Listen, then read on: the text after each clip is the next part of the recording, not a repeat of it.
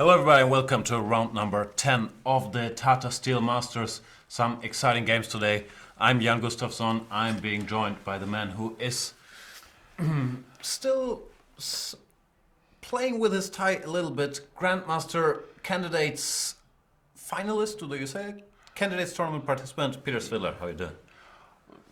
Struggling to get properly attired for this all-important show, but I think I'm as ready as I will be. So let's get to it. What do we have today? We've got some exciting games, or at least we hope they're gonna be exciting. Let's look at the pairings. Our boy Anish Giri, no big secret, he has a plus score against Mr. Magnus Carlsen. He is up 6.5, 5.5 if I'm not mistaken. Won the first game they ever played, drew all the games since. Then we have another game. That's gonna be interesting, the encounter between Fabiano Caruana and Wely, their first meeting ever. Wely yesterday won a masterpiece against David Navara, is on +1. Wesley So against Tomashevsky. Wesley So trying to get closer to the leaders. Tomashevsky trying to get into the tournament. Dinglier and Van Wely, always exciting to see Luke on the black side. He's gonna play a sharp opening and hope for the best. Sergei Karjakin against Michael Adams, not been Michael Adams' tournament so far. And he has a very bad score against Sergei Karjakin to begin with, I believe. 0.5/4. Who you fun against Pavel Eljanov. Both of those, yeah, not really catching fire, but very respectable outing, especially for Who You Fun. Pavel Eljanov, not the greatest last 3 rounds, but he's still at 50%. And David Navara, who has never failed to provide us with excitement. I've been doing highlight videos. I think he's featured in pretty much every one of those great games against Mamedyarov. Which one are you looking forward to, Mr. Svidler? Well, the clash at the top, of course, is very, very interesting, and it's an important game for Anish because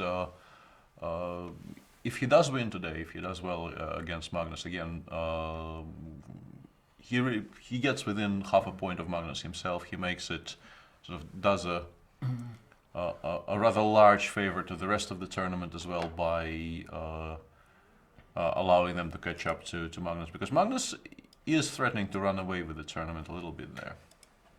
We're getting some complaints about the sound. I specifically worked on it this morning, so I obviously made it worse. I had our sound experts hooking me up with it. Apologies, we're still learning on the go here with the YouTube live streaming, but we're gonna get it under control.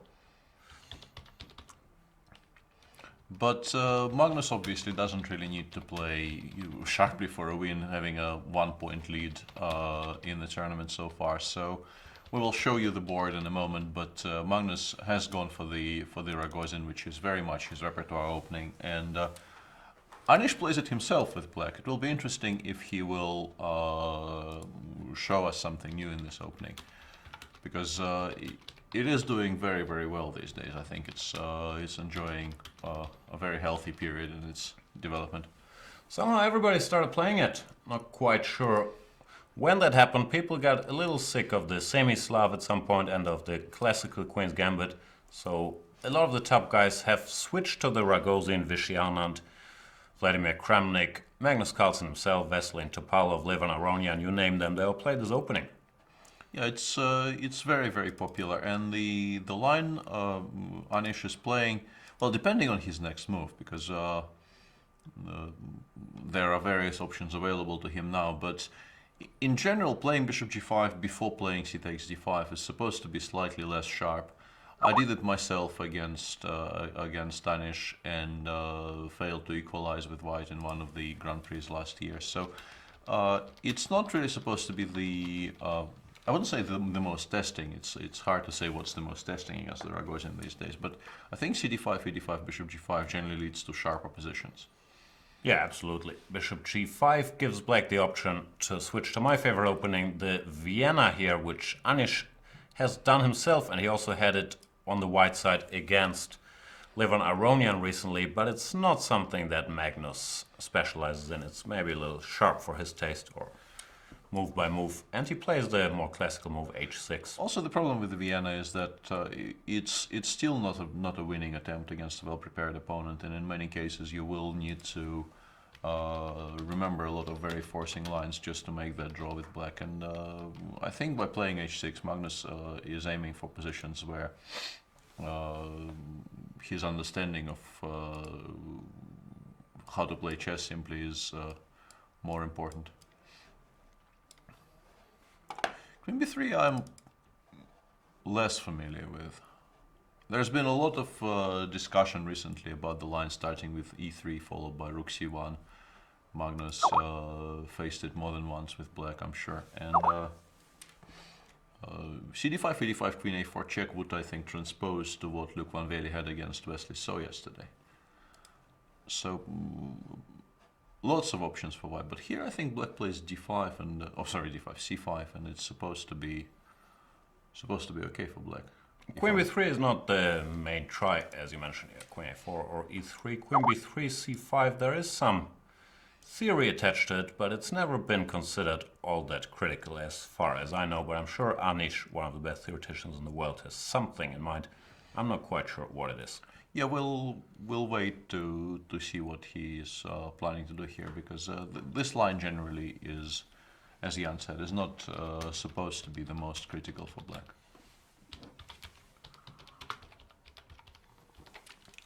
Jan is still busy researching the sound issues. The sound issues. Get it under control.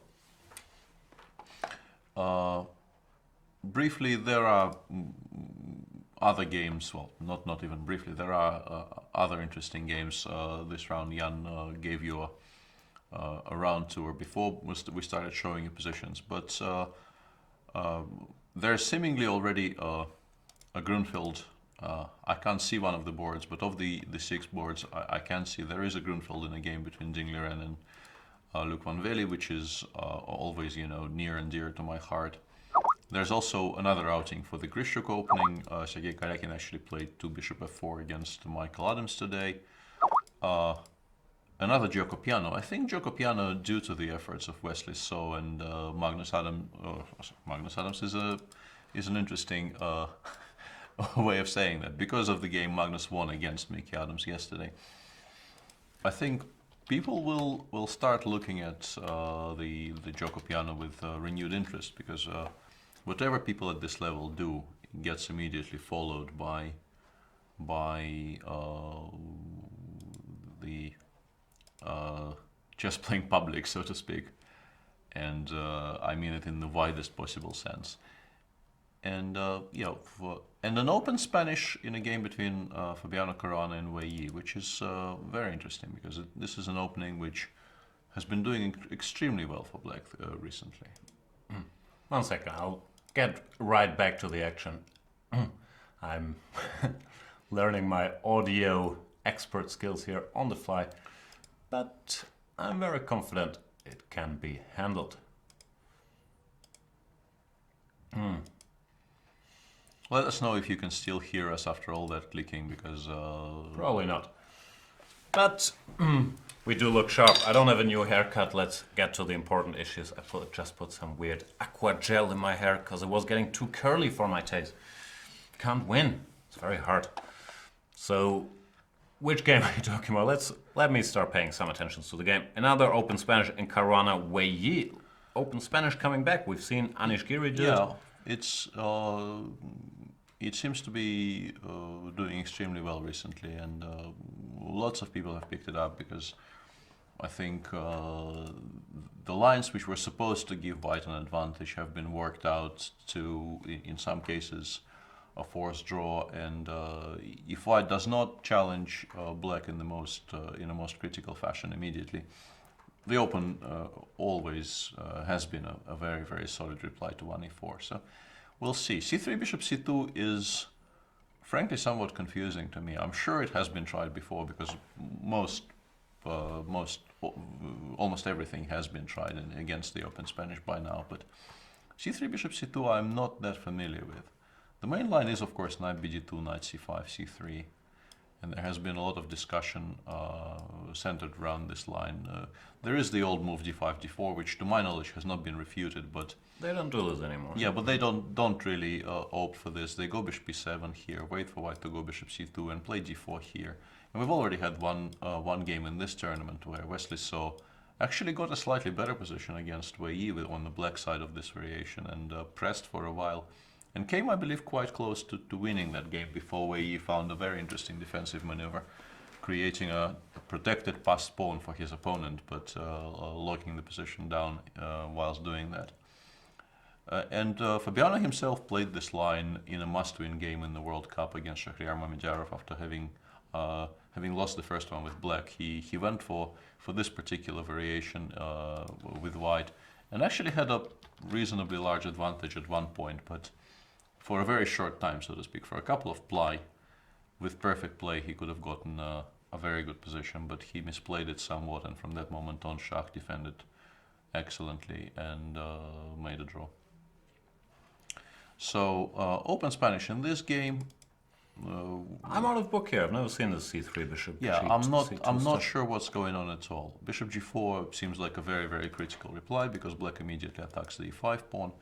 And he can actually take on f3 right now, probably forcing white to take with the g pawn.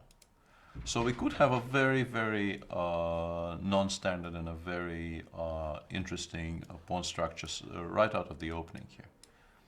If you take on f3 with the queen, I think knight takes e5 solves all of black's problems on the spot. Perhaps black, you could argue, is maybe even slightly better here. So you probably need to take with a pawn, and then knight goes somewhere. You play f3, f4. The structure on the king side has been somewhat spoiled by doing this, but on the other hand, black exchanges off his very important light squared bishop. White has attacking pieces aimed at the black queen side. Queen f3, queen g4, yeah, the bishop on c2 is very, very important. So it's interesting to see if Wely actually takes on f3. You could make an argument for playing bishop h5. Yeah, and Caruana is a specialist of the system. He plays it himself with black. Maybe wasn't happy with how the opening went in these discussions he had against Giri, and he's come up with something new, which, yeah, I've never seen. Yeah, bishop h5 actually runs into bishop b3, so that perhaps is not the wisest of choices. An interesting idea, yeah, very interesting and a new idea, well, sort of. Fabiano, I think, is very good at resurrecting ideas which have been tried previously and have been discarded for whatever reason. He's done that in Grunfeld's on more than one occasion, and once again he's trying something which could potentially become the latest fashion trend in how white approaches the open Spanish. We'll see. We'll find out. We got a Grunfeld. Isn't that close to your heart? In Dingliren against Van Wely. I did say it was, yeah. It's interesting to see what Luke will choose in this position, because I think by now I tried at least once to every single option available to black. I definitely played a7, a6 a lot, and this is the line I advocate in my video series on the Grunfeld. I also had some reasonably serious experience with knight a6.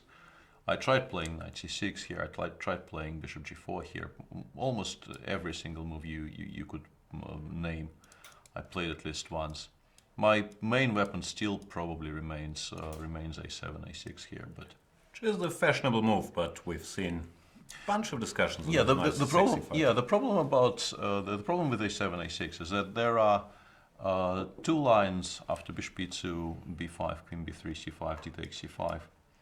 This is the most fashionable way of treating this. And now black has the option of playing bishop b6 or bishop b7. And after both of those moves, there is now very, very heavy theory. And in particular after bishop e6, a move which I did not invent, but I think I played a very serious role in popularizing, because I think I was the first player to start using it at the high levels about 10 years ago. Right now, it seems to lead almost by force to an endgame, which black probably should hold.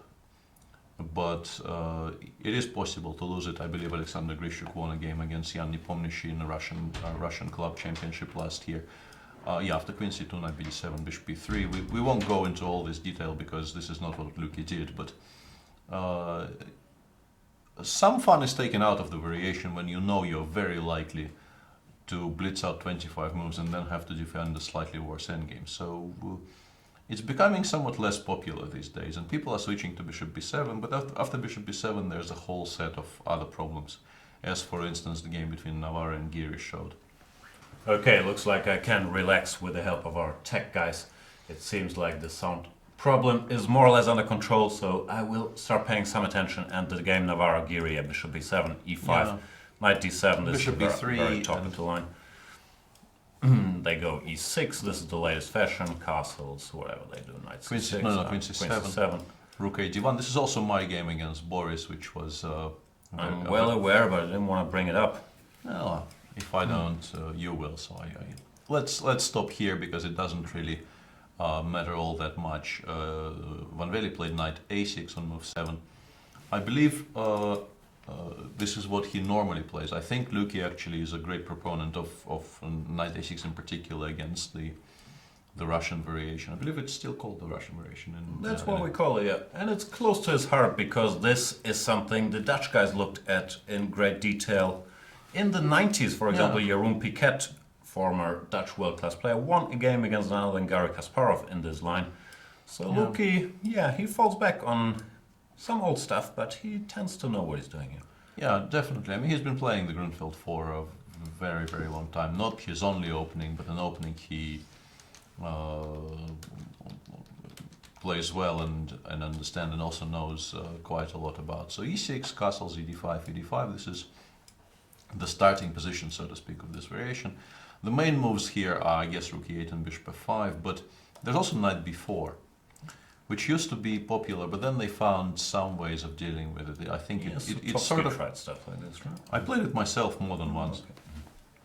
The idea of going knight b4 is that you, after rook d1, you want to play b6 and play bishop a6 very, very quickly. Some theory here, I can't recall queen h4. Yeah, there's queen h4 somewhere, and I've been doing reasonably well in this position for a while, and then I lost a very painful game to Evgeny Bareev, I believe, who found a way to trick me with move orders. And it is very easy in these types of positions to go wrong and to suddenly find yourself in a position it's very difficult to hold. But options available to black here after castles e5, e5. We'll see what Luki does. Yep. This is the second game between them. The first game was heartbreak for Luki. I remember that it was in the Tata Steel Masters, maybe even last year, maybe a year before that. But Luki had pretty much a winning position against Dinglira and then went on to lose it. So he's gonna be looking for revenge. But Dinglira, of course, with white, well-prepared World Club player. Luke has work cut out for him. Another opening discussion I'm curious about is the game So against Yevgeny Tomashevsky, your compatriot and teammate. And also somebody who's played this with white more than once, which is why it's even more interesting. This particular position even, knight d4 is one of the three main moves in this position, I would say. Bishop b4. 3.5, bishop b4, knight d4, d5. There's also g6. Bishop c5, it's a little less popular. Yeah. Knight d4, as many openings, including the Rui Lopez, this knight is a little silly because it blocks our c pawn, and ideally we will want c6, d6. So you're trying to exchange it. Knight e5 does not lose, but it's very dangerous. Yeah, you have to play f4, and it becomes very wild there. Let me show checkmate. I like checkmates. And yeah, this is considered by pretty much everybody to be too dangerous. So white allows this, goes bishop g2, takes. You've had a couple games here after bishop b4 as well, right? I played it on a regular basis at some point. Yeah, I have more than a couple of games here. I even won a few of them. Including one game I think I won starting from this position against Tomashevsky himself as white. When he was just starting out, and I think that was his first super final. He qualified from the High League.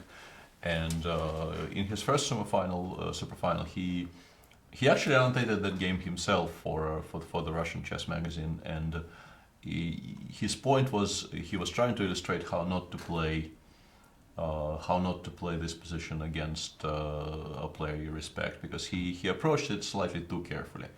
Our later game from the same variation, he was completely winning. He also lost it in a heartbreaking fashion later after making mistakes in time trouble, but he outplayed me and was completely winning at one point. And he also beat me in this variation once.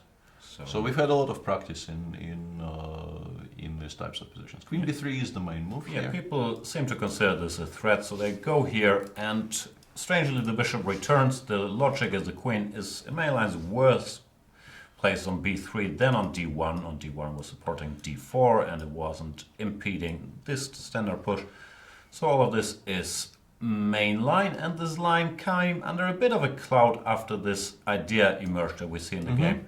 Knight a4, normally they play bishop e7 and here d4, e takes d, rook d1 or d6, and black has to be very precise to hold this position. I think it's sort of general agreement is that this is a draw, but nobody really seems to be particularly eager to be making it.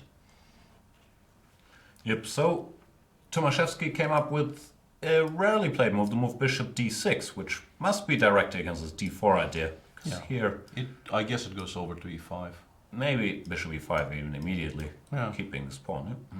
Well, bishop g2 creating a threat of f4 might be winning it back, but it's not something you want to be doing with white.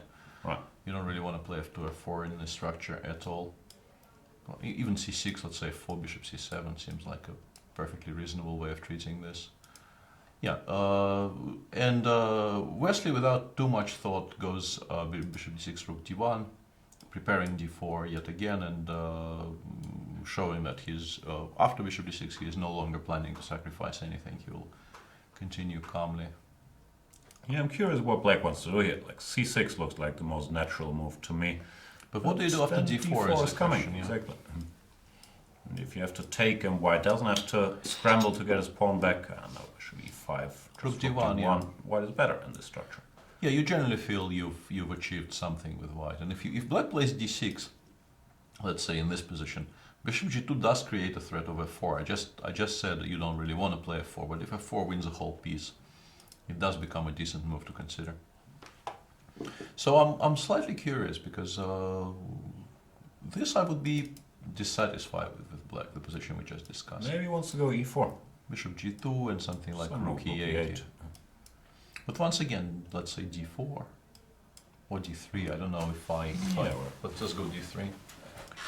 Black seems to be somewhat undeveloped for this. You would like to have more pieces out before you start opening diagonals for the white bishops.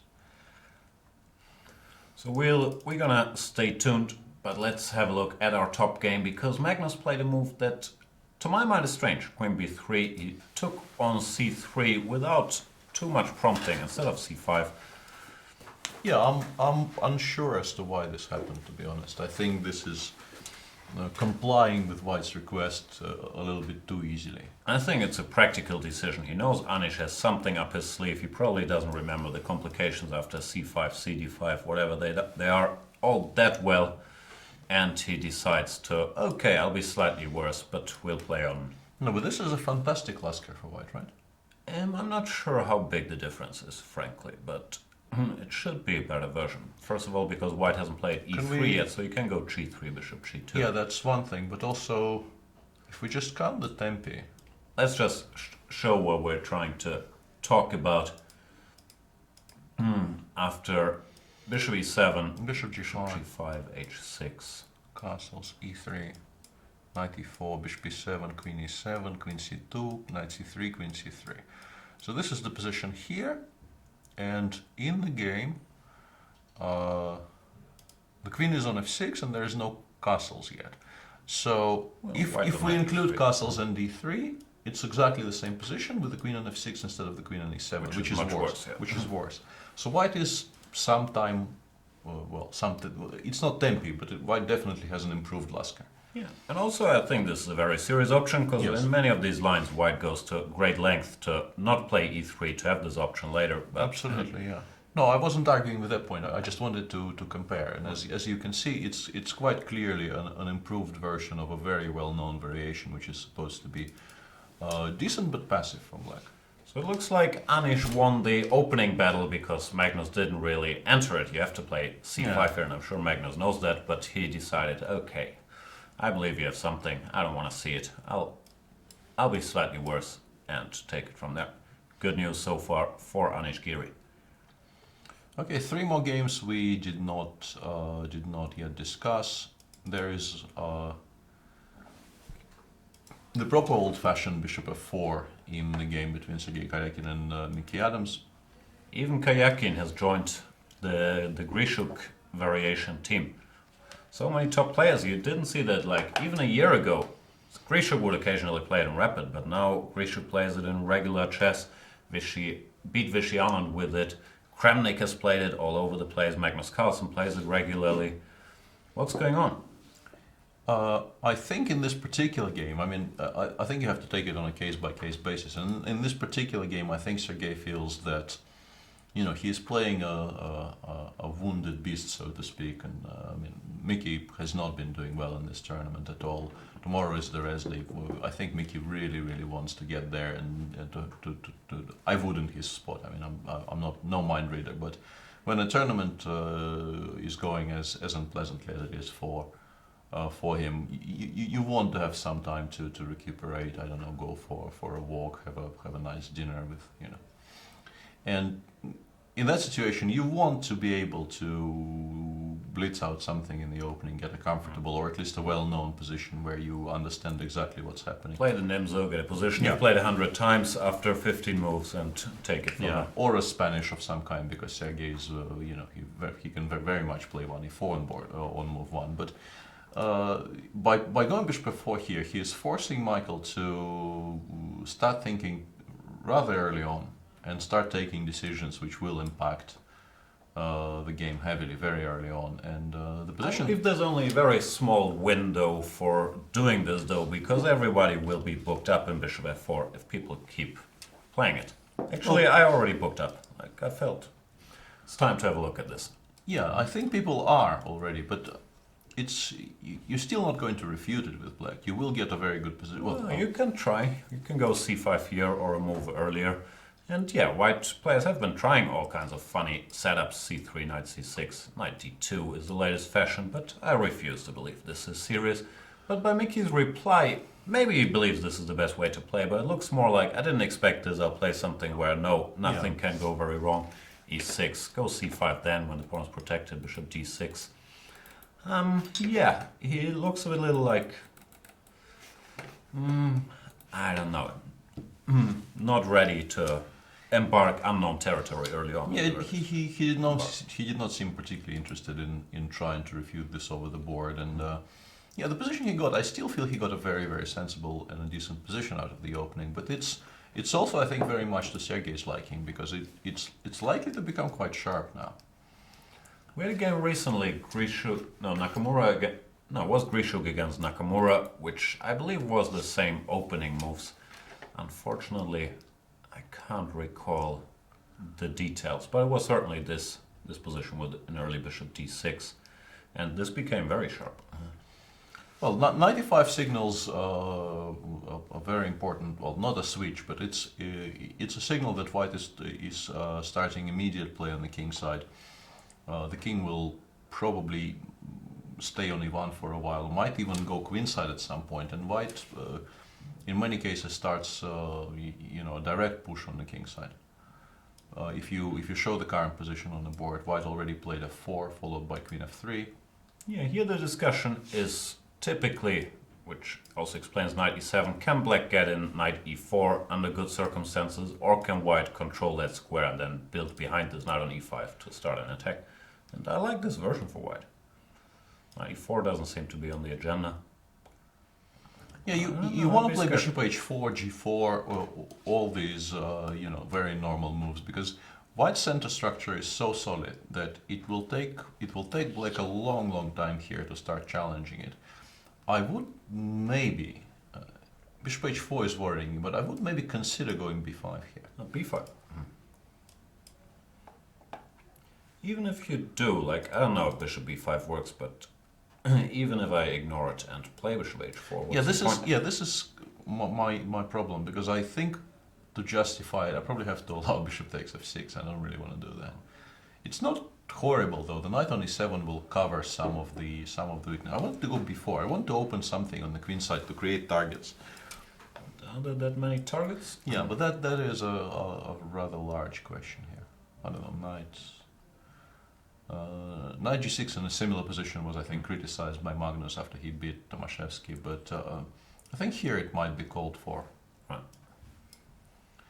But yeah, first of all, bishop f6 still forces gf6, but I'm not heartbroken about that. But even, let's say, knight takes g6, Let's just show, by the way, this is a common blunder, which I've done more than once. It's very easy to miss this little knight jump in all kinds of these positions, so don't do that. But here gf6 looks like a decent version. Yeah, of that what was you're trying to that was my attempt. Yeah, I'm not that scared with knight on g6 or with the knight coming to g6. I'm not that scared about bishop takes f6 gf. Yeah, we've seen Magnus do this, bishop g6, hg, and then try to give mate But on the it was a h file. slightly different structure, though, you have to Still say. have a good plan, though. Here, here, here, here. I know my arrows disappeared, but I want to give a mate on h8. Yeah. No, I appreciate that, but yeah, but in general, yeah, I wasted two tempi on b5 before, and it doesn't really feel like I will be playing on the queen side very much here. So it does seem a bit inconcrete. We'll see what Mickey does, because there are still two games we need to show you before we go in depth on any one of the 7. Let's do it. Who you fun against Eljanov is the quietish Italian Giucopiano we're growing more and more used to every day. We're gonna get to that. Bishop c2 is a typical ambitious move, trying to keep all kinds of pieces on the board. And Navara Mamedyarov, which we have not yet seen, is, I don't even know how you call this opening, following Magnus. Well, I think it's supposed to be called something like enhanced Steinitz or delayed Steinitz. No, that's a6 d6 or immediate yeah, but d6. it switches to That's that by what move most 6. of- Yeah, okay. c3. He played a6 here. Bishop a4, bishop d. Yeah, and this now is a very classical Steinitz. d4, bishop d7. Castles bishop g7. We've talked about this the other day because I think Magnus had the same position. Quite as 3 or 4 main options. You can go for the d5 King's Indian structure, but it's considered to be inaccurate to do it so early because black at least then knows how to arrange his pieces, and we've seen Magnus play this very early bishop h6, but he had to retreat in knight to g8. That's because after rook e1 he went knight f6, and Shahryar decides not to repeat his opening experiment and goes for h6. A somewhat well, I'm curious about this. I'm not sure if this is a regular move they make in this position, I've but it seen makes this before. it makes sense, because once again you're making a useful move for the structures which could arise after d5 knight c7, because then you will be very ready to go f5 more or less immediately, having stopped knight g5 knight e6, which is something you need to be paying attention to always in this structure. And it's a useful waiting move. It means that black will not be able to go for the fantastic plan of exchanging the dark squared bishops via the h6 square, at least not immediately, but it's a useful waiting move. And David replied very naturally by developing another piece, to which Shahryar replied by e takes d4. And it seems like he's playing all of these moves very, very fast. Yeah, I'm curious about knight bd2. Like, I understand you don't want to go d5 yet, and I think you also don't want to go de5 yet. Another reason maybe for the waiting move, because then things simplify after knight takes e5. h3, to my mind, would be a pretty natural pass as well, or even bishop e3. Bishop e3, they probably play knight f6, and you have to contend with knight g4 potentially on the next move if you play knight bd2. Yeah, h3 seems very natural, but knight bd2 is also not that strange of a move. I'm somewhat more surprised by the amount of time he already spent thinking here, because the most natural reply to e takes d4 is, of course, to take on c6 and recapture the pawn, because otherwise you are offering black a pawn sacrifice. But as we know, David is a very, very imaginative player, and I have a feeling he's now thinking about c takes d4. So what's going on? Knight takes? Knight takes, I want to take question. with a knight. Bishop d4, maybe knight f3.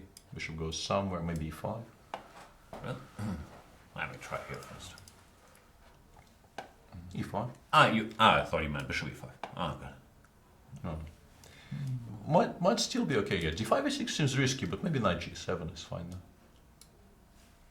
Because e6, cd6, unfortunately for me, I cannot take on d6 because my bishop on a4 is hanging. h6 is actually sort of. And useful, h6, so yeah, you is once again a very useful move. Yeah. This position, however, can I get a little something in? Maybe it's not much, but it just goes somewhere. Smells a little bit. No, it's not a ridiculous idea. It's not a ridiculous idea at all. But in this particular position, I would probably feel black should be able to survive this. But it is somewhat risky. I was hoping you'd blunder the g6 pawn, but I have a feeling you've seen this trick before. I have seen this. Yeah, I was trying to avoid this. Yeah. Anyway, we're making stuff up, but cd4 certainly a move when b5 could also be an option, I don't know, but forcing the bishop here, I'm not sure that helps black's cause all that much. And the solid choice would be to take on c6.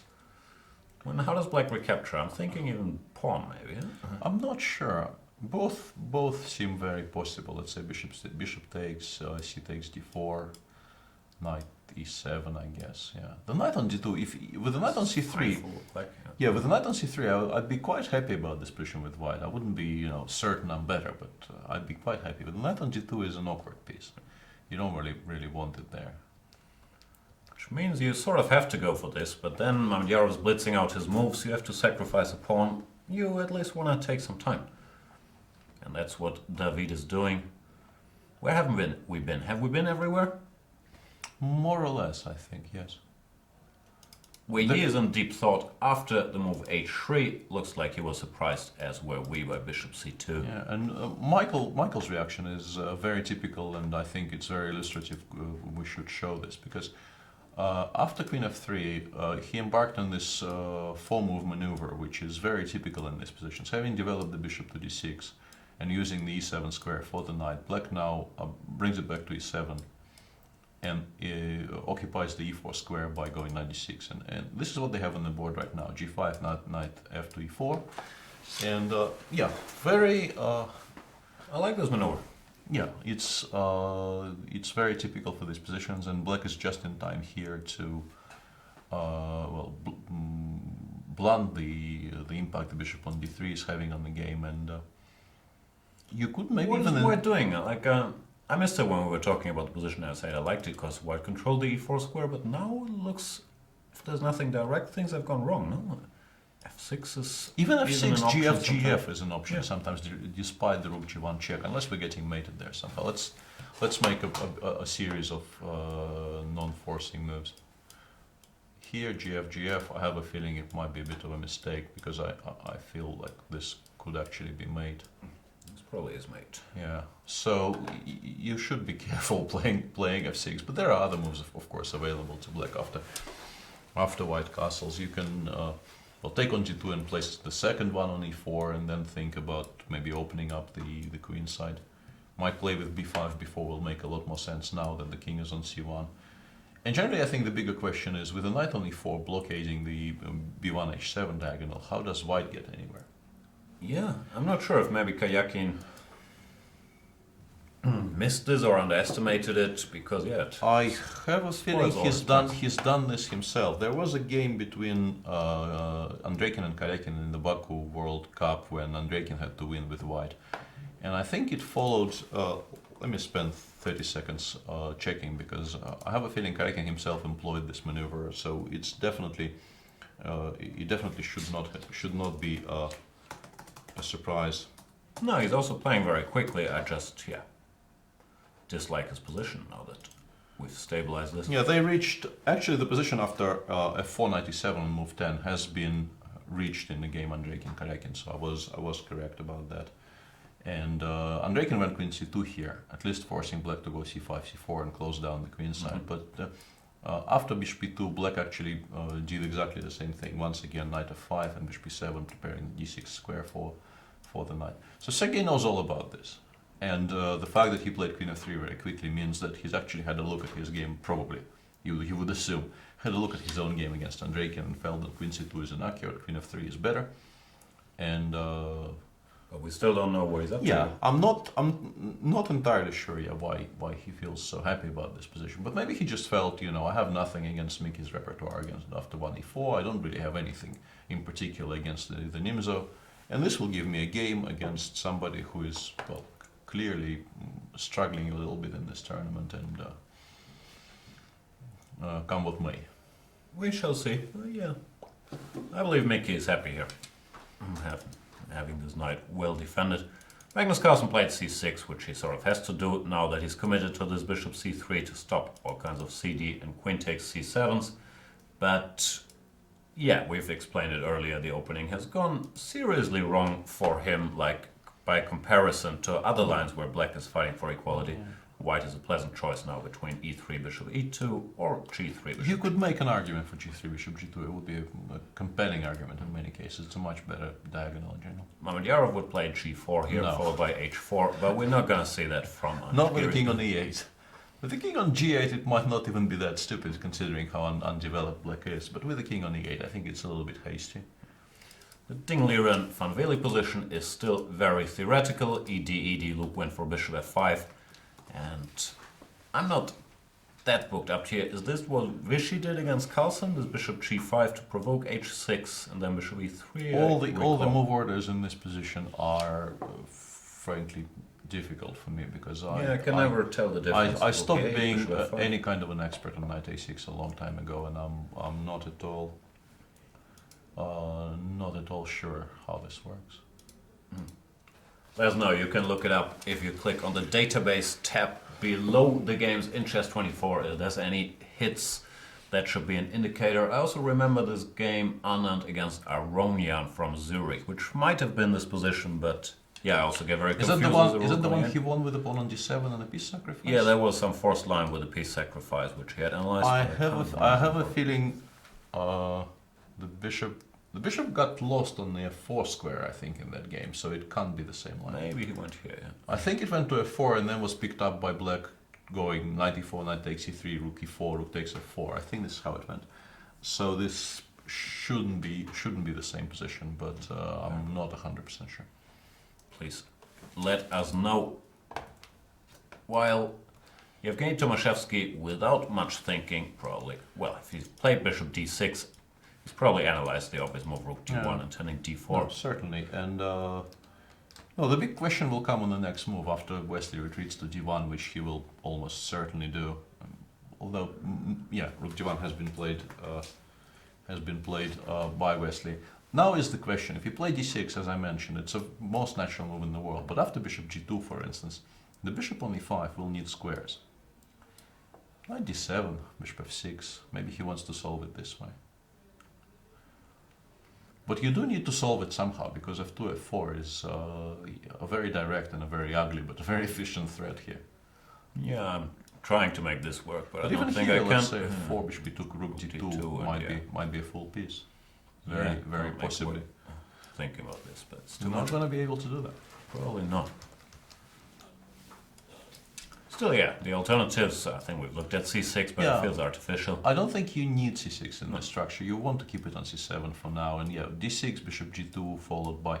Knight d7 is also slightly awkward, but it's not that ridiculous of a move, because maybe it can go to b6, followed by bishop e6, putting some pressure on the c4 pawn.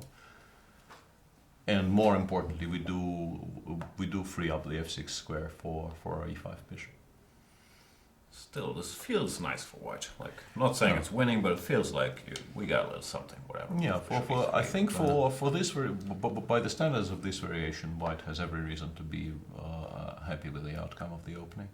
Yep. Because you don't normally get very much here, and this is still not very much, but it's Black did not manage to completely equalize, at least optically. Let's put it like this.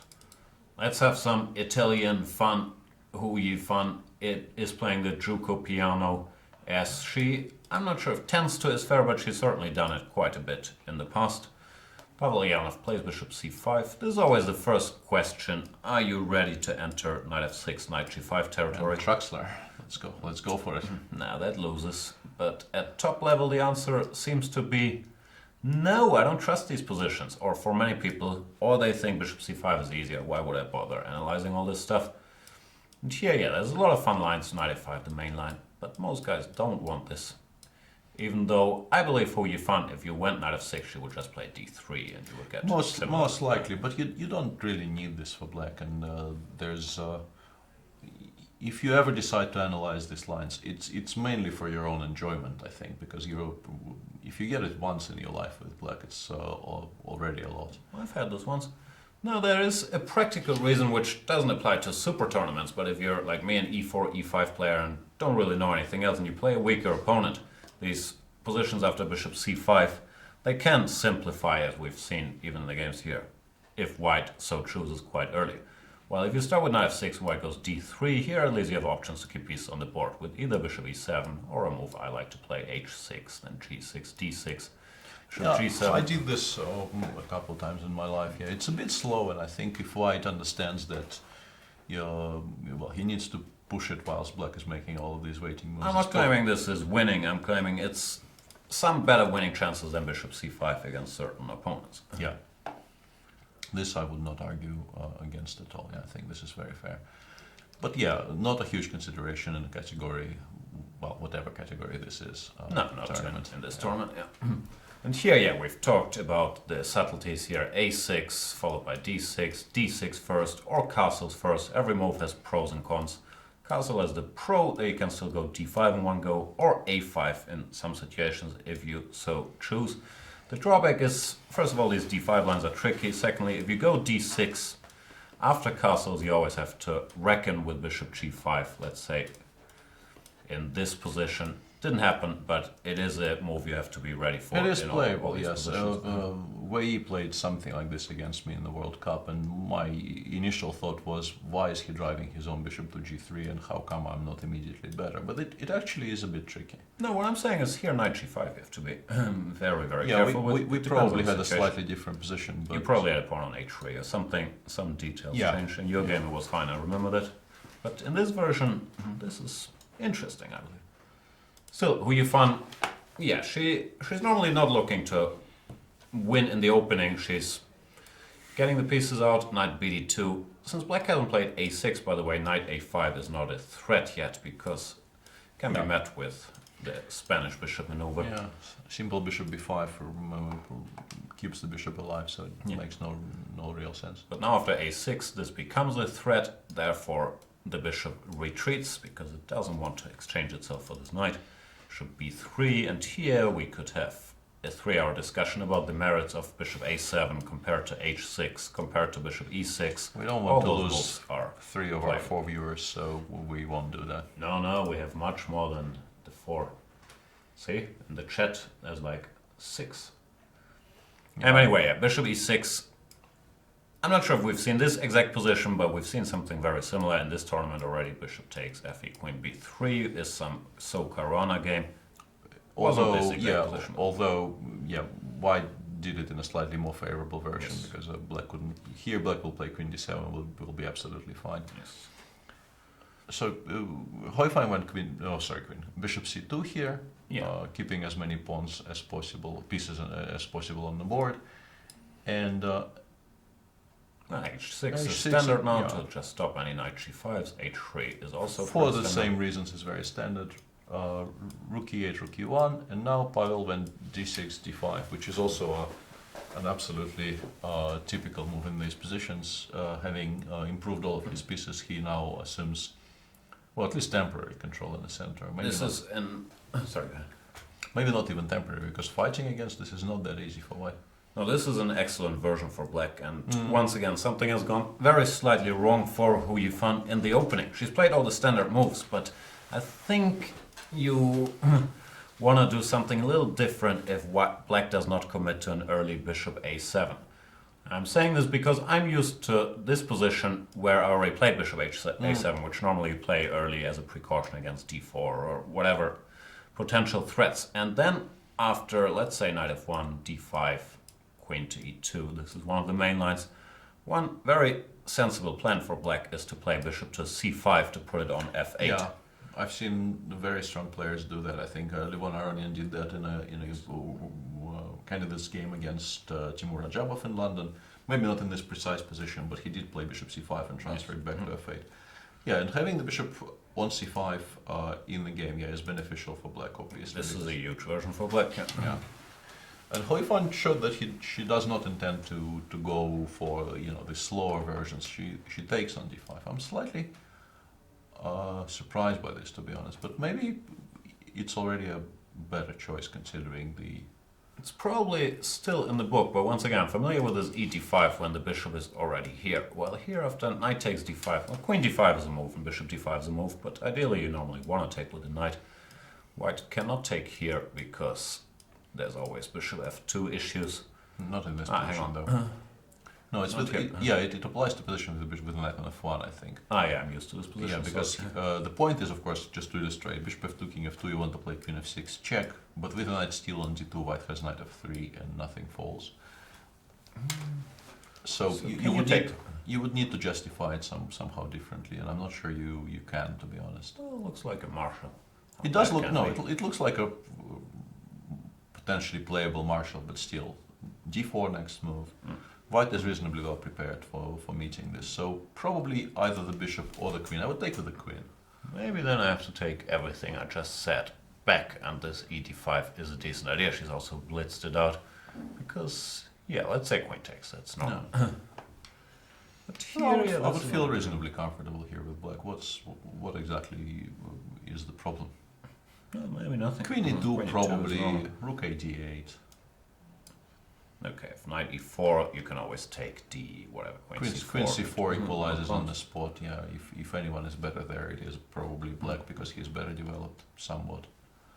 Yeah, if you want to go knight f1 here, of course you can, but once again, it's very difficult to believe. Yeah, very difficult to believe white is really fighting for. Not white, just fighting for survival. Yeah, I lost a. It actually it was a Spanish, but I lost a similar type of position to Magnus in the London candidates in the white game. So what is she up to? I'm not Sometimes sure. there's something direct, but I feel like this is also not with the bishop Yeah, here. with the bishop on Not the c5, position yeah, where you do it. and the pawn Sometimes the stuff. and the pawn on b7 in particular, meaning that the knight on c6 will never be hanging. Just go bishop b7 here, for Yeah, instance. I'm I'm not at all sure this is necessary, but the simplest way, just go bishop b7, rook a d8, next move. None of my pieces as black are hanging there, and yeah, wouldn't be. And Pyle takes with the bishop, which is also, I mean, perfectly playable. Nothing wrong with this move either. I would have wanted to take with the queen simply to have rook a d8 next move, because it feels like a very natural way of development. But yeah, bishop d5 is still fine. Queen e2, I guess, followed by knight e4. Here, and you try to. But it will be very, very level. And she goes b4, and she is playing extremely fast today. Looks like, yeah, she's in book, because normally you can tell when she's out of the opening, she will take some time before asking this bishop where it wants to go. My gut reaction would be to go this side, but Yeah. bishop a7 is also an No, option. bishop f8 followed by g6, bishop g7 seems very, very natural to me. Getting a very decent version of let's say normal Zaitsev position of some sort, or a Breyer position where black somehow managed to break d6, d5. So Pavel's doing all right. The Navara game against Chuck Mamedyarov is heating up. So let us go there and let us bring up their little cartoon, because that's all the graphics we have right now, but they are adorable, aren't they? Chuck Mamedyarov as, I don't even know what it is, like a Civil War commander? Or, I'm not sure. I think he's. I want to say it's the Bonaparte. Oh, it's Kind of, Napoleon. yeah. Oh, yeah, it could be that it's Napoleon. But this doesn't look like a proper three-cornered head somehow. It's the uniform makes me think that this has to do something with the Napoleonic Wars, but I could be completely wrong. We should ask the artist. And We will ask the artist, thanks to Mr. Andres Guadalupe, who did all these little cartoons for us. And the cartoons also tell us that Mamedyarov has a good score against Navara, 4.5, 2.5. he blitzes out knight g7, not getting involved with any attempts to immediately refute e5. Let's look at e5, which very direct. Well, d5, then she takes c4. d4, I think, yeah. Followed by g5, and by going knight g7 first, black still has the option of getting sort of the same position because Navara took on d4 straight away. But he, of course, castles first. There's no reason for him to hurry with d6 takes e5. And structurally, I think this is quite healthy for black. The big question is how you react to knight e4. check maybe. Knight f6 check is a threat. Well, the pawn on d6 technically is hanging, although probably it's less of an issue for black than knight f6 check in many variations. And maybe bishop g4? I was wondering about that. And is this a threat or not? Take knight f5. Yeah. Kind of depends on the assessment of this position, because if the f6 pawn falls for not very much, it's one thing. But if let's say if I can take on c6 here, b takes c6 and go h3, Yeah, force you. I'm not sure. Yeah, rook e4 might be more critical because here there is knight takes d4. I wasn't that unhappy about it, to be honest. Queen f4, Although it's good for white. knight e6 there, queen h4 maybe. Because it's not that difficult to get mated like this with black.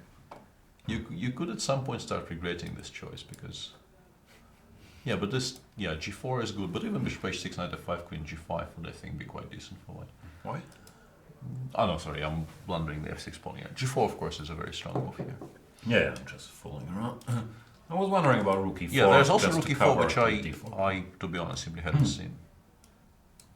Because here queen f6, g4, there's no brilliant tactics. That was my point in the other variation as well. Yeah, I'm indirectly protecting the f6 pawn by having this g4 idea. And also, no. At least something could happen with this pawn being alive. Maybe black is okay, but it's Well, almost Shahriar there. has been playing extremely fast up to now, but I'll be curious to see what he comes up with because. Let me try something else. I'll just Okay. take here what's going on. Oh. Yeah, that is a good point because d5 bishop g4 I guess gains in strength a great deal. Yes. Yeah? I was wondering if he wants d5, but Yeah, then let's- I go let's knight try d4, let's say, and I wasn't sure Let's what try the that. big Knight deal d4 was. I want to take on d7. And then some bishop h6. Yeah. I'm not sure if you want to do this or knight f3 first, because here I was thinking maybe it makes sense for me to take on g4 first. Okay, let me throw in this just Yeah, I'm not sure. Maybe I confused you into making an inferior move, to be honest. nicely done. But f5 here, yeah. F5 I will take on no, bishop g7 fe4 wins. But the immediate knight c5 might be good though, if you play f5.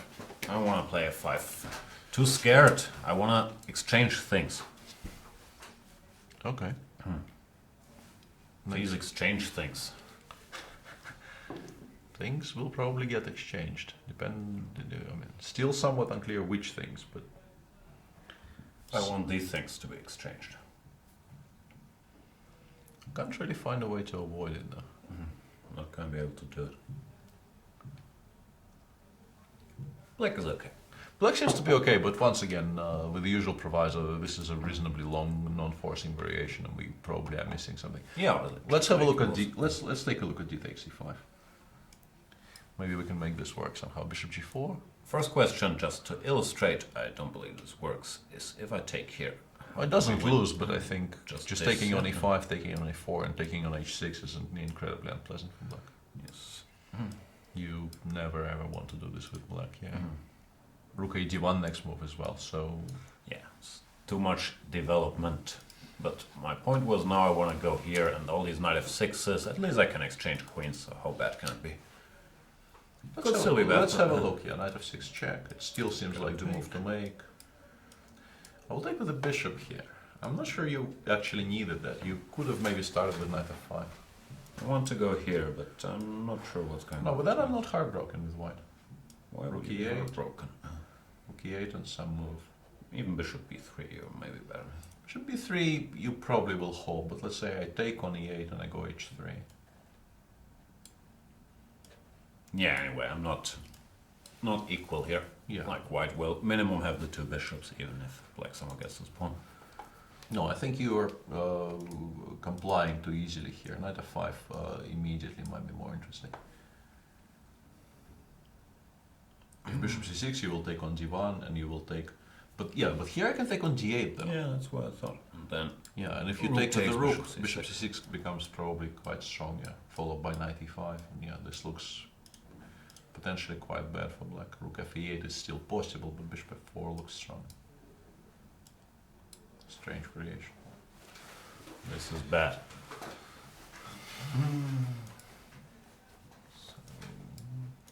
Yeah, maybe things aren't that easy.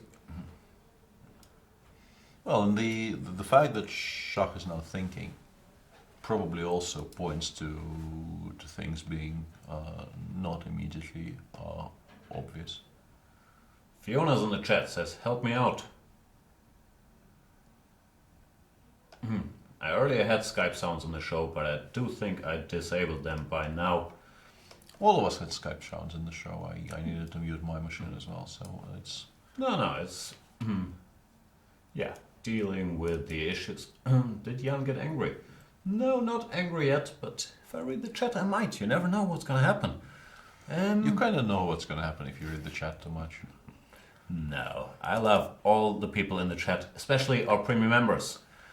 After B4, Pavel is taking his time here. I'm wondering which game to go to. Maybe let's briefly check in with the top game, at least on paper, of the day. Yeah, but now it does seem like a very classical Lasker in which I still maintain the queen on f6 is somewhat misplaced, and therefore Anish is having a slightly better version than usual, but shouldn't be a great deal. I'm disappointed Anish didn't go for g3. He's a Catalan guy. Fianchetto, your bishop, can put pressure on the long diagonal. Now we're getting something, yes, very close to existing theory. I believe you want to take with the bishop on c4 here. Often queen c4 is an option, but then black could argue his queen on f6 is not so bad to support e5 pushes. Definitely, and after bishop takes, once again, castles, and let's say all the usual stuff, b6, bishop b7. Yes, of castles is also the usual stuff, trying to prevent that. Bishop d3, bishop e2, bishop b3. Okay, this would be typical b6, and yeah. With the queen on e7, there's a great deal of theory here. Bishop d3, bishop e7, whatever, bishop e4, or b4, you name it, it has been played. I don't know. I think we should leave them be for a while because there are things heating up on other boards, and this one seems to be progressing towards a quieter game. Yeah, this is the position in Caruana Wely, and it's a huge mess, which Fabiano is obviously well prepared to. He has 1:46 on the clock. They start with 1:40. That's normally an indicator he has not thought all that much yet. He also hasn't gotten up yet, seemingly, because if my math is correct, that does require him to be present at the board to blitz out every single reply. Because they made 15 moves by this point, so he could have potentially gained 7.5 minutes, and it seems like this is what he more or less gained. Yeah, he gained. Is not very interested. 5.5. So I think it's a very fair bet he hasn't left the board yet. Yeah. Which you and me would have been different. Whenever the opponents start thinking, you go for a little stroll. Yeah, right? I'm gone.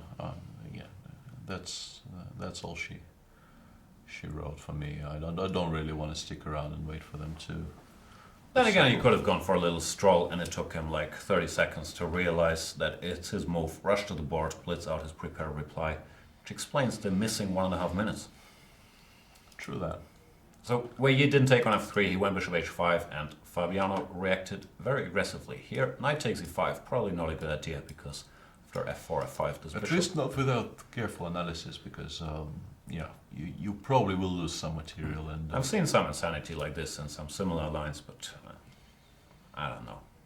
No, if you want to do that, you really need to study it beforehand, because it probably will backfire quite badly if you don't. There's also bishop f4, which sometimes is stronger than f4 even, followed by knight c6. So yeah, lots of options here for white, and against somebody who is still blitzing every single move.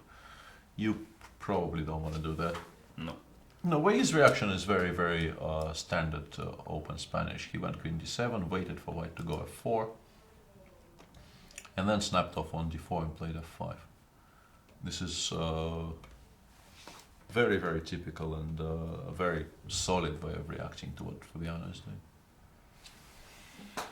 f4, knight takes d4, c takes d, because queen takes d4 is risky after bishop c5. Somewhat, yeah.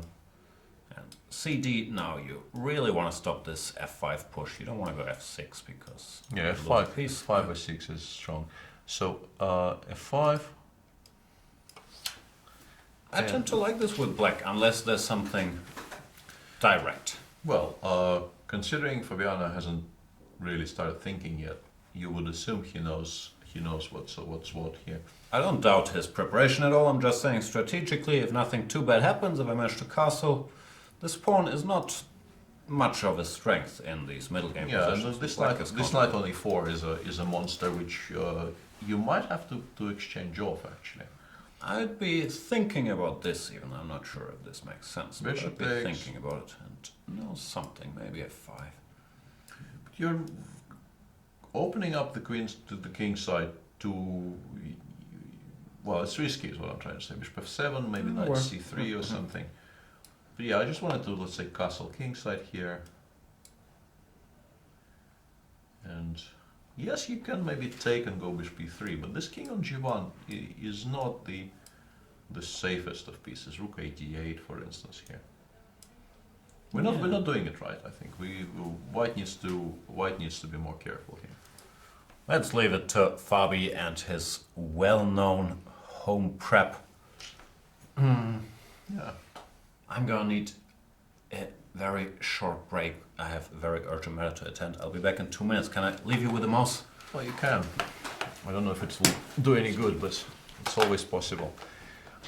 Let's go on a short tour around the boards here in Wesley So against Evgeny Tomashevsky. Let's see if I can get the correct cartoon. There we go. I'm getting better at this. This is the position on the board right now. After Rook d1, Evgeny, after some thought, went for a less committal move. He not deciding on his pawn formation on the queen side yet. He played queen e7, to which Wesley replied by a very natural move knight c3, with a very natural move knight c3. The knight has done its job on a4, driving the bishop away from c5, making white's d2, d4 break possible, and now it has to return to normal squares. In this position, I would start giving very serious thought to c7, c6, because I don't really want to allow 95, or even I don't want to calculate 95 at every single move. So something like c6 is definitely possible here, but I would probably still like white here. Although, black's position after something like, let's say, bishop e3, d6 is very, very playable. The bishop is going to e6. The queen on b3 is not doing very much currently. Queen on e7 is, which is very useful in this particular position, is protecting the b7 pawn, making it easier for black to develop the c8 bishop. And if after c6, generally, if black is in time to play d6, develop his c8 bishop to either e6 or maybe even h3 if it's still available, black is probably reasonably comfortable here. White needs to be fast here. White needs to somehow stop all these plans, because if he doesn't, black, I think, will finish development, and he will look into the future reasonably confidently. Who's that? Tomaszewski's Yeah, confidence? that's Tomaszewski's game. That I understand, but who should look into the future with confidence? Black. I think, yeah, if black manages to, let's say, play c6, d6 and develop his c8 bishop to any of the good squares available to him, e6, f5, h3 in particular, black's position is very comfortable here. And Queen on b3 is silly. it is, yeah. I don't know if I go here and here and here. I'm not sure I can claim much, but it would look like a natural way to Let's say unravel d6, yeah, b3, and just bishop h3 followed by rook a d8. I was even wondering about this, but probably it doesn't do much. Bishop g4 is also a very Yeah, decent yeah. move, actually. But even something very simple like this. Black is playing basically a King's Indian of some sort, in which his long diagonal, the bishop on e5, is better than the bishop on g7, because the pawn is still on g7, so there are no weaknesses on the king side to be exploited later. The bishop on h3 is a powerhouse.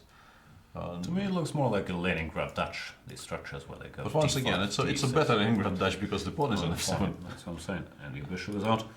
Yeah, so I think unless white has something immediate after c6 to prevent d6 and the development of the c8 bishop, it seems as if Evgeny has solved his opening problems reasonably comfortably here. We shall find out, but yeah, I'm with you. Fabiano Blitzau, bishop e3. which means he can no longer take en passant because he can only do Does it. he know that? I think he knows that because he played a b4 yesterday that was highly dependent on rook takes d1, rook takes d1, and then c takes b3 no longer being legal. Yeah. Most strong players know the en passant rule is only valid directly after they played the move. Some don't, and don't tell them, but most guys are aware of that. Yeah, I'm somewhat transfixed by a I don't know what to call it, a cartoon or a caricature or something I seen on my screen in the chess in the C24 live hashtag on Twitter. So somebody posted a kind of a preview of the Carlsen Giri game in which neither of the two players really look like themselves, and what Doesn't look like Carlsen and Giri at all, though. yeah, but what they do look like is transfixing. It's hypnotic in its effect on me anyway. Maybe we'll try and bring it up at some point because I want to share my excitement about this weird picture. I like weird stuff.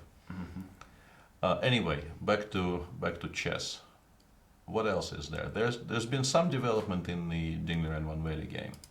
Still all theory, but I'm too confused by, is this theory with the pawn here, or is this different with the pawn on h7 or h6?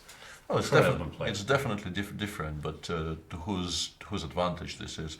Isn't this the position where they used to go knight h4 with the pawn on h7? That's, yeah, what I'm trying to recall.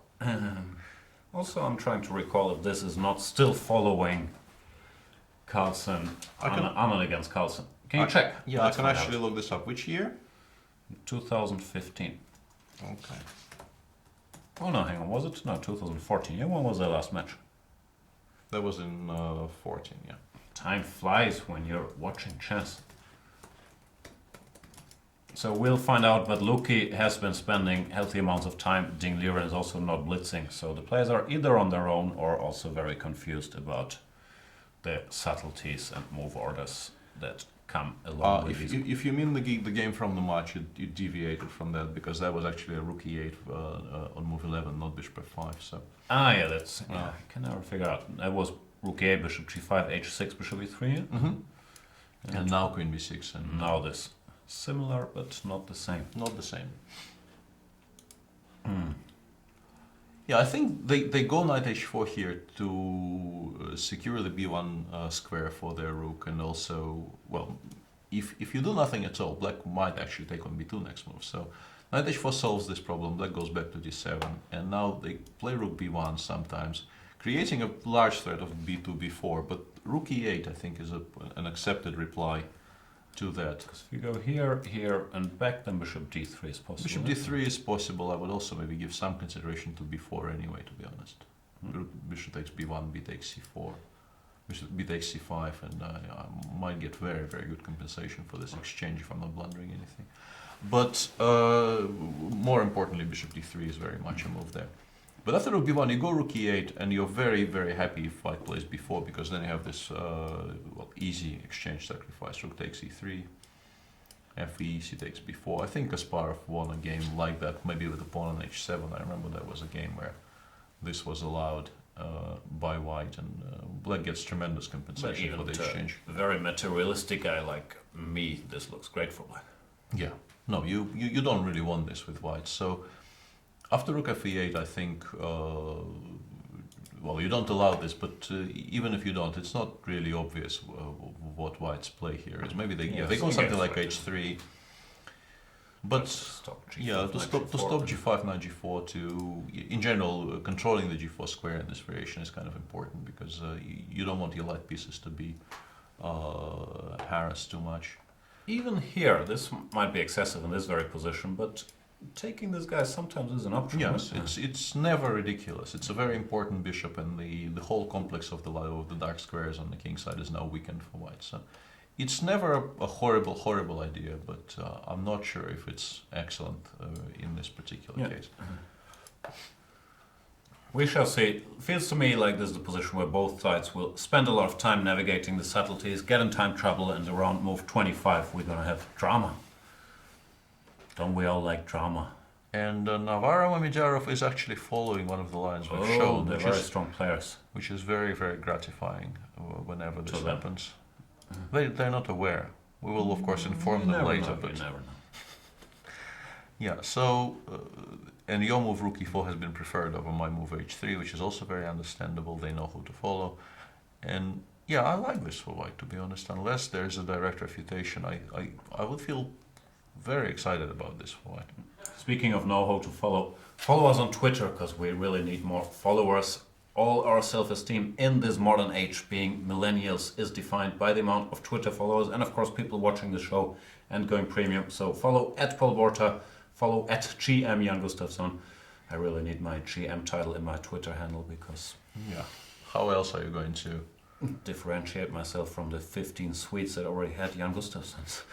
That's a problem. You can also tweet us using the hashtag C24Live. We try to keep an eye on it if you want to get in touch, but of course you can also use the chat.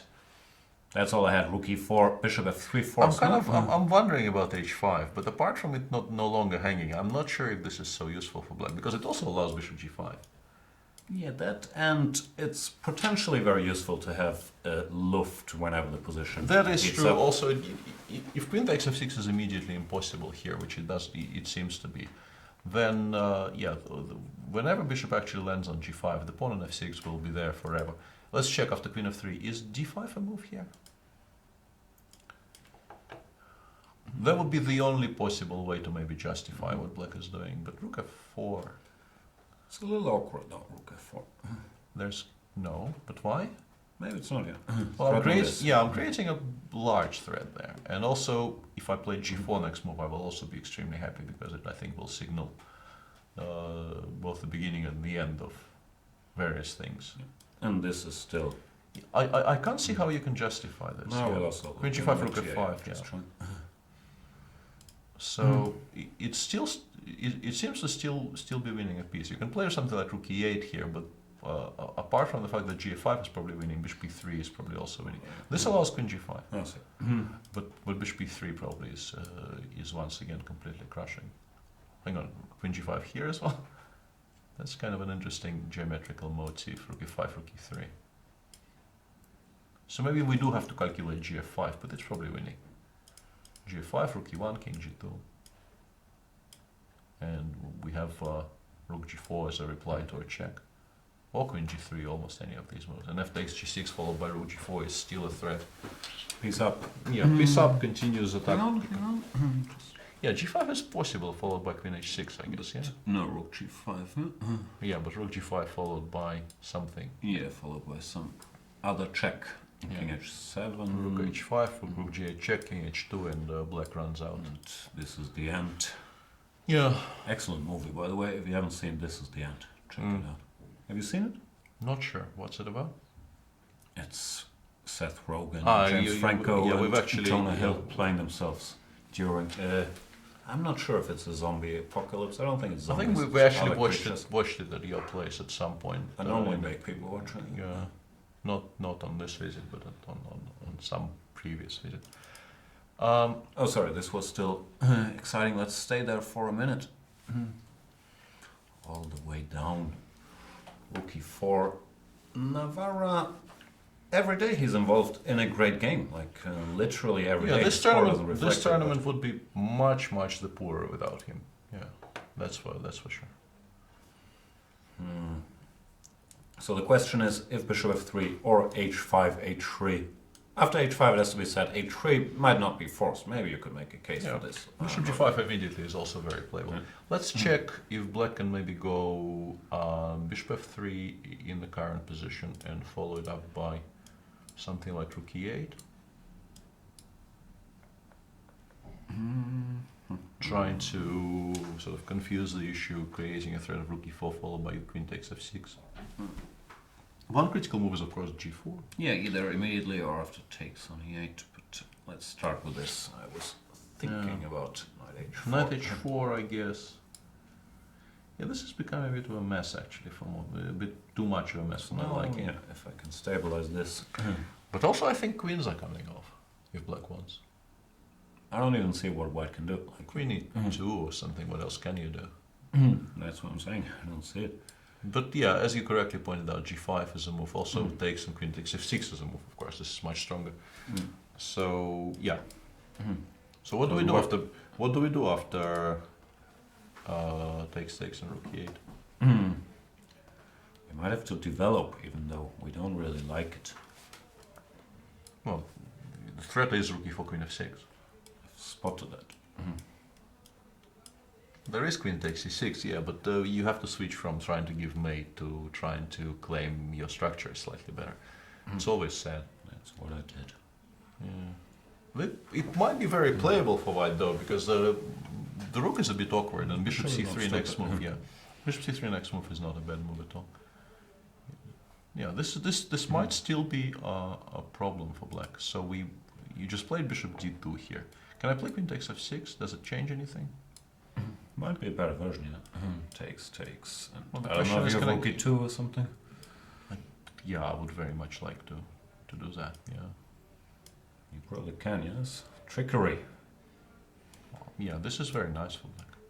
Alright. Knight, yeah, it feels like black should be Might winning be now. something Suddenly, direct like around. knight g3 or knight e3 or some move like that. Yeah.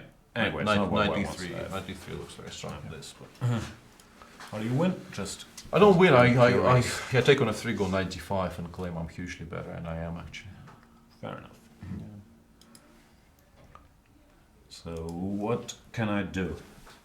Well, rook e1 feels sad.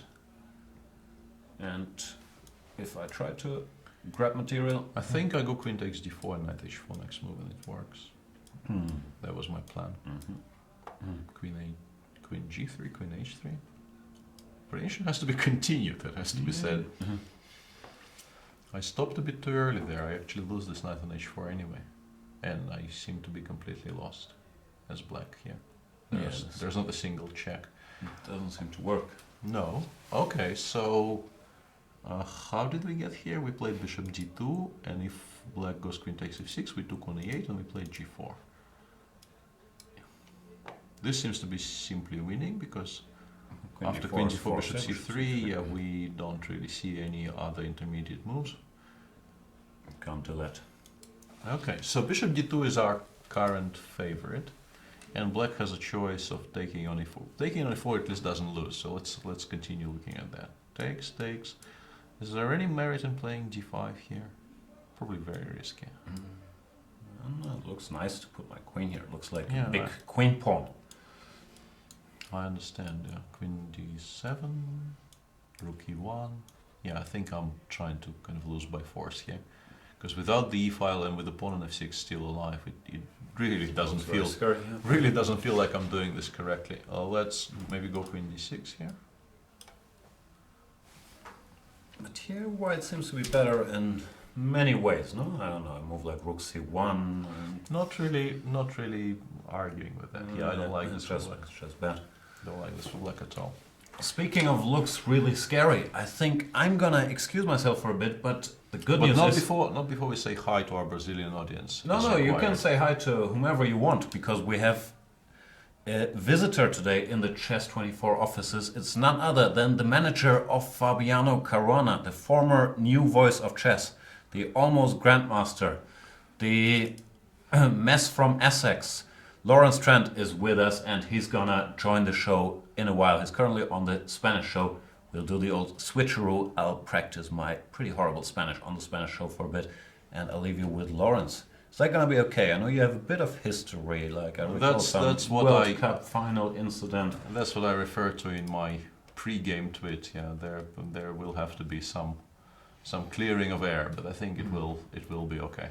Will be awkward, but I'm happy me and my hair will not be here for it.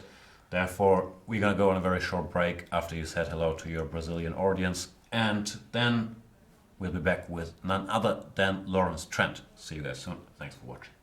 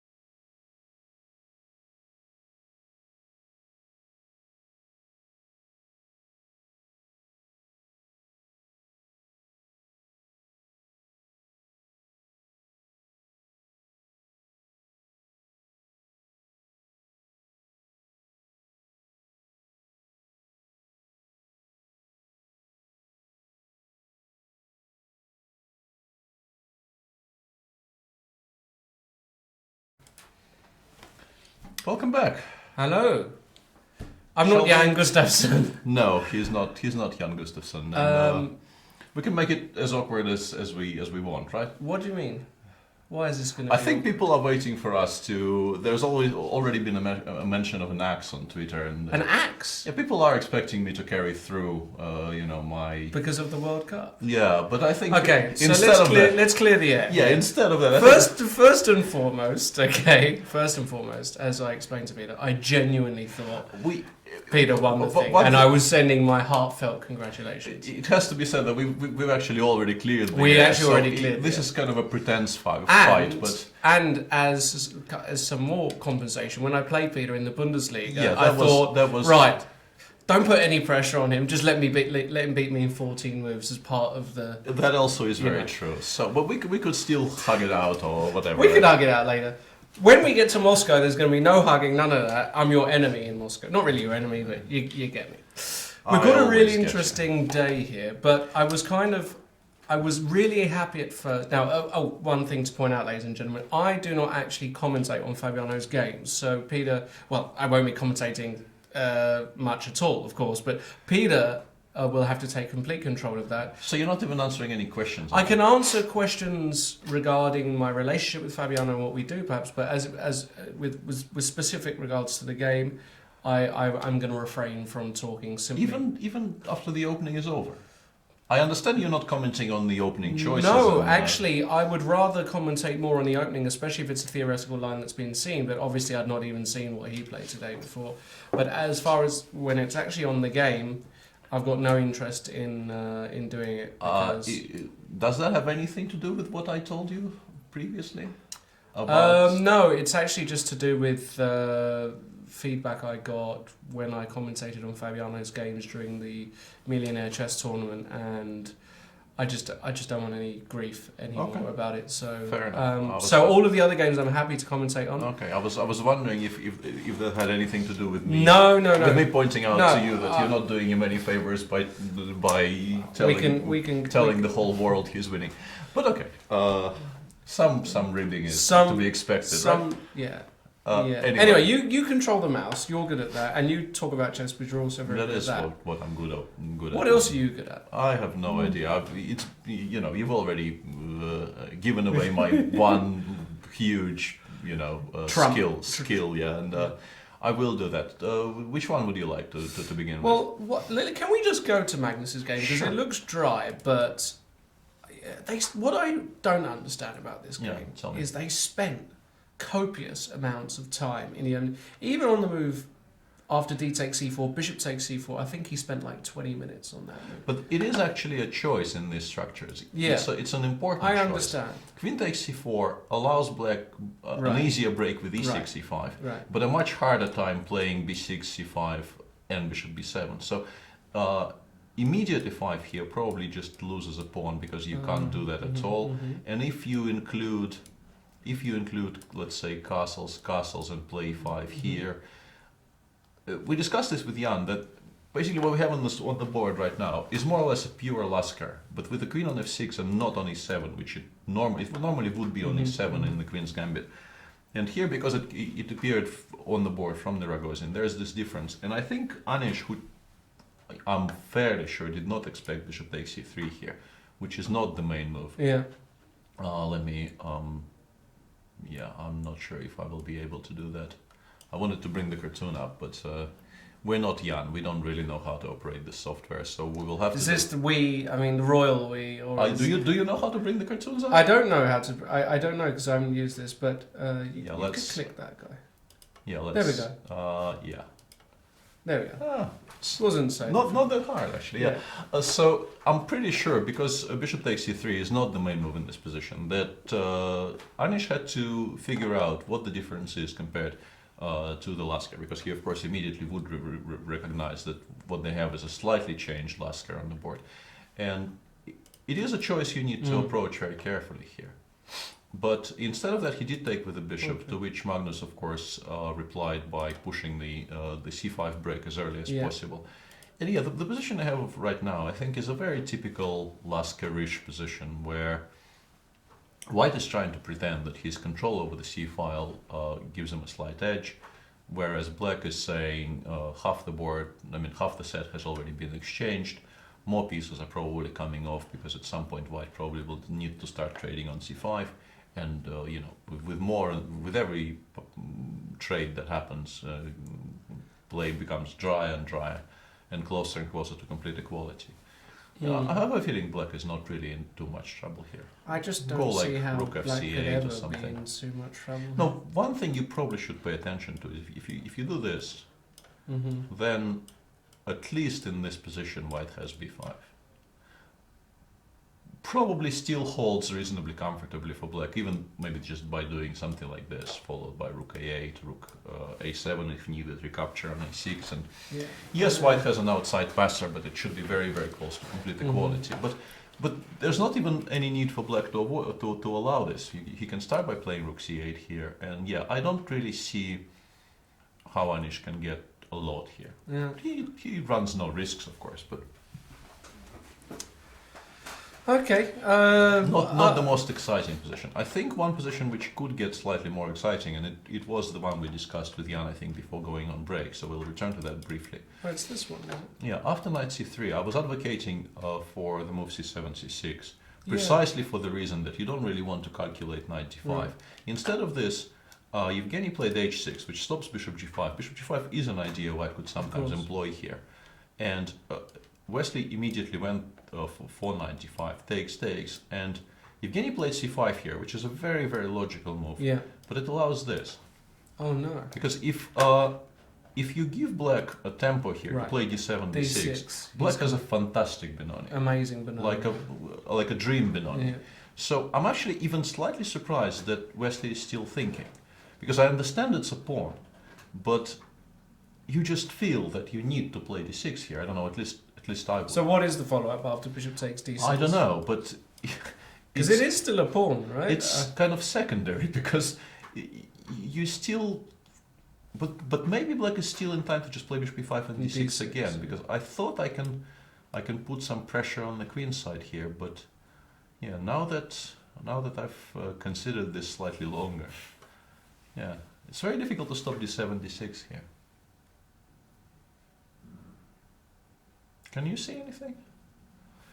You badly want to play d6 here for white, but yeah, if you. I mean, I'm gonna be really silly. Yeah. I want to play. I mean, I know it doesn't work. Just take it. Yeah. And bishop I figure f4 this is and where rook we're d1. going. Probably not gonna work. Of though, course because not, black will just start returning material straight away. Like I will play probably queen b6. And now it wants to. Yeah. And regardless So of if I what go you do, queen c3, you're going d5. yeah, I'm going d5. First opportunity I get, I give it away. I put the bishop on e6. It was worth a 5-second look. I No, suppose. just to illustrate, if black Because if you go queen e7, rook if black d1, complies, and even here d5 is a good move, but if black complies for one more tempo and does something stupid, and you place something on d6, in particular the rook, I think white could be close to winning because he will give mate on the king side. Yeah. There's so much of black's resources are stuck on the queen side here doing nothing. No, it's a good idea in principle, but I don't think you have enough time. So maybe he's actually done this well, Yevgeny Zhenya. Well, I mean, Do you call him Zhenya? yeah. There we go. Extent my Russian. There we go. Yeah, but once again, if you allow d6, I would argue you're slightly worse. It's not even equal. I would definitely pick black because black has an easier game. Bishop goes to once again either h3 or even d7, b5, c4. Yeah, it's a perfect Benoni for black. So no weaknesses on the king side. It's a tremendous. Can I just be rather silly again? Go ahead. I mean, if d6 doesn't work, and if any other sort of standard move, bishop e3 and so on, doesn't work, what about the slightly odd-looking move, bishop g4? Yeah, but I mean, at least then if you go d6, I like this Benoni anyway. Yeah, this is just fine, but at least now getting in. I'm not even sure which one. Maybe even rook e followed by rook a8. Yeah, but at least I then have queen c4, and then I go a4, and I. But you actually. Yeah, you can do that because I'm just in. Just to illustrate, you go rook a8 and rook c8 here, and this black shouldn't do. No. This is not the right way. No. But No, I mean it's a very very safe position for black. Black is never worse here. Yeah, absolutely. Like after a4, a6, a4, for instance, I can play queen d7, and I'm trying to play b5. And if you play a5, I will play queen b5. No, it's a very enjoyable Benoni for black. I like what your gaming has done. It's good. Yeah. So now, interestingly, Michael Adams, Mickey. I don't know why I just called him Michael. I've never called him Michael in my life. I alternate between calling him Mickey because that's what people who've known him for any length of time call him. He must have spent half an hour, maybe more. Maybe Let me check. Yeah, but this position has been on the board for a while. It's been on the board for Let me just check very briefly. It says. Wow! Has he only got 10 minutes left? It says. No, there has to be something wrong with the transmission. Because there's no way you spend 47 minutes in this position. He could have, because the position's been on the board for so... No, I understand it's an important choice, but leaving yourself 9 minutes after move 15, you just make any kind of a move here. But the question is, can you make any kind... I mean, you can play rook c8 or any kind of move, right? Yeah, you can make all kinds of... I mean, c4 followed by b5. So you think the transmission's gone? It's not like Mickey as well to spend this much time, is it? It's just very, very impractical. And I don't think the position warrants it. And also, considering the way his tournament has been going, it's hard for me to imagine him, delving this deeply into this position. Because, once again, he must be feeling somewhat, dejected with the way the tournament. Why do you think this tournament? I'm sure you've watched every game. What's been wrong with Mickey this tournament? Would you say? Was it the bad start? Was it? I think things kind of conspired against him, and also it's a very tough tournament in general. If it doesn't start well, it's very easy to go into your shell a little bit and feel that. It's cold and windy outside. There's no sun, and also people are beating you every second game. And I've been there. I've never had a really good wike, and I've had some bad ones. So it's unforgiving, and I think his energy levels weren't really as high as when he's playing well. You really feel it because you feel sort of pressure coming off of everything he's doing. But yeah, he hasn't been at his best. Quite clearly, but yeah, I'm really not sure what this 49-minute thing can be about. We're gonna have to get some update on that because this is just becoming absurd. No, I don't think you can ever leave yourself 7 minutes here. It's just impossible. And the more I think about it, the more I like this idea. Just go c4. I thought maybe knight takes c4 was worrying him, but that just doesn't work because knight f2, for instance, followed by knight takes d3 just wins a piece. So the bishop will have to go. You go b5, and let's race. Let's race. I mean, I'm not saying this is necessarily a fantastic position for black. It's still a sharp position. White has some play on the king side. It's a very unclear, very interesting. Yeah, but first of all, I would probably pick black if I had to. Yeah, I would probably. To start with. But secondly, just make a move and continue playing. And his pause is very, very strange here. If it is an actual. Maybe we can get the official use... side up, or perhaps somebody in the chat can inform us. Please use the chat, ladies and gentlemen. Hashtag C24 Live as well. Because this is very, very odd that it's confusing. It's confusing if we are entirely honest. We'll probably get a bunch of moves in a row or something to. Yeah, I don't know. But then again, the boards have not failed us yet, right? No. But they are in Utrecht. They moved location today, so there is a possibility that there's been a malfunction. Anyway, other games. Now, Dingler and Van Velde, I thought would have interested you. Well, of course it will have interested you immensely, but it's the old line. It's the old line which I know much less about compared to the what's it called in English? Not the Yugoslav, no. The A6 is called the. I don't know the name of it actually. Yeah, I'm not sure because I think the entire queen b3 is called the Russian, right? Yeah, that's the Russians. So a6 has to be called something else. I have issues with the names for various lines in general, but I'm not sure what's going on here. If I were black here, I'd feel I'm probably okay. Somehow, but I generally feel I'm okay in Grunfeld's.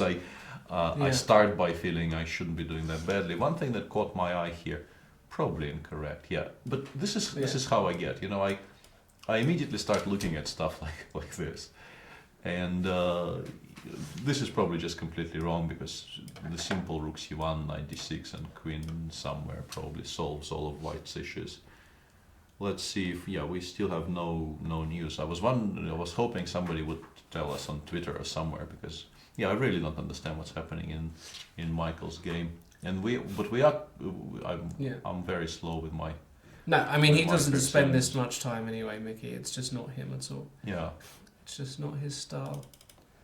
We are currently looking at this game. Let me try and keep the cartoons up to date. But apart from rook takes e3, there's plenty of other options. You can play rook d8. You can play rook c8. You can sometimes in these positions it makes sense to play queen a5 to make it harder for white to move the queen away from c4. Because I think white's plan here must be something like, at least in some positions, queen h4 followed by knight c4. Probably you start with rook c1 though. Yeah. Very, very complicated position. And if you talk about it in more general terms, black's trumps are obvious. Black has very active pieces. The bishop on f5 is very nice. The bishop on g7 has no. It has the whole long diagonal to operate on because there is nothing on it. Has free reign, but the knight on a6 is normally a reasonably poor piece, and the pawn on d5, if white manages to hold on to it, sometimes becomes very, very strong. Do you know what else has free reign? Vacanze. In what sense? It was a joke. It rained so much that the rain in Spain. The rain in Spain. Yeah. Anyway, enough of those jokes. Mickey's still not moved, so clearly it has been a problem with. Yeah, we have some updates on that. Sean Lightbound on Twitter told us that on the official website it shows that it's Karjakin's clock ticking, but even after he played long castles, which is very confusing, and showing 56 for Sergei against 55 for Mickey, actually the other way around, but both of them having quite a lot of time. So, something strange is going on there. Something strange. All right, let's. The other interesting game was Navara. Yeah, let's check. And this is now already very, very confusing to me because we thought g4 was winning here. Why isn't g4 winning? Wow. G4. And g4, David did not play it, and he did not play it instantly. He went bishop takes h6. This is what we missed. Now I realize what we missed. And this is a very nifty trick. G takes f5, discovered check, and black picks up a whole rook. Yeah, I'm winning. Yeah, that actually makes everything we said previously completely nonsensical, because if white does not have g4, black of course should start by queen takes f6 and then sort of take it from there. David recaptured on h6 and Shah played rook f8. It feels like black should be okay here. Yeah, it's still a very unclear position, but now that the f6 pawn is gone, of course the main problem black used to have is gone, and the knight on f5 is very strong. Yeah, I'm not sure what's going on here. Maybe we play rook a1 and we hope that it's still fine. But let's say if I go rook a1 here, you take on e4, I take on e4, and you play something like queen h8. Do I lose the d4 pawn?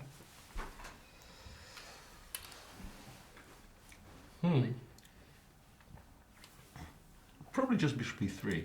I mean, it feels slightly sad to exchange this bishop, but if black takes, we will have control over the only open file, and our king is much safer. So I quite like this for white, if black is forced to take on e3. Yeah. In the Ho Yifan Eljanov game, it looks like black's doing fantastic. But I'm not sure. Not. Pavel went for a maneuver. Deceiving. Pavel went for a maneuver there, which I haven't seen before in these types of positions. First of all, he stopped the white's advance on the queen side by, sort of a hard stop by going b7, b5. But after bishop b2, he went for something which I honestly don't believe I've seen even once. He went queen b8 here, which is not at all a usual square to deploy your queen to in this variation. But I guess he felt, usually you play something like queen d7 followed by rook a8. But I guess he felt once he played b5, this will leave his queen side feeling slightly airy. And by playing queen b8, he brings his queen to b6, and if chased away from b6 to b7. And on those squares, he controls. Actually, the queen can go to b6 or b7, right? And well, even it's on already b7. on b6, but if she decides to drive it away, then it will go to b7. So game continued, knight f1, queen b6, knight e3, and this is the position on the board right now. Very curious maneuver by Pavel. I'm not sure if I like it, but it's definitely sort of full marks for imagination, because coming up with queen b8 cannot have been easy. Great imagination, hasn't he? Yeah, he is playing very, very well these days. Starting from, it's not as if we didn't know he was a fantastic player, but starting from Baku, he's been extremely impressive. What do you think the reason is for his sudden jump to... You never know from the outside, but something clicks, and occasionally you see that, players who have been sort of around for a while but were on a kind of a plateau suddenly make this jump from just being quite good to being exceptional. And it seems that, Pavel on recent form is very, very, he is on this currently enjoying a little bit of a purple patch. Although, to be entirely honest, in this tournament he probably would feel that he doesn't have as many points as he should have. The game he didn't win against Mickey coming to mind, of course, first and foremost.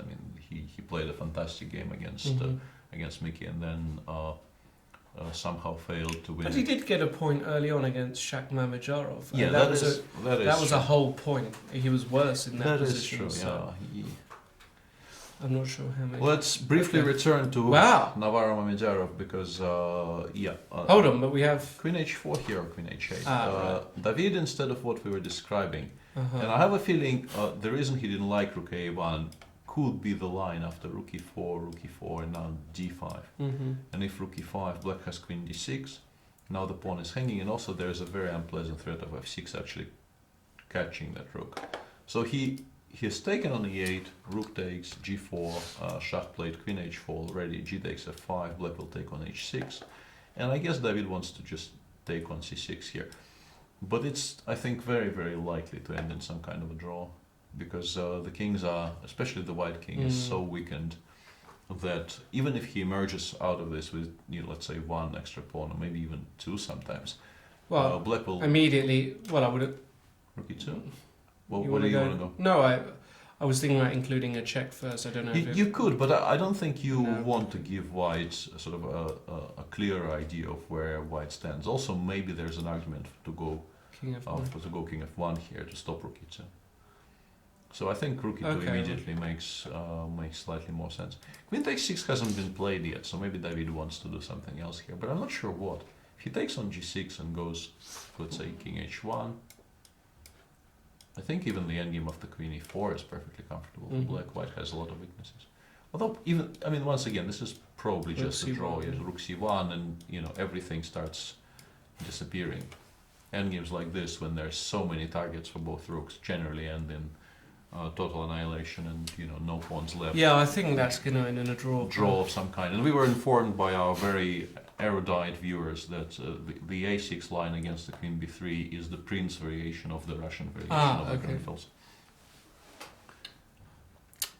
Interesting. What else have we got? Well, Carlsen did play rook c8, so the move you mentioned. Yeah, as expected. And I know you will have to stay silent for the next 2 minutes. But my God. Let's have a look at this for a second. This is what I hate. Yeah, there was... we left it somewhere around here. And there was a very interesting structure change. Fabiano played knight c3, black played c6, which is something I expected to happen because black needs to support his structure. And Fabiano took on e4, creating a protected passer. For now I know you have to go d takes e4, f takes e4, f5. Yeah, f4, f5 looks a bit dodgy for black. So Wely took with the d pawn, and here Fabiano went d5. And this is now a huge mess. I have no idea what's going on. there's still some potential for a lot of pieces to come off and for this to become equal, because let's say if black takes on d5, I have a feeling you probably take with the queen, because if you take with the knight, you allow rook a d8, and you probably have to take on e7, driving the queen actually closer to the squares which it wants to occupy, and it starts feeling risky for white. Rook d3. Therefore, I think he takes with the queen, queen takes, knight takes, and I play something like bishop h4 here. And I think there's decent potential here for... I mean, there are some drawish tendencies, but now I quite like this move bishop f2 here. Might be very strong, because originally I had not seen this, and I thought bishop on h4 is a decent piece. I will attack the knight on d5 next, and I thought it was fine for black. But after bishop f2, I'm beginning to think that maybe this is a problem, unless bishop f7 works. This is sort of black's plan. Try and exchange, force white to trade the knight on g5 for one of the bishops. But yeah, I don't know. Very messy position. There's also b4 in the current position, which could make sense. Knight a4 is a move, d6 is a move, but I don't really like it very much, because trading off, once again, trading your knight for a bishop here is not something you want to do with white. So knight a4 is one possibility, and another possibility here is d takes c6, but after that I think queen takes d1, forcing the knight to go back, and then something like rook c8 could be quite interesting. Rook c1, and yeah, the big question in this position, of course, is whether black is in time to recapture this pawn on c6. I don't know, bishop e8 becomes very, very messy, because if I could go rook c7, rook fc8 here, I would be very happy with black. But unfortunately for black, after rook c7, of course, bishop d6 is very strong. So b4 is an option for Wely. Of course, c takes d5 is an option for Wely as well. One thing I can say is that Fabiano, perhaps for the first time this tournament, is way up on the clock. Normally, yeah, he blitzed out a very large portion of that game. It seemed like he was very, very confident in his opening choices today. Yeah, he did play b4, by the way. So. Yeah, and people are pointing out that my assessment of Eljanov as unlucky in this tournament is unfair, because yeah, he did get a whole point in his game against Shah, and he also was somewhat lucky against Wely earlier. So yeah, maybe it's my short-term memory overruling everything else, because the game against Mickey we commented on with Jan sitting in this studio, and that was a grueling 6.5-hour game, which he played that excellently, and you do feel gutted when you don't win those. Yeah. But yeah, early in the tournament, I know the feeling. Early in the tournament, he did get some gifts. So yeah, perhaps Thinking Giri Caruana, for example, not to win that rook ending was very disappointing. Yeah, that must have been. Even against Sergei yesterday. Yeah, and against, he played an excellent game. An excellent game up to a point. It remains unclear, to be honest, if he was actually winning at any point. But regardless of that, he played a fantastic game, and then at some point he took his pedal off the gas for 1 second, and it was gone, so to speak. Well, Giri, by the way, Carlsen has been a damp squib. I mean, this is... Yeah, it's squibbish. That's very, very squibbish. Squibbilacious, that is. Very squibbish. And, yeah. What is... It is a bit of a... I mean... We'll return to that in a second, but let's... Well, this one, as I say, I'm going to keep stum, but I will... Can I tell you what... I mean, instinctively, it feels like White should at least have some kind No, I quite like White. I also, I've become very fascinated by this idea. Just sacrificing this pawn and going for an endgame like that, and trying to use the fact that black now has a group of weaknesses. Wherever this rook goes, I can maybe go, if rook d7, maybe I can go rook d8, knight d7, and follow this up by rook c1. I think knight a4 is an interesting idea. I haven't actually refuted d takes c6, so d takes c6 is also an interesting idea. No, I quite like your boy's position, so to speak. But we'll see how that goes. Very, very briefly, yeah. Let's return to this for 1 second and not really more, because game is about to finish. game is about to finish. There's really not very much to be said about this. The queen side has disappeared, and this is the position they have on the board right now. I've seen Magnus actually continue playing in this. I remember well, not my, I want to say my first candidates, but it was far from my first candidates. In London, he played a 4 against 4 rook and knight against rook and knight against Levon for about 15 moves. Levon was mildly surprised by that. I remember Levon was staring at the board somewhat incredulously because he couldn't really understand why a symmetrical position like that was being played against him. And the game was drawn, but Magnus sometimes continues. But here his structure is not really better, and he's not really that much more active than his opponent. So I expect the game to get wrapped up pronto. Rook A2, that's a Rook A2, making sure that no rook B2 knight E4 shenanigans ever happen. As I said, you know, Magnus sometimes continues because he likes playing chess in general and feels that even in this position there's still maybe something. Not against Danish, though. Yeah, no, but as I said, against Lev he had a slightly more active pieces. You could kind of explain why he was continuing here. I don't think they will. So that probably will be the last we ever speak of that game, and we will just when they do agree a draw, we will tell you they agreed a draw. But I think it need not be discussed any further. Wesley allowed d6 because I guess just as we did, he came to the conclusion after a lengthy thought. He came to the conclusion that d6, bishop takes d6 wasn't working. So he now tries to at least, well, I wouldn't say minimize the damage, but he is countering the bishop on e5, is trying to trade it off straight away. Also making it slightly awkward for black to make a move, because black would want to play something like bishop h3 here. But he needs to then calculate what's going on if white takes on b7. Although he probably would not be that unhappy about this eventuality, like rook ab8 is a move, rook eb8 is a move, even maybe a7, a5 is a move, followed by putting your rook on b8. So, and if black takes on c3, I think white probably takes with a pawn, hoping to fight with the black advance on the queen side. Although I'm not so sure about it. Maybe queen takes. Both are fine. But black, of course, in some position like this, there is absolutely no argument that black is... Still, black's even for preference. Yeah, black is ever so slightly better, but it's not much because a lot of things were exchanged. So that's the status of that game. In the Grunfeld game between Luki and Ding Liren, Luki came up with a very interesting idea. What do you think about this? Black went, as you can see on your screen, the last move has been bishop g7, d4. Yeah, h6 is hanging.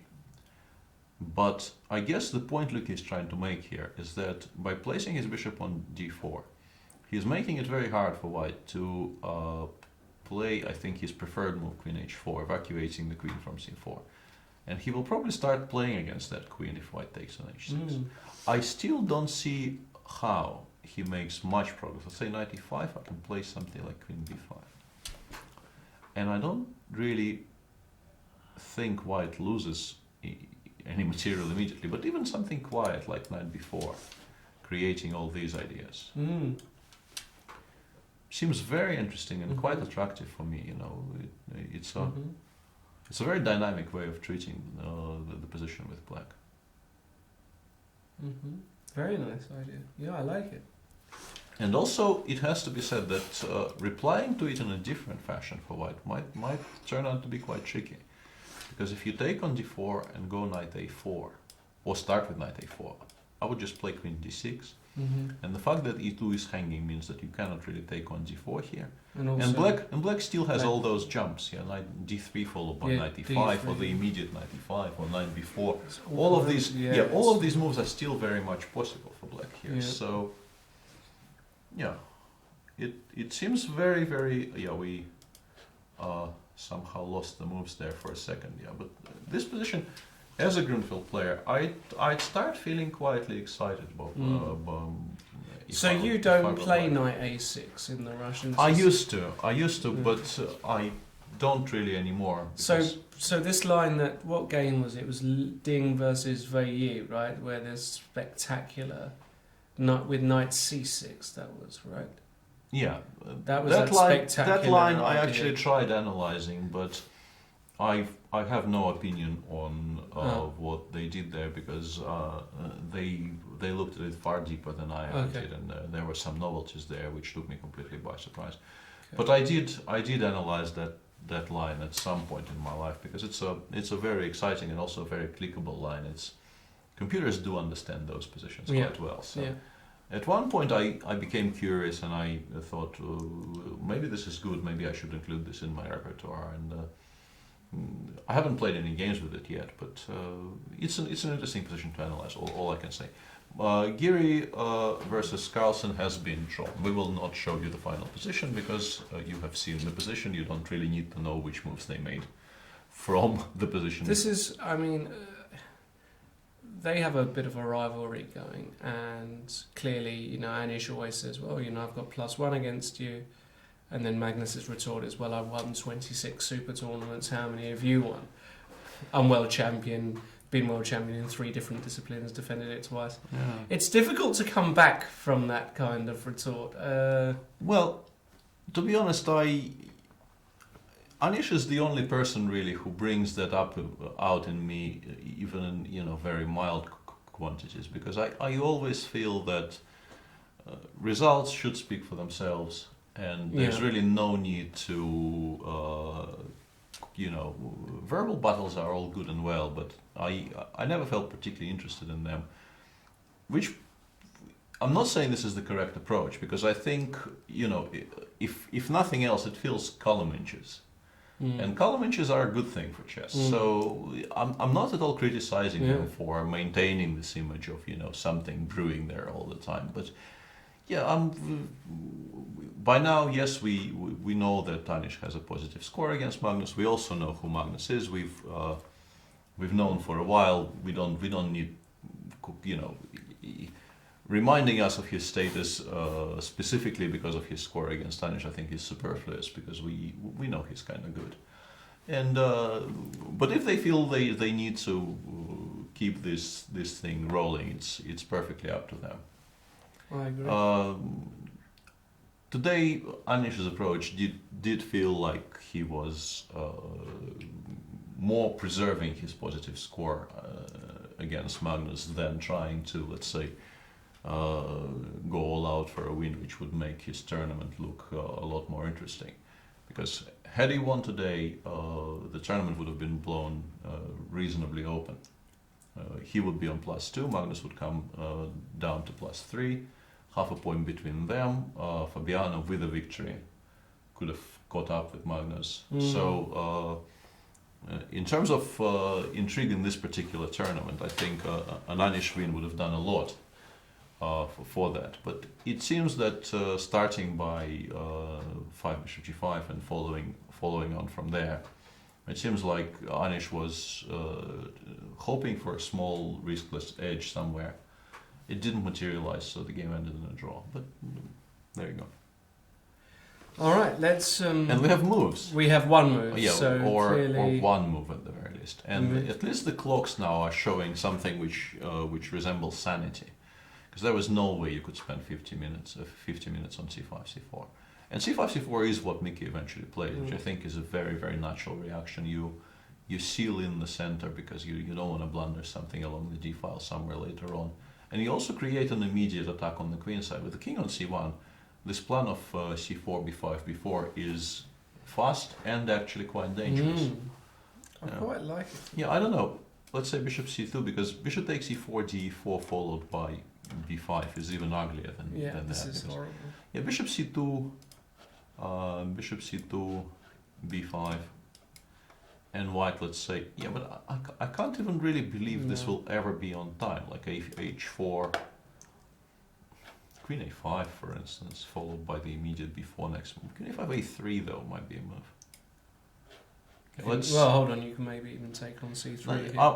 I'm worried I will blunder bishop takes h7 somewhere. But maybe it's not really that scary. I mean, here, knight takes c3. But also, you could maybe Go b4 straight away. Be even more direct, like b4, and c A5 takes, or a5, something, b5, and some move here. For instance, I don't know, c3 comes. You to just mind. blow it all over. Yeah, and Yeah. it seems very attractive for black, because I think black is the side that starts first here. Yeah. And generally in positions like this, the side that starts first has a huge advantage, because once you have to deal with concrete threats on the queen side, you no longer have any time for your moves on the king side, because at every turn you will have to face concrete problems on your side of the board, so to speak. Have we got a spare mug here? I could really do with some water. Uh, We might not. Let me pop out as I'm not hooked up. I'm gonna be back in Sure. 1 minute. Sure. And in the meantime, how much time has Wei Yi got left? Because from what I could understand, he must be really short. So I'll be right back. Okay, and I will inform our viewers. Inform our viewers. Yeah, dear viewers, Wei Yi currently, and this is probably the position we should stay in for a second, just if nothing else, just to make Lawrence as uncomfortable as possible, which should be our goal in life, I think. Wei Yi has on my screen 8 minutes against an hour and 21 for Fabiano. An hour and 21 for Fabiano in this position could potentially imply that he still hasn't left his homework, which would be spectacular, because some of the moves played after f5, bishop b3, and I think we can reasonably confidently say that it has been Fabiano's homework up to here. Some of the moves played from here are, I want to say, not the most obvious, but no, I actually think all of it is very logical, so I wouldn't be entirely surprised if Fabiano actually knows all this. I was just saying that it's 121 against 8 minutes for Wei Yi. Wow. And 121 is kind of implying he is still repeating stuff from the notes, I hope so. which would be very impressive. I mean, we all know he is an extremely well prepared player, but this is a sideline which is not that popular. Yeah, as sort of expected. In the frame. Yeah, as sort of expected, Wei Yi takes on d1, Fabiano recaptures with the knight, of course, no need to lose a piece in one move. And now black needs to deal with this pawn on c6. If he manages to somehow deal with it, he'll be okay, but I don't immediately see how.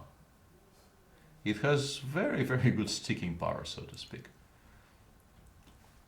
Rook c1, and then even just putting it on c7. Once it gets to c7, there are actually very few squares from which it can be attacked, because the bishop on e3 controls the a7 square. If black goes rook fc8, I mean, let's say rook fc8, rook ac1. And you can try playing something like a5. I will go, let's say, knight f2, rook a6, and c7. And no pieces can actually attack this pawn. And white is ready to play something like rook c2, followed by rook fc1, after which it will become completely protected from the elements.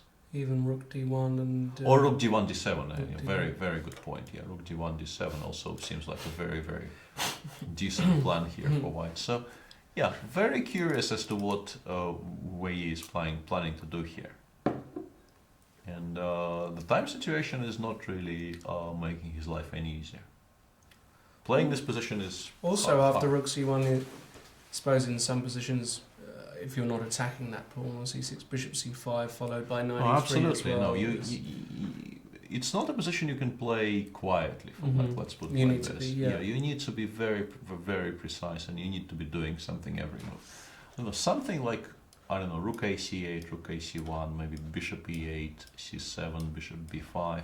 But I still don't really understand where any of this is going. There's still no way to attack it immediately, and maybe not even on the next move. You can go rook f7, but I will play bishop b6. It's not really a move I particularly dislike making. As you mentioned, the knight comes to e3, this rook goes to d2 and d8 after that. Seems to me like this could potentially be simply bad for black. So, Wei Yi must have a plan, because after d takes e6, he had the option of going queen takes e6. It's not. Yeah, but maybe after queen d5, that was just terrible. I understand, but it's still an option. So if you take on d1, you must have some idea how you're going to deal with a pawn you've just allowed to leave. It is a passed pawn on the 6th. You need to take it out somehow. We'll wait for his decision, but Okay. here. Oh, we have some moves. Yeah, things Wow. are progressing sort of along the expected lines. I'm not sure what this Queen H3 move is all about though, because there are sometimes some tactics involving G6, but Black will just take with the H pawn.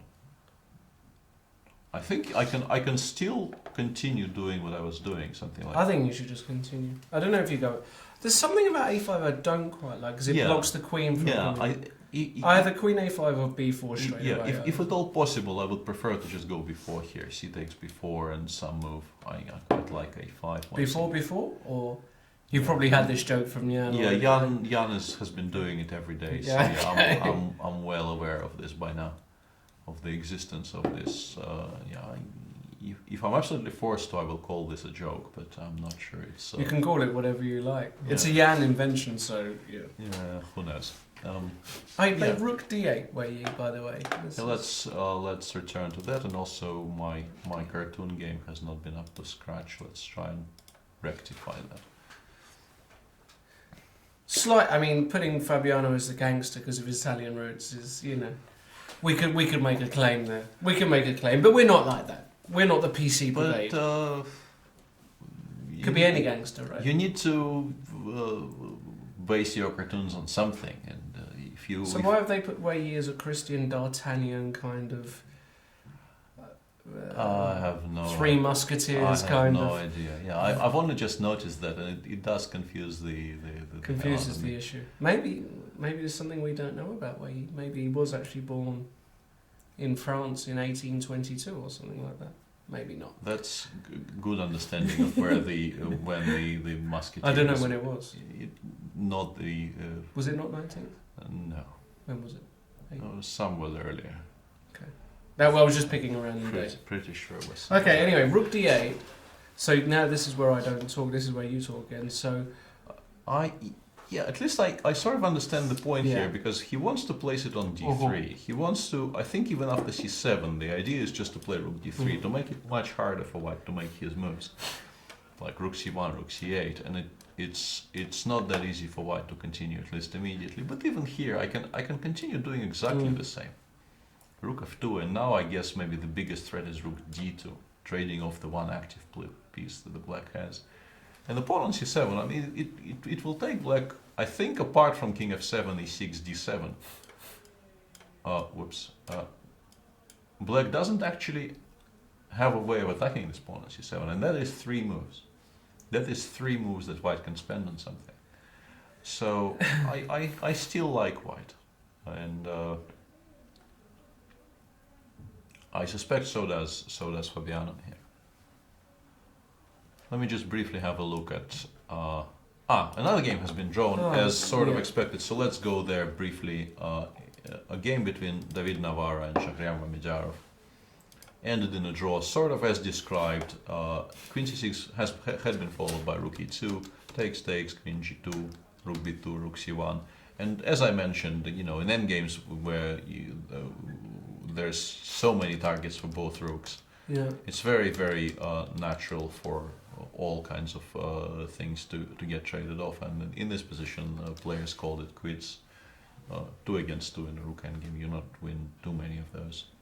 So 2 games have been drawn so far, 5 are still running, and Fabiano played a rook c1, Not starting with c7 is also perfectly sensible, because maybe in some positions, let's say after rook c8, you could maybe argue it's a decent idea to go bishop b6 to immediately include knight e3 and put a lot of pressure on this f5 guy.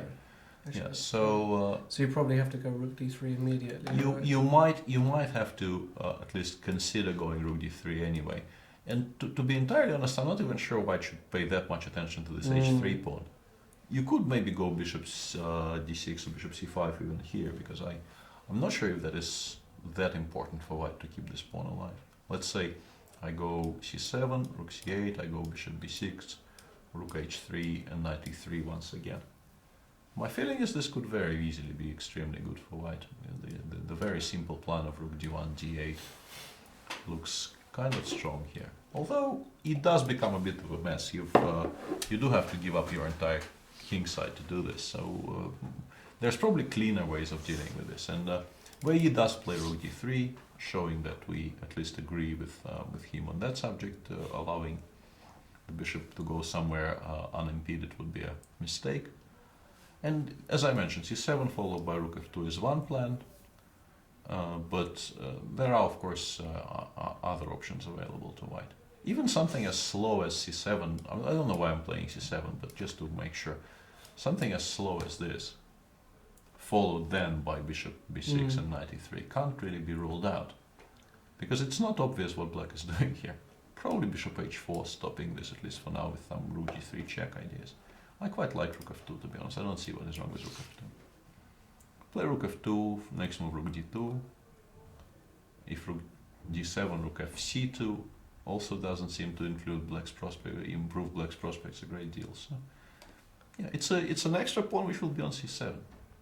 Generally, this is beneficial to whoever has that extra pawn. Absolutely. Yeah. So and also Wely is in reasonably large time trouble, but he tends to be in those on a more or less regular basis, and that does not concern him as much as it might some other people.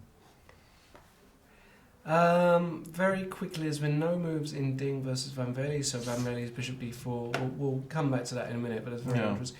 Wesley So has played a very interesting maneuver here with the rook, because clearly he realised that his advantage was.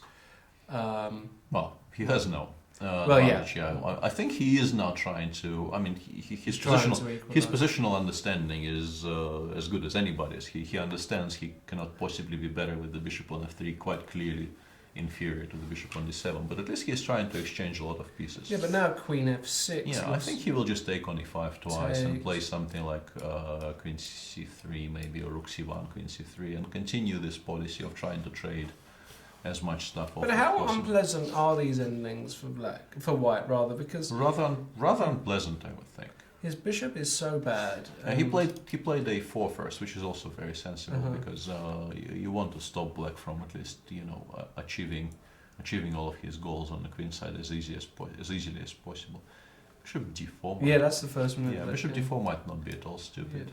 Asking you whether you want to take on e8 and give me the e file, or if you want to go rook d3 and also sort of give me the e file. No, Yevgeny's played fantastic. Yevgeny's playing a very nice game, but as we mentioned with Jan, I mean, he actually is a reasonably big expert on this line with white. So it's unsurprising. With knight d4, you mean? I've had this particular position against him with black, I think, on 3 different occasions. Oh, right. He plays this regularly with white. So it would be strange if he didn't know the ins and outs of this position, having played it for years from the other side. And Mickey does go b4. Mickey has played b4, so we're in for a... Now, these times are wrong, ladies and gentlemen, so clearly there was a... Well, they can't have an hour and 16 and 56 minutes each, right? Because that would mean that they've only...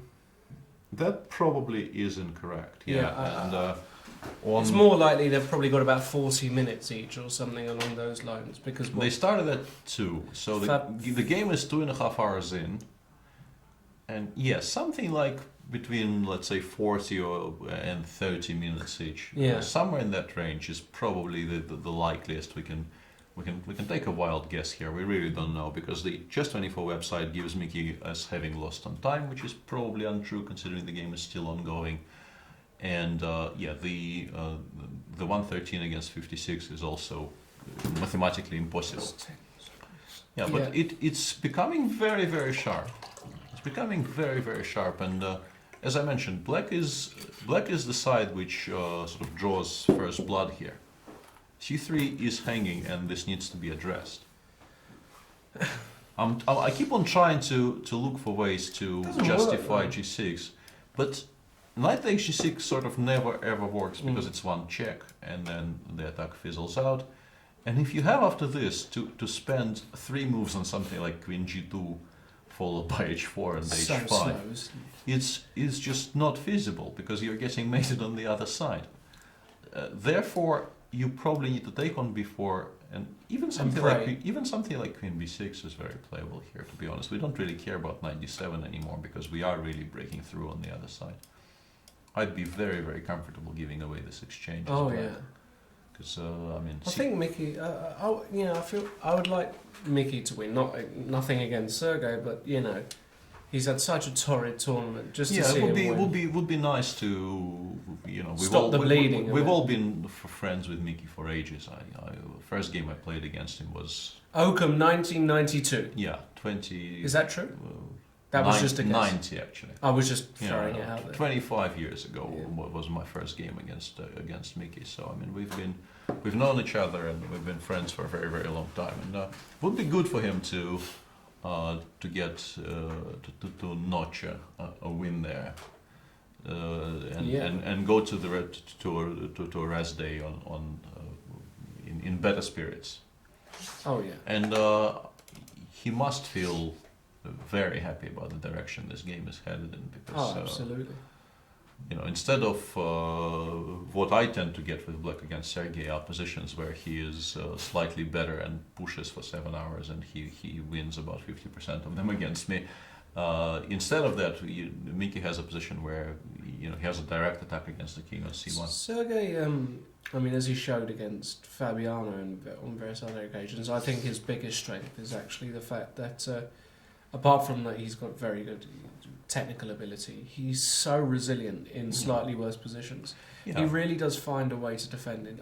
The amount of games I've seen, even against you, in the World Cup and here in this tournament, he's been on the bad end of positions with zero prospects and somehow manages to... He is a very, very good defender and you could argue who is the best defender in the world right now. I mean, there's a number of names. John Terry?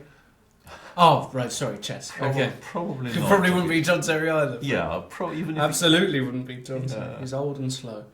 Yeah, but... who's the best defender? So Sergey would be up there. Yeah, your boy actually is a tremendous defender. Very tenacious. Yeah. Hikaru, for me, is a very strong defender as well. But generally speaking, you feel kind of safe naming almost anyone apart from Veselin, who I think struggles to defend slightly inferior positions without... He doesn't like it very much, I think. But in general, taking anyone from the top, and the pause mid-sentence there is because I've just seen what Dingley Ram played after Bishop D4. And let's go there for a second. Oh my god, that move wouldn't even register in my brain. Yeah, I basically couldn't continue speaking when I saw that. Not that it's a queen sacrifice of any kind, but basically after Bishop D4, Dingley Ram. Let me just check how long it has taken him to do this because I'm very, very curious. It says half an hour. Yeah, that makes sense. It says half an hour. It also, and the engine... hates it, yeah. The engine on the Chess24 side, first of all, I only see the board and the evaluation. I don't actually see what the engine says, and I intend to keep it that way. But it's not enamored with that move, to be entirely honest. But it's a very striking choice here, Rook FD1, completely ignoring, the threat to your e3 pawn. Well, it's not a pawn, but it will be a pawn if black takes. Both rook takes and bishop takes look very, very attractive for black. As does knight b4 seems like still a very decent idea. Knight e5 followed by knight b4 I don't think is greatly diminished by the fact that the rook is on d1. All of these options are very, very interesting for black. I don't understand them. I have to admit, I don't. So I think... I think it's easy to explain on one level. Black is threatening if white does nothing, if white plays some kind of stupid waiting move. This just wins material on the spot. So what he did by playing rook f d1 is protect the d2 knight, making sure rook takes e3 doesn't win material immediately, in like a kindergarten fashion. But it's a tempo in a position where tempi are kind of important, and also it leaves black with options to collect material straight away. I'm not sure. This would be a very, very sad choice for me. I would probably not even consider it seriously, because suddenly knight is headed towards c4, h6 is hanging. You honestly, you don't want to do this with black in this position. It would feel like you're betraying your dark square bishop to just trade it off on e3. But as I mentioned, both knight b4 immediately, or maybe this is even stronger. I don't know, knight e5, ask white. So where do you want to put it? b5 or a4? Have you had Wesley So jokes from Jan as well? So. He's been doing that to me a little bit, yeah. But he does, you know, he likes to. You know, he's proud of his jokes, is Jan. As he should. As be. he should. As he should be. You will not hear an unloyal sound out of it. All right. So what do you do here? Queen b5. Queen b5 probably, but yeah, it looks at the very least very, very risky. Like still, if I continue along the same path, pieces coming in. Maybe you can make knight c4 work somehow. I've been wondering about that. It's also when there are too many pieces together, it's too many possibilities. Yeah, it's a mess, but unsurprisingly, the machine likes it for black because rook f1 is a bit of a pass in a position which we already liked for black. So yeah. Can we check in with how you found against Pavel Eljanov? Absolutely. How you found has done something which my bones like. I drink a lot of milk, so that's a good thing. I've got strong bones. She let's just go back because after 93 rook 88, she went a5. So Peter, you mentioned this. as we mentioned, this is a possibility, and then she just won the bishop pair. Yeah, but on the other hand, her bishops are on c2 and b2 right now, and not really participating in the game that much. And she went knight h4, which I also understand because she needs squares for her pieces. Black wants to go knight f4 here, which is a very unpleasant move to face. So she went knight h4. I'm pretty sure with the idea of meeting knight f4 with queen f3, creating this reasonably unpleasant pin against the knight on c6. And Pavel replied to this by going rook e6 and hinting that queen f3 will be very well met by rook f6 and the bishop on f7. Of the three bishops remaining on the board, the one that is currently doing the most work is this guy on a7. This guy. And white after rook e6 still needs to... She needs to move, right? Yeah, she needs to find squares for... How squares ridiculous for is the move? Tell me. It is ridiculous. Sorry, it was. I wanted to play d4, of course. Yeah, you want to revive this. I just guy wanted somehow. to. Yeah, I'm not sure it's that horrible, to be honest, because you need to react to it somehow. If black takes, let's show the viewers the idea. Well, no, on a6. Yeah, takes. We weaken the structure, and then we go something like queen d3 or queen g4. I was looking more at because queen d3, knight f6. I thought was. Yeah, but I'm still not sure black is so horribly happy about this. I want to take on e6, and let's show. Yeah, Jan likes showing mates a lot. Let's show a very very beautiful. The old skabluli. No, it's not called. Yeah. This one is nice, though. Huh? That's yeah. Really... Black probably will not allow this, but it's always a nice thematic idea to show. Certainly. Is. So d4 definitely makes sense here on this level because bishop on c2 is perhaps the biggest trump white currently has, and also it momentarily shuts down the very strong bishop on a7. You can't call it a trump anymore. You've got to call it a Donald. Or you've got to call it the Donald. The Donald. Did he call himself that, or was he was that coined on his behalf? Because to call yourself the Donald, I mean, I wouldn't put it past him. Yeah, I wouldn't. You can't put anything past him. Basically, it's unbelievable. Yeah, but let's not go there. Holy! What has Wesley So done? It's not going to change anything. Oh no, D takes D6. Sorry, D takes. Sorry, I thought he was going for the purely positional. You got slightly overexcited there, but black of course will recapture with the rook anyway, and. But actually, maybe he saves the tempo here somehow. He's still connected. Oh. Have we gone offline? I don't know. Hopefully not. Hopefully, can you hear us, ladies and gentlemen? Yeah, I'm not sure where the chat window is. Might be the only ones. Okay. Let me chat to us if we can. Yeah, let's check in the. Please tell us briefly in the chat. It will take me about 35 minutes to scroll down all the way down in the chat. but I will eventually get there. So please, yeah, okay, I'm there. Please let us know in chat if you can still hear us, because if you can't, it will be somewhat sad. And Wesley uses this opportunity to at least maneuver his bishop to a better diagonal, which actually does make sense. I still like black a great deal here, though. Yeah, they can see us. They can see us and hear us. This Wow. is fantastic. So the point here, I guess, is if black plays queen e7, we will take on e5, and we'll play queen bishop d3. And now that white controls the b5 square, a4, a5 becomes an idea. An idea. Yeah. Maybe not a very good idea, but It's a decent idea. It It actually... b5. Okay.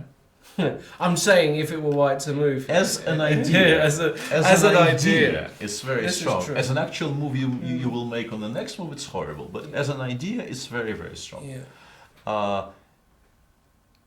Still, the bishop has not really been doing anything at all on f3. So even if you can't play a5 in that variation for some time yet, I still very much understand why Wesley would like to activate it in this fashion.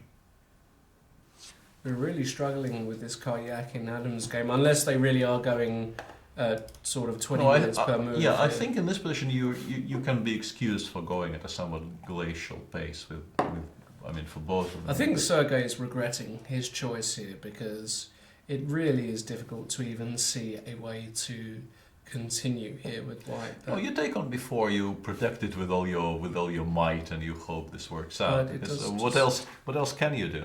Well, okay, I've got even that doesn't. I understand. What about And just very briefly, I understand that we haven't even mentioned it, but let's just explain why the bishop on f2 is not hanging.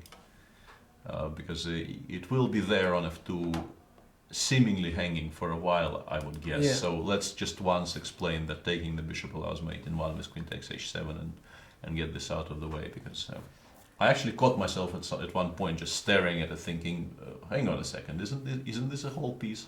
And then I reminded myself that no, it's not. It's not just a piece that can be picked up at any point. But yeah, I think that. I mean, how do you? I mean, I know you take on b4, but how do you actually continue if black just plays? I don't know. Let's say he just plays queen b6, like you said. What is your move I here? think I go a3. Okay, and I go a5, obviously. And now I pick up this exchange, Yeah. and I'm still very, very sad, I think. Would be I my just description. crash Because it. the thing is, this queen, it's not really participating in the attack for white because there's no attack.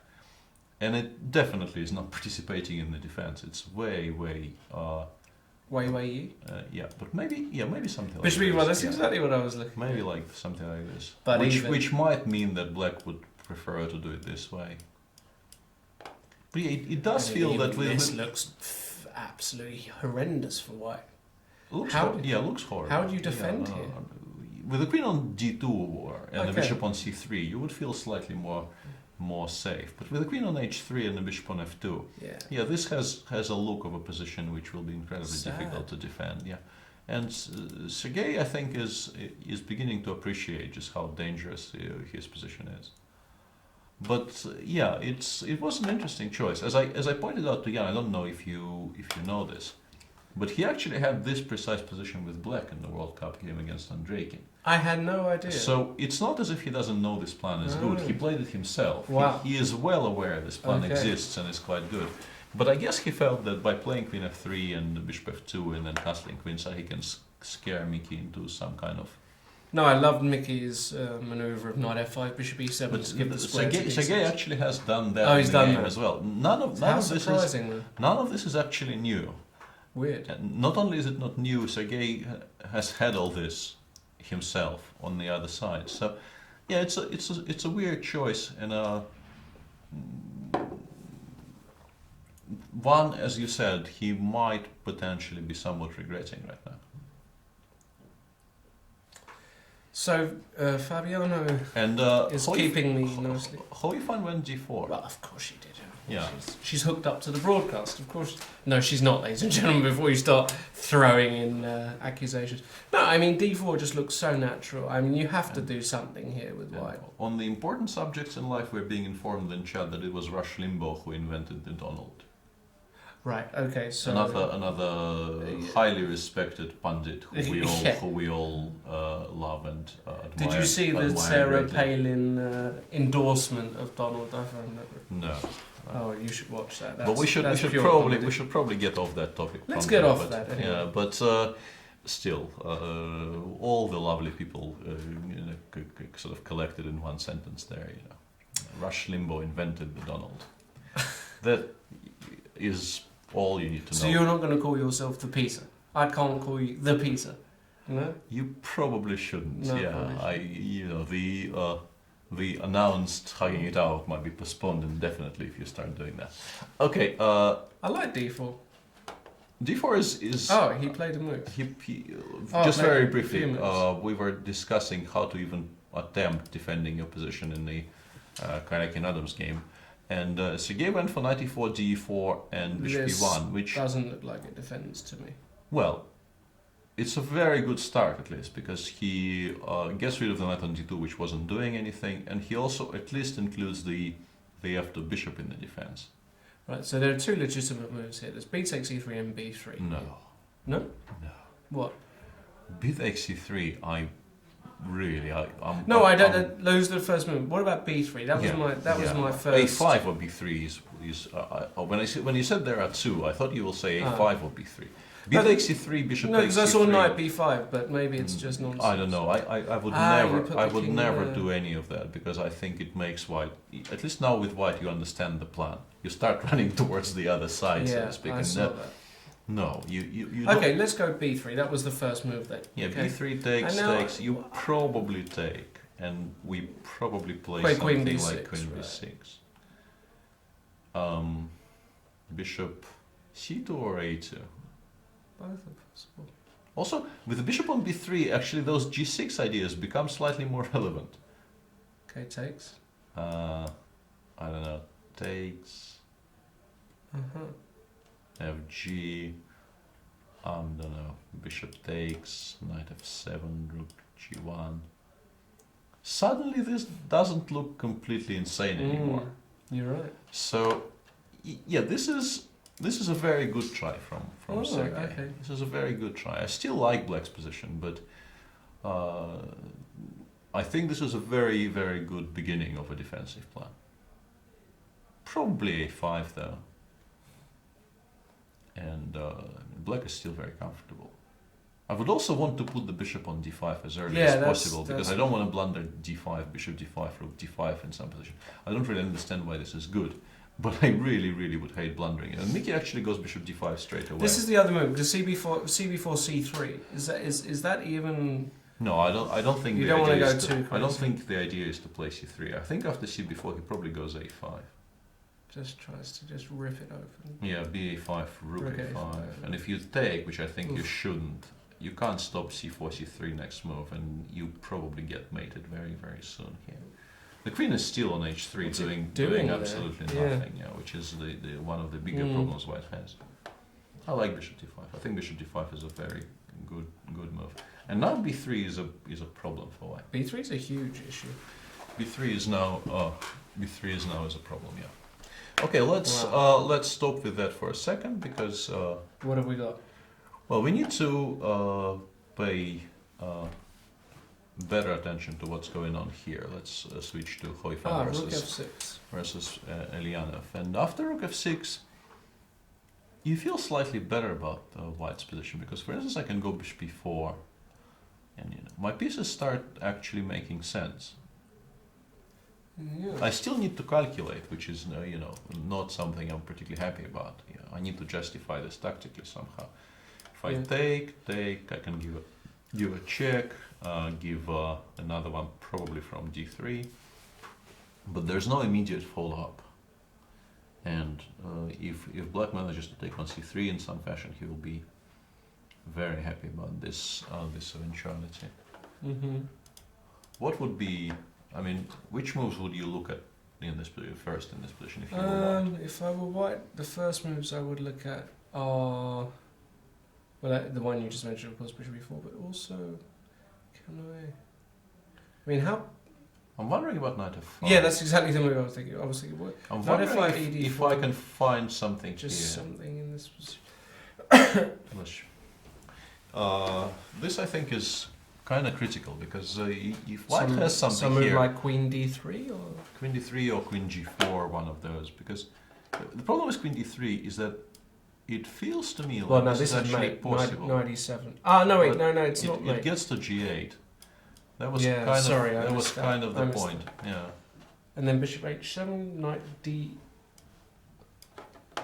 Yeah, knight d7 at some Bishop point. takes I will c3. first I will collect everything here, Oh wait, right, okay. and only after that I will play some kind of a quiet defensive move, and I will probably be completely winning here with black. Really?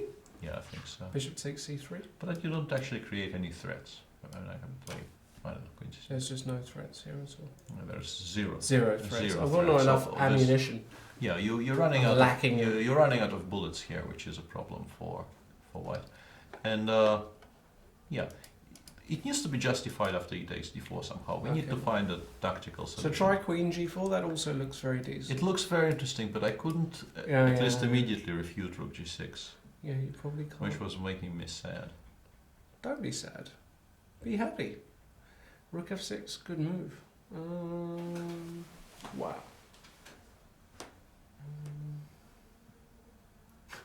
All kinds of fanciful stuff, but unfortunately chess doesn't work like that. I was trying to calculate some ridiculous thing like that. That's just out of my But- field of But field of vision. I'm afraid, Peter. I mean, that didn't. it's a good thing that you didn't see it because it's rubbish. No, it's. But it's an interesting geometric idea. So I just rook wanted to f6, mention what do because you do here? Rook f6. Are there any moves? yeah, I let's, mean, can let's you- go back to the position on the board. Can you do something? Is it? Yeah, that is ridiculous. What is? I wanted to play. I know you're going to laugh. I wanted Tell to me. play King H1. Just to, as a kind of, well, if ED4, Queen D3, you've got G6 there anyway, and it just doesn't work. There's Rook F2. No, I mean, it's just nonsense. I was trying to be cute. It doesn't work. I'm struggling here with white to find a move, because black's got a threat, and I don't really, unless there is... No, we need to start attacking something on the king side, but I'm not sure what. I had a brief look at the clock situation. It seems that for this game the clocks are correct. So it's 22 against slightly more than half an hour for Pavel, and it will be a factor because they're 19 moves away from time control, and this is as evidenced by the fact that we are currently struggling to formulate any kind of a plan for white. It's a position which is you can't really play it Oh, I've instinctively. got a move. Tell Oh, me. no, I don't. Oh, yeah, I do. Queen E2. It's a variation on the same theme. Yeah. Just to illustrate, this would be a bit of a mistake with mate. But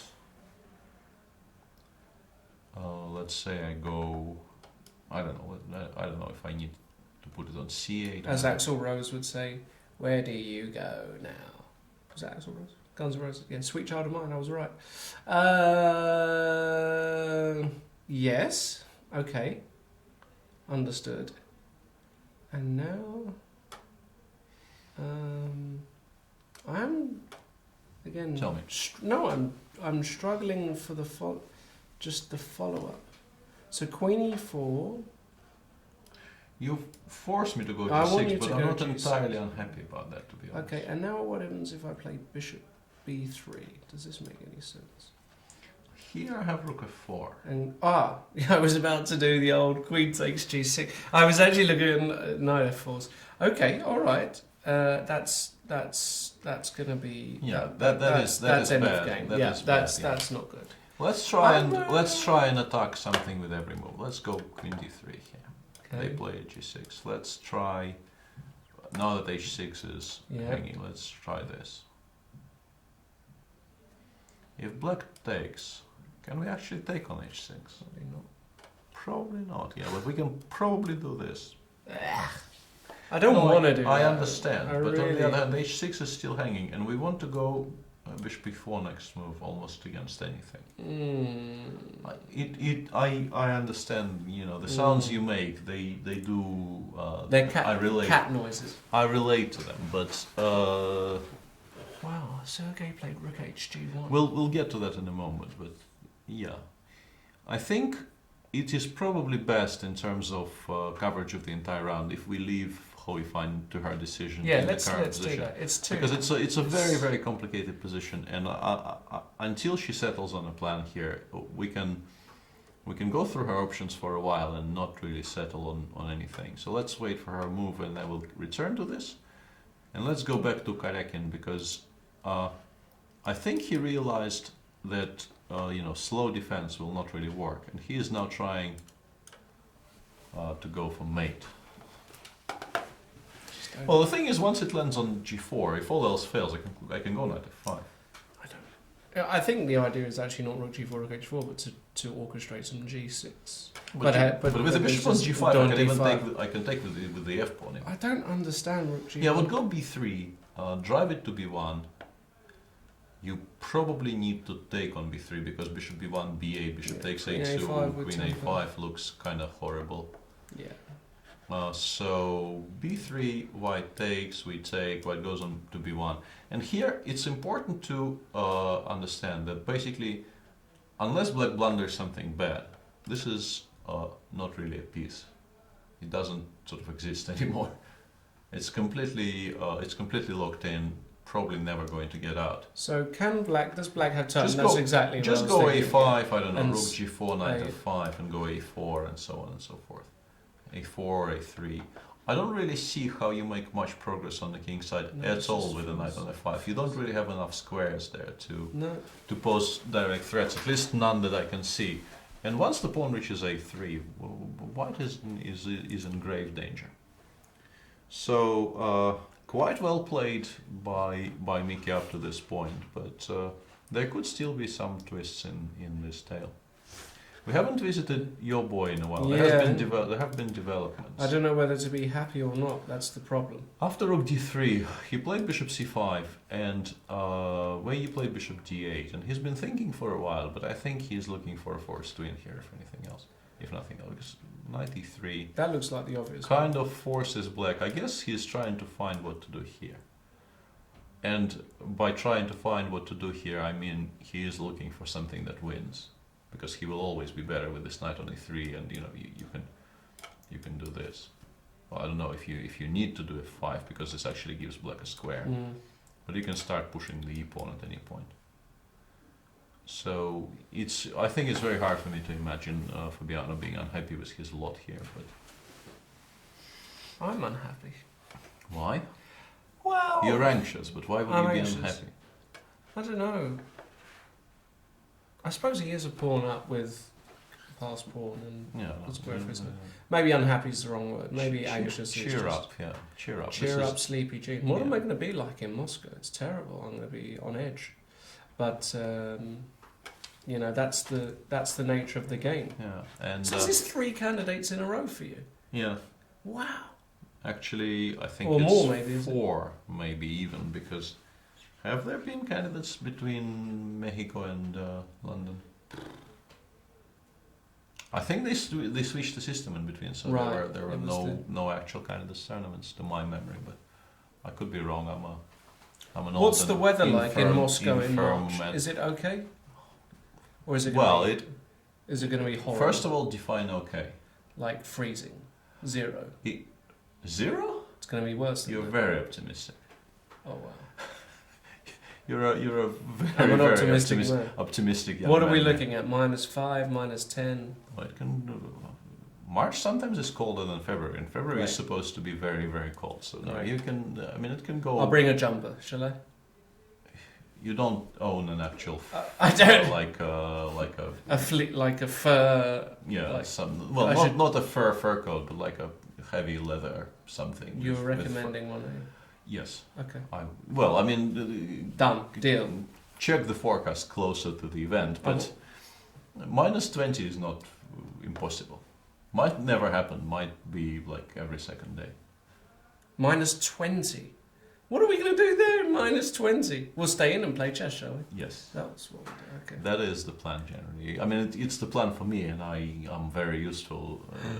That's horrific. Yeah, Kazan candidates was those were matches. I didn't play in those, but they were. I mean, in round robins. What I meant is, I think I may have played the last 4. I definitely remember Kazan candidates because I was seconding Alexander Grishuk there. Zed Druid says, oh my god, just can't stand Trent. Not the only one, and feel free to change channel. After all, you're not a paying member and this is a free service. If you would like to become a paying member, feel free as well. You get Peter Svidler, Jan Gustafsson, people perhaps that you do stand. You seem... No, I want to... I'm anxious. This is the way I'm letting my anxiety out. Seriously, you're sledging the chat. Yeah, I can bash the chat. The amount of bashing I've been getting.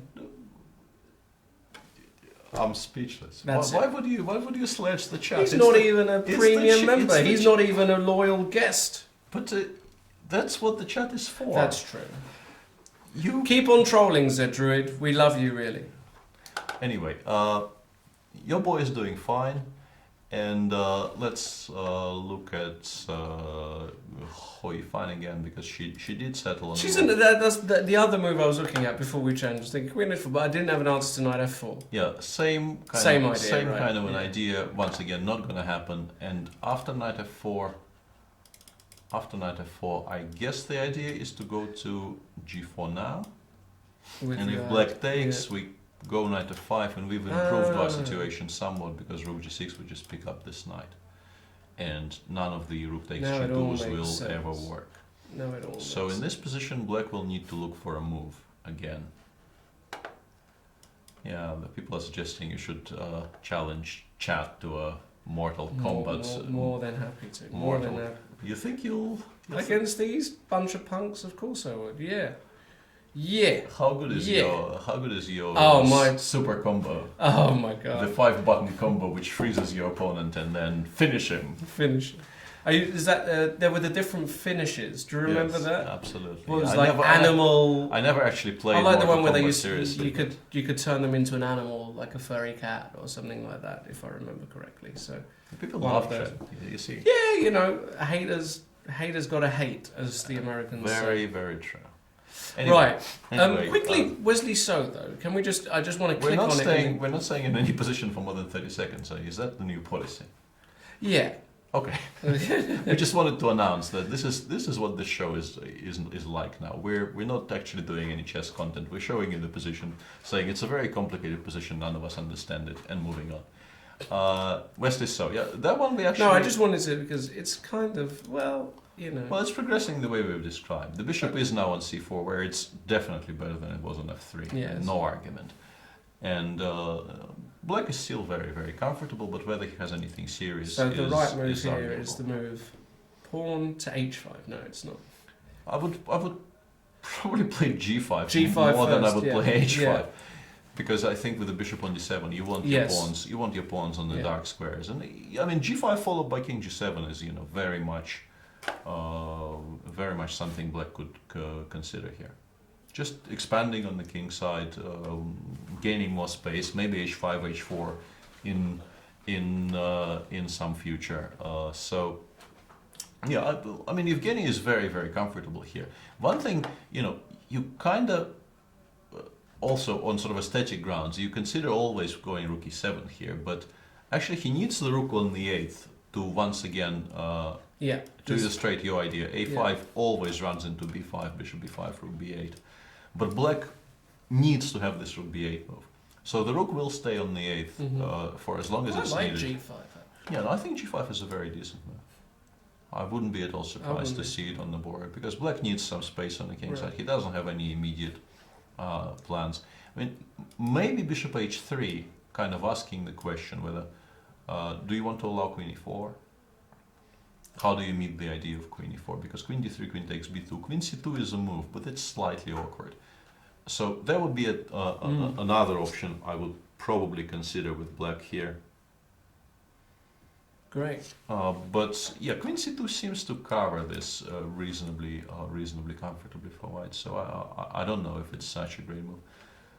I honestly I like G5 followed by King G7 and then sort of reevaluate again because I think Black's position is improved. White will never be able to do anything. Because with queens off, this position I don't really see. I mean, slightly better for Black. Once again, two little pieces on the board, probably holdable for White, but yeah, definitely very pleasant for Black. Okay, any other moves? No more moves. Knight b4 in Luki's game. Yeah, in the Dingler and one Wely game. Sorry. Anish Giri is getting a lot of hate in the chat about being. We've been discussing it every day with Jan, and we can also discuss it with you now. Do you feel it's completely unfair, or do you feel it's somewhat unfair? The amount of unsubstantiated hatred he seems to elicit in people. Well, look, I mean, let's put it this way. I get a lot of hate, and I'm just a bunny. And I would happily take the hate and say, do you know what, actually, guys, you feel free to abuse. I'm number 3 in the world. Where are you? We also made that point, but you don't get to number 3 just drawing. But I actually think that this draw thing is just probably it's a non-starter because he has a lower draw percentage than many of the people lauded by the same chat. I feel somewhat, we are on the same ground day after day after day because we constantly glance at this screen and we see it. But I mean,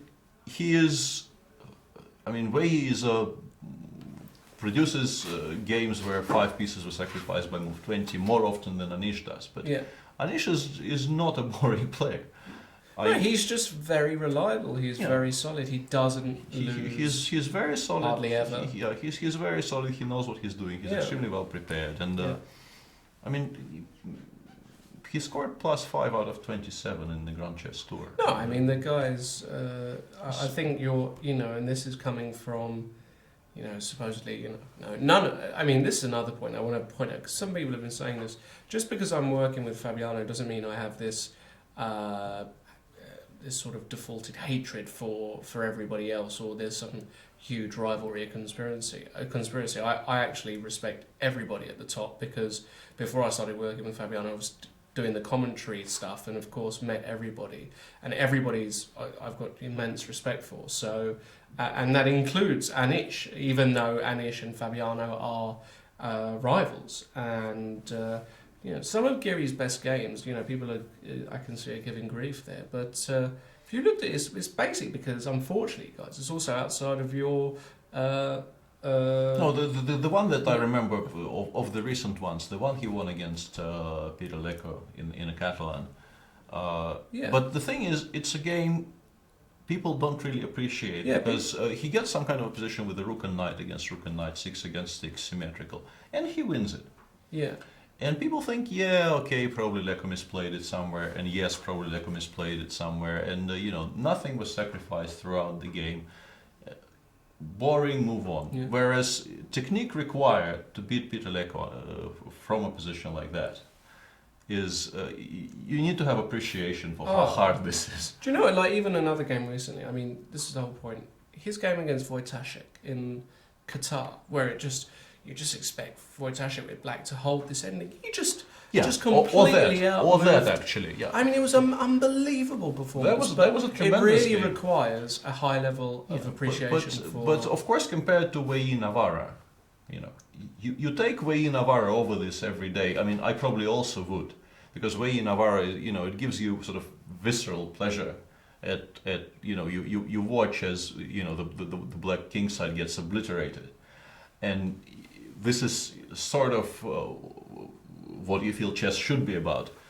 But it's not the only thing that exists in chess. Right. But okay, let's move on. I'm stressing. Yeah, I quite like this knight b4 move. Yeah. Knight b4 move by Luki. I think it's a very, very good move.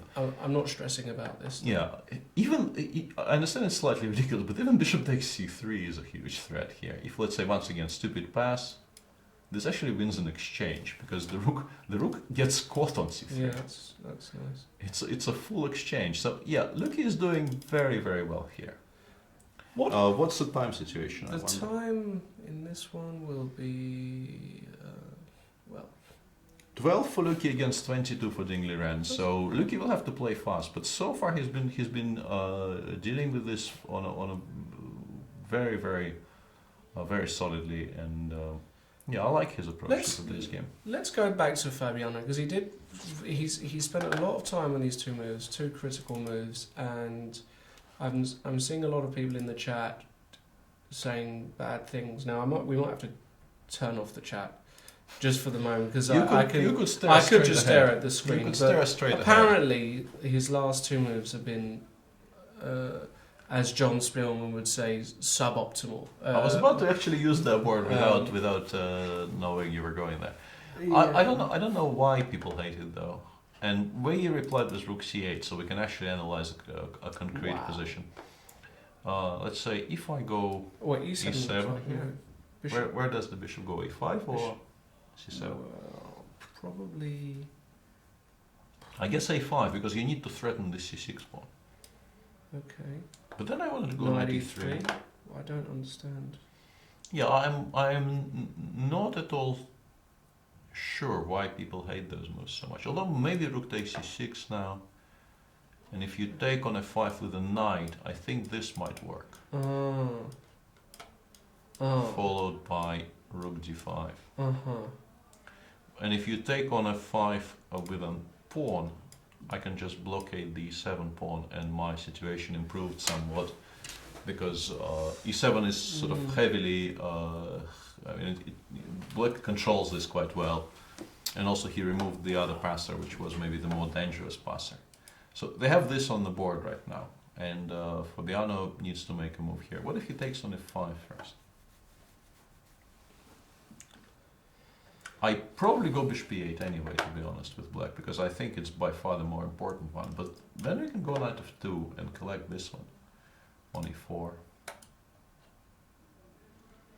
He probably is still better. I have a feeling that, as usual, because the machine suggested there were options available to him which were slightly stronger than this, people are upset with his play. But I don't really feel like he is no longer better. I just feel that maybe he could have been more betterer than he is currently. But so wonderful. Well, as you can tell, we're not using the engine here, so we don't know if there was a forced win, but certainly. Yeah, we're trying to avoid that for now.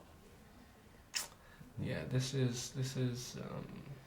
But I will say this. This is less clear now than I felt it was before. I felt the pawn, had it just put it on c7 as I was suggesting, I think on c7 it would have been extremely difficult for black to challenge that pawn, and I thought that was important. But I can also understand that he perhaps felt that if he starts pushing two of those, it will be much harder for Wely, especially in his horrendous time trouble, which I think is, can still safely be described as horrendous. 3 minutes for the remaining 15 moves against 35 for Fabiano here. Yeah, white should still be better, but I think it's safe to assume maybe he had a larger advantage earlier. We spoke briefly before game started today, and you told me that you felt that he's been playing well, but his conversion was maybe the one thing that was somewhat lacking. So you still feel this is holding true to a degree? We'll soon find out in this game. I mean, especially if you... Hang on a second, what if we would do this before we go on a tangent of some sort? Rook d5? Yeah, I want to go rook fd1. And I want to ask why I'm not winning. You can ask whether I'll answer or not. Different. Because if you take, but maybe bishop e8 is still the move here. Yeah, because rook c6, rook d8 actually queens the pawn, but bishop e8, those two bishops, they look horrible, but they do actually control a lot of the squares along the g file. And we can still take on f5. But bishop c6, yeah, it becomes g4, maybe? It becomes a bit of a mess. But I mean, I think there's no question that white is still better. Yeah, I'd take this with white. Of course you would. You're a pawn up, and the pawn on e7 is still alive. Of course. So. All you haters, stop. What was I saying about Fabiano? Well, yeah, I mean, it clearly it's something that has been slightly disappointing. But I think everybody knows that. You know, And working there with was an interesting tactic there which we missed. Yeah. Let's return to that. In the position where I cut off my analysis, actually E8, it will hang the software, but this is actually completely winning for white, which I did miss, and thanks for pointing this out. You see, chat is very useful. Chat is useful. Chat is very useful. Chat spots stuff we miss at with the speed we're covering this. No, I think white is definitely still better, but there probably were cleaner options available to Fabiano today. Let's just briefly switch from this game to the Karjakin Adams game, because Oh my! What happened? How did well, Mickey went f5, and I understand it I actually just understand it full stop, because now he no longer has to worry about the king side ever again. He did go b3, and after takes, bishop b1, he just sealed off the king side like this. That could be an excellent. Yeah, if you don't touch this pawn, you will never open a single file on the king side ever again. So Sergei took en passant, bishop takes, rook g4, knight f5. And now with a knight on f5 and a bishop on f6, you can sort of forget about the king side for a while, and black can start doing his free rolling on the queen side. Doing his thing on the queen side. This looks horrific. Looks fantastic for black. Yeah. Well, I wish for a Mickey win today.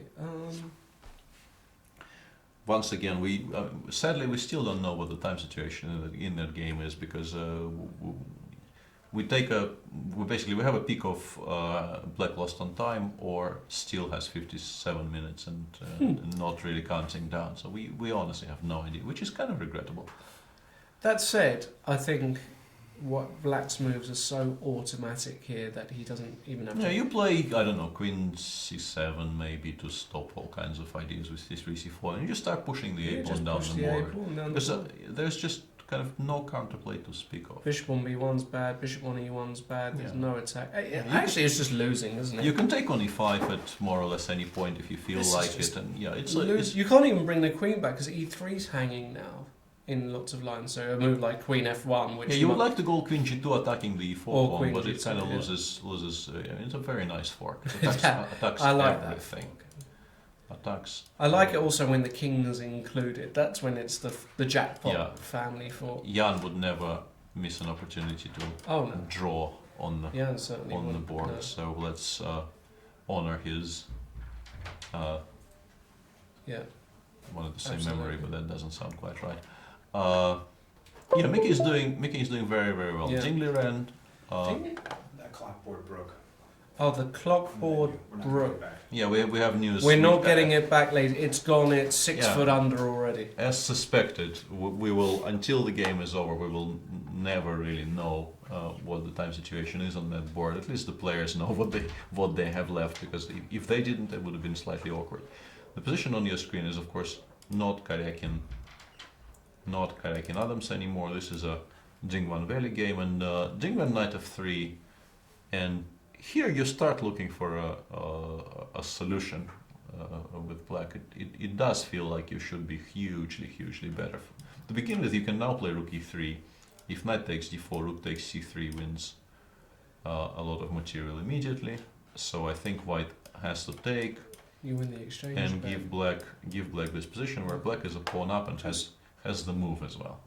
And play, I don't know, something. Queen d6 intending knight b6 next move, for instance. Seems very, very good, to be honest. Actually, because here... Yeah, seems fantastic. Even knight h... If knight b5, the queen takes d5. Yeah. Yeah, that is... Sorry, knight h4, you lose the queen. You don't actually lose the queen. Yeah, you don't? But you can take on c4 here and take on... Well, okay, no, but here a3, white actually might draw this. Oh, wow. That would be unfortunate if you allowed all this. So rook e8. Am I getting... Yeah, and there's knight b5. There's knight b5 in there. So this is one option for black. Another would be maybe to simply take on e3 with a bishop and a rook. There's also this, as I mentioned, this actually wins material. Regardless of how white recaptures, this actually wins material. And I guess Ding wants to switch to some kind of counterplay on the king side, but I don't actually understand what that counterplay will be here, because if bishop h6, I have like rook takes e2 comes to mind, or rook e4 Queen d3, rook e2 is maybe even stronger. Yeah, it feels like Luki is doing exceptionally well here, and is a matter of choice here for him now. So another game in which Black is doing tremendously well. Let's go back to Hoifan against Pavel Eljanov. Pavel went queen c8 straight away without going knight f4. Hoifan replied by going bishop e4. Now knight f4 does seem like a very logical move. Where does the queen go? What's happening, North? Having fun? Yes. We've got a guest. We might have to get the. But his the cartoon is. Are you Pavel Eljanov? The problem is I only dress up till here for the shows normally, so now you guys can see my baggy pants and everything. That's all right. It's not We forgive intended that way. That's good. The general consensus is there's going to be a lot of blood today, apart from the two. Blood and plunder. Sergey played King D2. I keep on. I know. I'm just very excited by that game. Yeah, Luki took on e3 with the rook, which is something we expected, but I think maybe bishop takes e3. Bishop takes e3, I just briefly decided to glance at what it says. Bishop takes e3 was probably objectively stronger. But what he has done is also very strong, so no real reason to criticize his choice. What's going on here, though? Jan, can you explain to us what's happening after bishop e4 here? Because First of all, I think we misevaluated the position, or I did earlier. It looked a little unpleasant for Black. I did some checking, and after she got rid of the light square bishop and his knight h4 was good, I think White is under pressure. Black is under pressure, sorry. And I don't like Black's position. Knight f4? What do you do? You don't like whose position? I didn't like Black's position last time I checked, which was 3 months ago. But the big question is, how do you react to knight f4 though? Come on, you're the chess expert. Don't ask me stuff like that. Any anchorman quotes, I'm game, but Queen f3. Yeah, but queen f3. I was trying to work out if I can actually do this. Bishop takes. I wanted to go either d takes e3 or maybe d3 followed by some jumps. Feels like you're so discoordinated. I should be able to use it somehow. I don't know. You take c3, you take with the bishop, I think, and I couldn't find any solution there. Bishop f2, you drop a lot of pieces for the queen. Yeah, I do win the queen probably here, but I probably have to give up my entire set for it, like knight h3, g takes, rook f2. Maybe it's okay. King f2, queen h3, knight f3. And this setup with the king and a knight next to each other, as we all know, they protect against every single check, and White is completely winning here. Yeah, we don't really know what's going on, to be honest. It's very hard to understand what's happening and why in this game. I think time travel may have a very large say in it, because it's still a very confusing position. Yeah, people are calling it the Sleepy Hollow commentary, because Jan is. I haven't watched the series. Jan is a headless horseman there. Not anymore. Shouldn't I'm have too done. old to do many of these squats. Yeah. I came here to interrupt the show as I tend to, because I think we have a little video clip which I wanted to set up an interview with Navara and Mamedyarov by our outside reporter Fiona. Okay. He keeps on using the word outside, which brings me... Do you want me to vacate the seat? Is that Not necessarily. I want you to go on break, so we'll set up the little clip so we can actually see what's going on there. But before that, let's play our favorite game, because I'm curious. Peter Svidler has 4 seconds to evaluate every position. Okay, let you click between games at least. Do you think I can do it randomly? Okay, I know. Start from the top. Start from the top. Yeah, Giri, Carlsen, draw. White is slightly better, not as much better as before. Becoming closer to equality now. Black is better. Black should be a lot better. Have no idea, tried to work out, did not. That's it.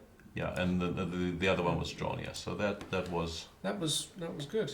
And we'll have an interview for you in a little bit if Jan manages to actually defeat the software. Don't you worry. See you guys in in a minute. Bye bye. Oh, let me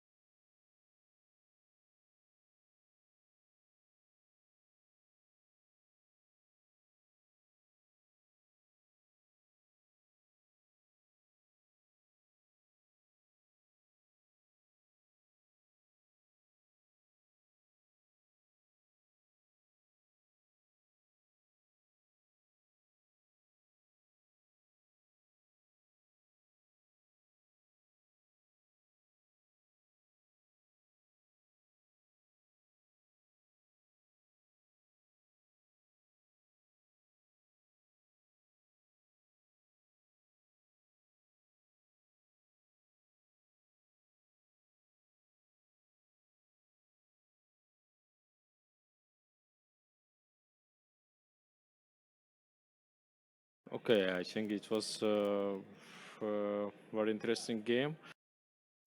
I'm joined by Mamedyarov and David Navara, who just drew their game in round 10. What's your impression of the game? Maybe I'll start with Czechia. Okay, I think it was a very interesting game. I played some new ideas each six move. After this move, okay, it was very interesting. He played knight d2 and he gave me pawn. After pawn, it was very okay. Maybe it's good attacks, but I think his black is absolutely okay. I need to play some accurate moves. Okay, after I think maybe it's more principal moves is you move h5 inside to take f3, or after take rook e8, maybe some chance. I don't know, because in the game, okay, I take f6. I think it's just draw. It's finished draw. But he played very interesting. He gave me a chance to play also for win, and thanks for this game, David. And what do you think, David? Yes, I also thank you. It was an interesting game, but a relatively short draw. Okay, I tried to play principally after h6, e takes d4, but okay, I really didn't achieve any advantage, and I also could try to play a bit more sharply afterwards, but it was connected with a big risk. So I was also happy to. I was happy to make a draw. Well, I think both of you have been some of the most exciting. You have both provided us with very exciting games. Did you have any particular feelings about facing each other? Because you're both so creative and. No, okay. I was waiting his game like it. He give me some pawns and I will get, or I will give him pawn. He will get. I was waiting. It's like it, but okay. We'll play really. I think it will be more interesting. It will be very dangerous game, but okay. Some moments we need to play some accurately moves. So really, if I play very risky, I can lose immediately. And for this time, for 2 hours, I can lose no draw. And I think okay, I need to play accurately moves. Of course, I want to win also, but like David, but he give me a chance. But I still don't know how to play for black.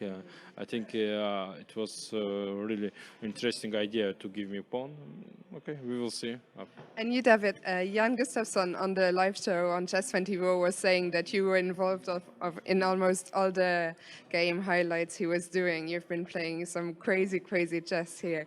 How did you feel about playing Schach? Okay, Shahriar is a very strong tactician, and I wanted to be a bit more careful, but you know, it's just the idea with which I come to the board, and then some wild complications arise. I'm trying to play also interesting chess, but frankly speaking, when I'm playing with black, some boring draw in Berlin would not be so bad for me, but the opponents don't allow me to do that. I think I played even more interesting chess at some tournaments, but I'm trying to avoid boring draws, and mostly I'm successful, at least in this, not necessarily in the game. Well, it's great for the spectators. And just one final question. We are in Utrecht today, and we just received an official confirmation that there are 3,000 spectators. So how did it feel today playing here in front of so many people? Okay, those draw is 3 times. Also, it's 30 moves. I think. Yeah, it's like it. Yeah. But how did you feel about so many people are here in Utrecht watching you? Okay, we can see also is too many people is coming, and also in Amsterdam is same Amsterdam. And I am from Azerbaijan. In my country, in every game coming is well like it, 200, 300 people. When we play chess, as you've seen some strong tournaments in World Cup and everything. I think it's very interesting and it's very good. Is chess lovers is too much here. It's very nice for us, and we try to play nice games for chess fans. But okay, it's a short game, but it's interesting game. And what about you, David? Do you have any plans to have a look at the museum now, maybe? Maybe I will. If I cannot leave earlier, we will see. And I want to say that it's really nice that many people are interested in chess in the Netherlands. But okay, I mostly focused on my game. Okay, well, thank you very much to both of you for the interview and good luck in your remaining games. Welcome back, boys and girls, to round number, which round is it? Number 10 of 10. the Tata Steel Masters. I'm Jan Gustafsson, even though earlier it said I was Jan Gustafsson. I wasn't Jan Gustafsson, I was Lawrence Trent. It was very confusing. But now I'm back. I hope you guys were nice to our friend Lawrence. What did I miss? Fabiano's winning? Fabiano seems to be winning again, or yeah, seemingly completely winning now. Wely, I think eventually his time travel did him in. He resigned, it seems like, or lost some time. Yeah, probably both. Resigned because, well, this is a bad position. One, no, hang on, I wanted to show a nice variation, but it's not that nice. So I will refrain from doing that. You can send I can show a nice 95 variation. check, yeah. All right. Oh no, I'm not going to queen because it might kill our system. You never know. Yeah. So Wely loses his first game in round number 10 against Fabi the fabulous Caruana, who closes in within half a point Yeah. of Magnus Carlsen now. I saw something which I thought was potentially worth discussing, but I don't know if you have any confirmation from it. Maybe you've seen it somewhere. Apparently, Magnus said that the opening in his game was shameful. I'm not sure if he meant his or Anish's approach, and it seemed like an interesting quote. He played something he always plays. Anish tried for something reasonably new. It did not pan out. The game was drawn. I don't really understand why this was shameful at all. But I think he means bishop takes c3 was shameful by him because he knows c5 is the best move, but I don't have any confirmation. I haven't seen it. somebody quoted this in chat, so I thought that was mildly noteworthy that he felt compelled to make that comment. Anyway, we have two very exciting games going on now. That let's show the end of let's show the end of Caruana Wely because this game is over. Fabiano won. We last saw it after e7 bishop a5 and move 25, and I was actually advocating g takes f5 bishop e8 when in fact you should take on f5 here. I was wrong about this quite badly. And after bishop e8, as I actually pointed out to Lawrence, knight f2 is very strong, and once the e4 pawn fell, black's position collapsed. Knight takes e4, rook takes e6, rook fd1 is also very bad, but Wely took on c6 with the bishop, which allowed Fabiano to even take on b4 with the tempo. Yeah, bishop takes, rook takes e6. Not that hard actually. I might have spotted that on a good day. Yes, and yeah, white is what? 1, 2, 3, at least 3 pawns up. I can't really Yeah, count. and those are quite far advanced. Yeah, and those are important kinds of pawns. So this game has been won eventually quite convincingly by Fabiano, although I think the machine insists there were cleaner ways to convert from a certain point. Aren't there always? Yes, but the two, one is actually close to completion, so let's go first to Karjakin against Adams. Karjakin didn't have a good position last time I saw it. Let's see. And it's gotten worse. Ooh. It's Ooh. gotten worse, and yeah, this is now just, I think, well, completely lost. No attack, all of your pieces passive, and the b2 pawn about to fall. So What happened? I have some questions. First of all, would you have played c4 Yes. here? You would have? Yeah, I was advocating. I was very curious about cd, rook c8, or b5 immediately as well. I wasn't sure if this was fast enough, but it is, eh? I think in this particular position, with the setup which they have on the king side, black is just faster. And Just my for- second, yeah. my second question is, what went wrong for Karjakin if he knew this very plan in this very line? Why do you end up here? I still don't understand it at all. I think he got very much sidetracked by the tournament situation and the 2.5 out of 9 that Mickey had before this game. This would be my guess because yeah, his play today was really unrecognizable from what he normally does, and the opening choice was strange, and the following play was also quite strange. But I think in general he just felt that the tournament situation, and in particular the fact that he's playing somebody who's having by any description as having a nightmare,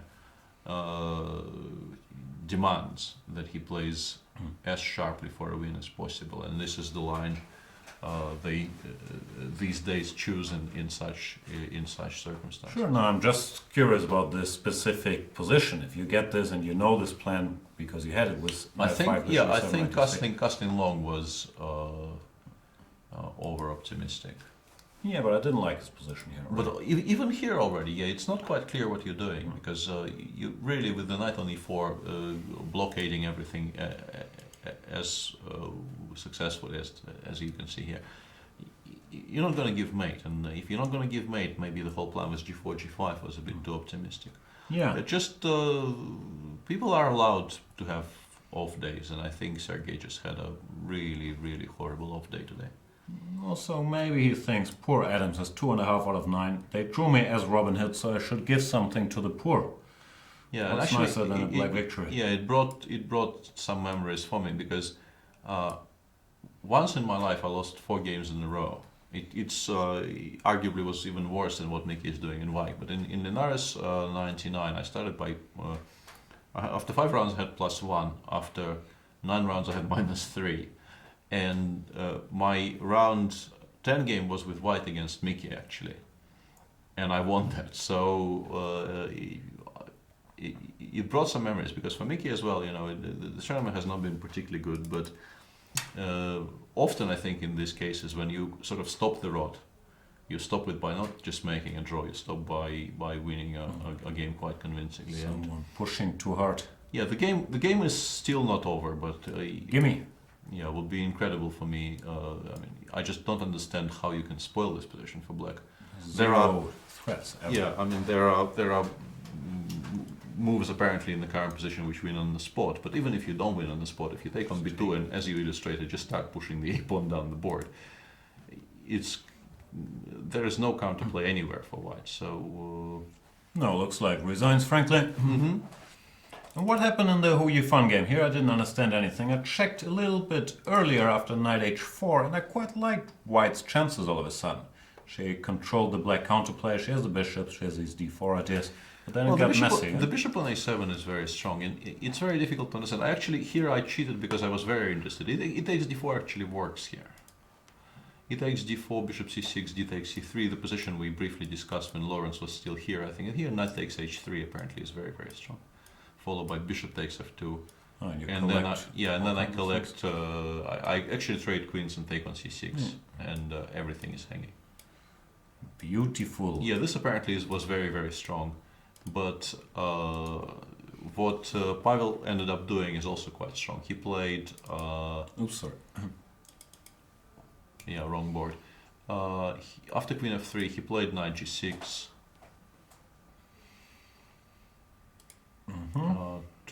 Exchanged off one of the attacking pieces white has. Queen g5. Knight f5, e4 maybe was, from a practical viewpoint, slightly more tricky for black to navigate, but now he's just taking a pawn. yeah, here it seems like he simply has a reasonably healthy extra pawn here. It seems like Hoey Fun is definitely worse here. Depends on how much, because the pawn on d3 might actually become weak if white manages to stabilize. But for now, it's a reasonably healthy extra pawn which requires constant attention.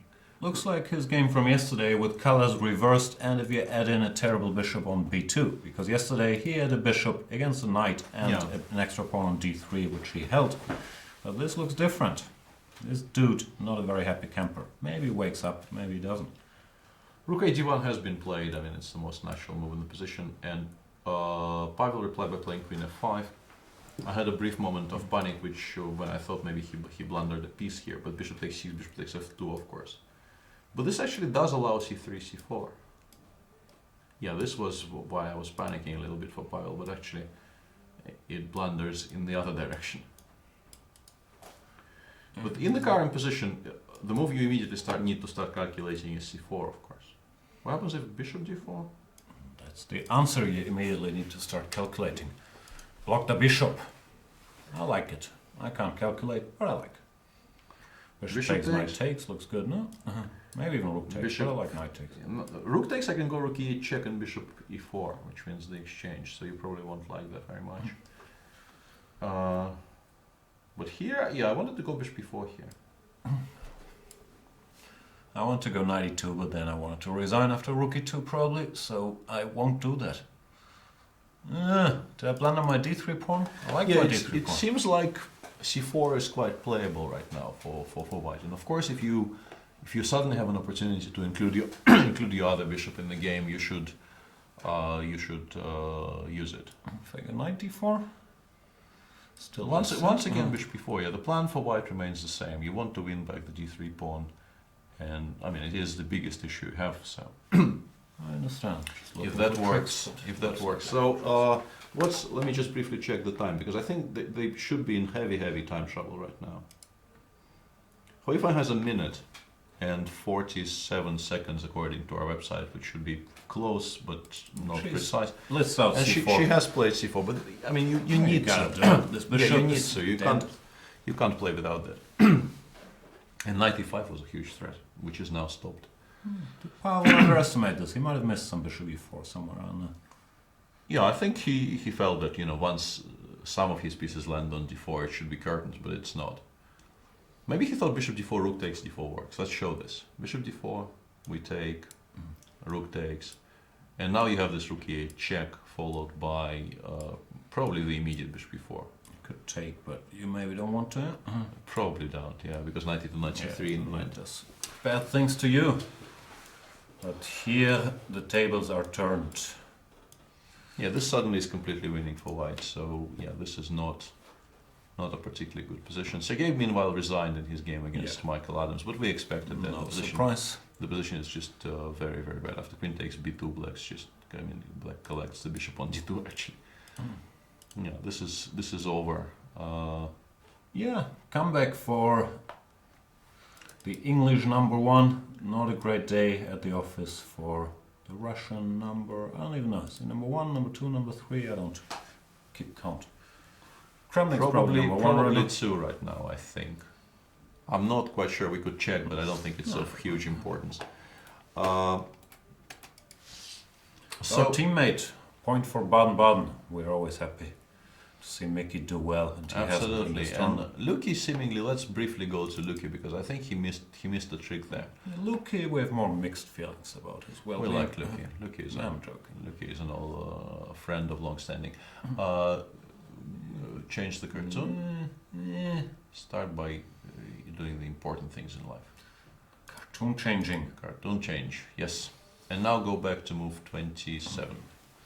Maybe this will be flashbacks for Luki, because last time they played he had a winning position and he went on to bungle it. So 92, Queen f6, this still looks very nice. And here knight d3 is basically any knight, frankly. But I would go knight bd3, it looks more natural. Go for forks, Queen 3, g4, Yeah. and you will It was fork actually, him up. Yeah, it was actually winning material. It's a very strange miss also from Luki. Maybe I would have seen that. go back. Maybe after knight bd3. Maybe he thought, well, I can play queen d4. Can you spot what's wrong with this move? No, but I could take. Yeah, that exactly is what's wrong with this move. And queen f6, knight f2 is a very nice little construction. Meanwhile, Tomashevsky has been drawn, also not particularly surprising. Let's just show the final position. Everything came off on the queen side. We thought Tomashevsky was slightly better at one point, but he allowed mass exchanges, and after that there was really very little doubt that the game will be eventually drawn. Not the most action-packed game. Wesley So still fails to beat Yevgeny Tomashevsky, lost the game in the past, 2 draws. Tough out the professor.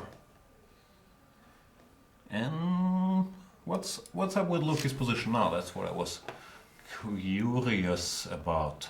Well, he's still doing fine, but it's very difficult to understand why he didn't go for the forced continuation, which looks extremely unattractive. A6 is a threat, yeah. I want to go d6, but I guess I will not be.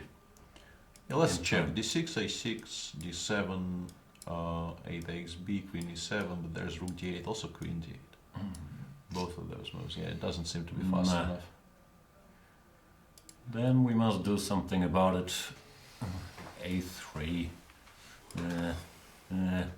A3 might be a clever little move for intending bishop f1 next move, because black also has a I wouldn't call it necessarily a threat, but like a hint of an idea with queen f2. So yeah, a3 is one option, and also you can sidestep the pin and play queen a4 or queen c4 or something. But there wasn't a square I liked. Like a4 looks funny and c4 looks very funny. He goes rook d4. Rook d4 also defending the queen, which is good. Abandoning the back rank, which is bad.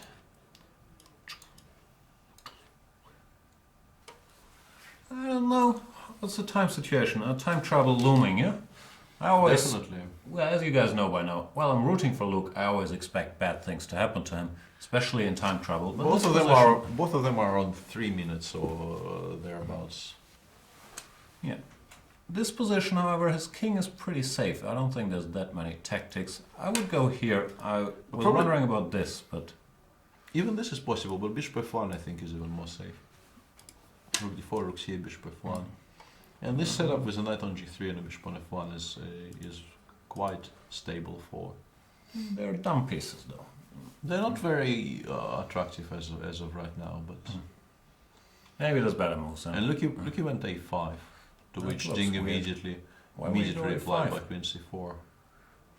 Yeah, that seemed like a strange choice. And now, if you allow d6, d7, you could be in trouble, which is why you probably should go rook d8 to Stop begin it, but with. that's yeah. passive. I want my rook on an open file. Well, I think black is still doing quite well here, to be honest. But white has very decent chances to hold this.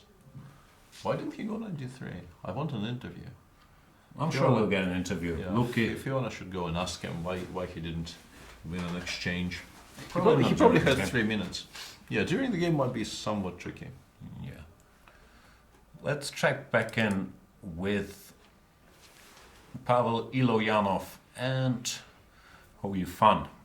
G5 on the board after c4. Queen e4. Forcing. Why not here? I want to keep queens on the board. I don't know, bishop d4 might be a move now. I quite like queen e4. I think queen e4 is a good choice. Okay. Takes. You have to take with the rook, though. Now my rook is under attack, so I should block it. I can't move it anywhere good. No, bishop d4, knight d4, knight d4 probably. Because here I will take, and I will take on d3 next move. And this seems fine for white. Seems like it Draw. should be just a draw, yeah. And what's the difference? Knight d4 There's rook d2 in the end, I takes, suspect. takes. And rook Yeah. d1 check apparently is very strong. Ah, And as you have probably worked out, whenever I use the word apparently, it's mainly due to the fact that I'm reading something off the screen. that's okay, but apparently bishop f6 is very strong here. Well played, sir. Well played. Yeah, it does seem like white's Feels activity. like white has Yeah, counter strike. white should survive this, I guess. And he goes bishop d4 without taking on e4, which is something we did not consider. Queen e4, he played bishop d4 straight away. Hang on. This dude is loose. So there must be some ideas behind this. Bishop c6, you take b2, f2, I think. take here, yeah? Yeah. And are you in time to... Ah, yeah. And there's b takes c4 in the end, but you can include c takes b5 at some point. Yeah, I just want to get the landscape, but here, yeah, bc, rook f2 or not, okay. Queen f5, rook f5, and you can throw in c takes b5 here. That looks much smarter. Yeah.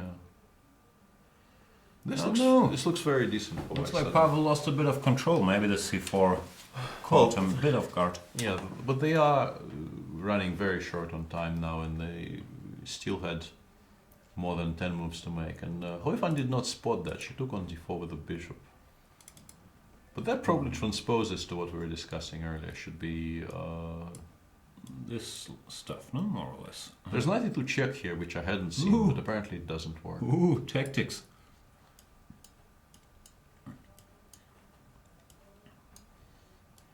Yeah, Ooh. Ah, but I have a counter. there is apparently a counter tactic which is very, very attractive. Yes, he takes b5 here. I don't get it. I thought I had this counter, but then there's a check. Yeah, no, he takes b5 here, and Maybe we don't want that, I understand. maybe rook a2 probably, and then starts running. And if you take with the rook on b5, then you give a check and go bishop b2, and this is apparently a draw. I don't know much about geometry. Yeah, Finding any of Not this easy. will be very, very This tricky. is- Yeah, we are, we are obviously expert at reading lines off the screen, but there is no screen for them to read lines on. So let's maybe you know switch. what? I'll switch off the engine, so there's no more lines for us. Yeah, And and heavy heart. However, this is on the board.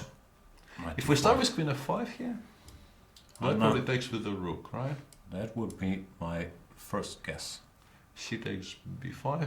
I guess rook takes b5, or maybe even knight I f3 can and rook throw takes in b5. this, no? To keep the pawn. Yeah, this is No, not. this is bad. Yeah, this is just bad. Yeah, you shouldn't do that. No. The thing is,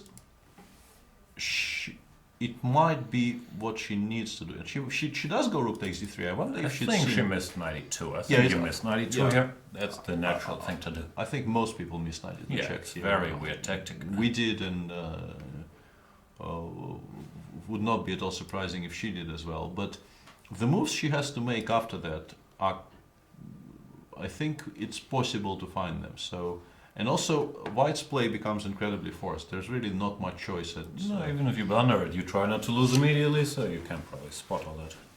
Yeah, knight e2 you'd probably take with the rook, because you need to at least lure the black rook to f5, where there will be some tactics Also, along the light there's squares. limited choice. Yeah.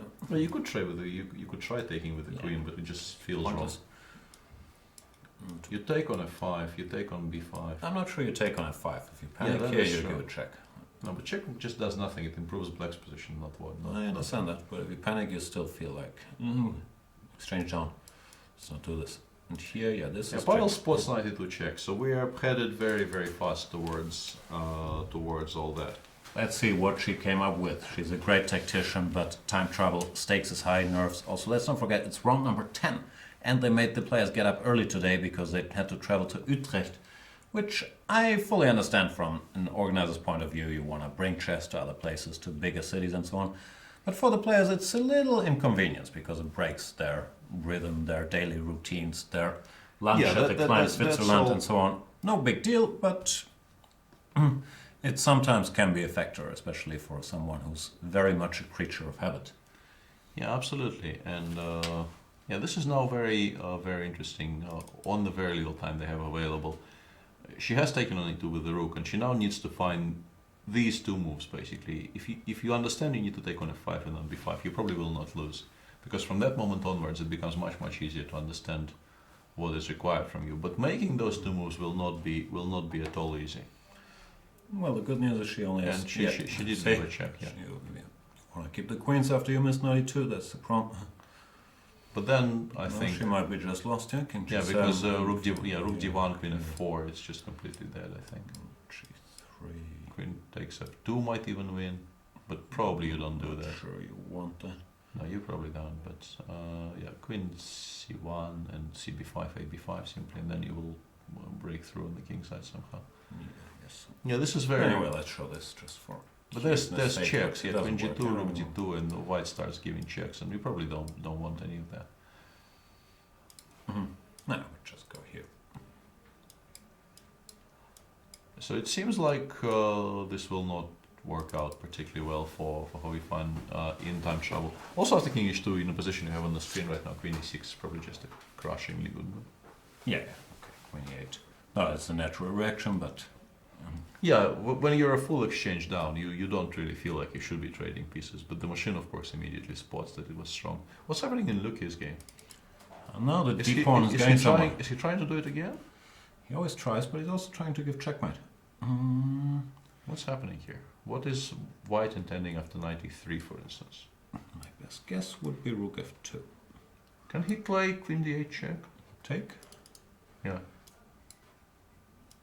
Maybe, let's say here. I take on f6. King f6, d7, I'm fairly sure I calculated correctly. And here, yeah, knight e3. Must rush. Yeah, queen f4 is an unpleasant move. But knight f1, Yeah. this looks very strong actually. I'm not sure Black is lost here, but you're certainly not No, playing for a win. I'm not claiming any kind of loss. But, You might be lost. But yeah, rook e7, bishop c4. If you don't even win the b3 pawn straight away, yeah, you might end up being in trouble. Yeah. How do we do this? Ah, 93. 93 is actually already on the board, so Ding now has this option. And you get the feeling this was why he went for all this. Ding is not gonna blink here. No, of course not. Yeah, I think he spots an opportunity like this straight away. Yup. Looky. Yeah, this will be heartbreaking if the story repeats itself once again. Sometimes it does. As human beings, we tend not to learn from history. Normally because we're too lazy to study it. I'm not sure if that made any sense. Probably not. Yeah.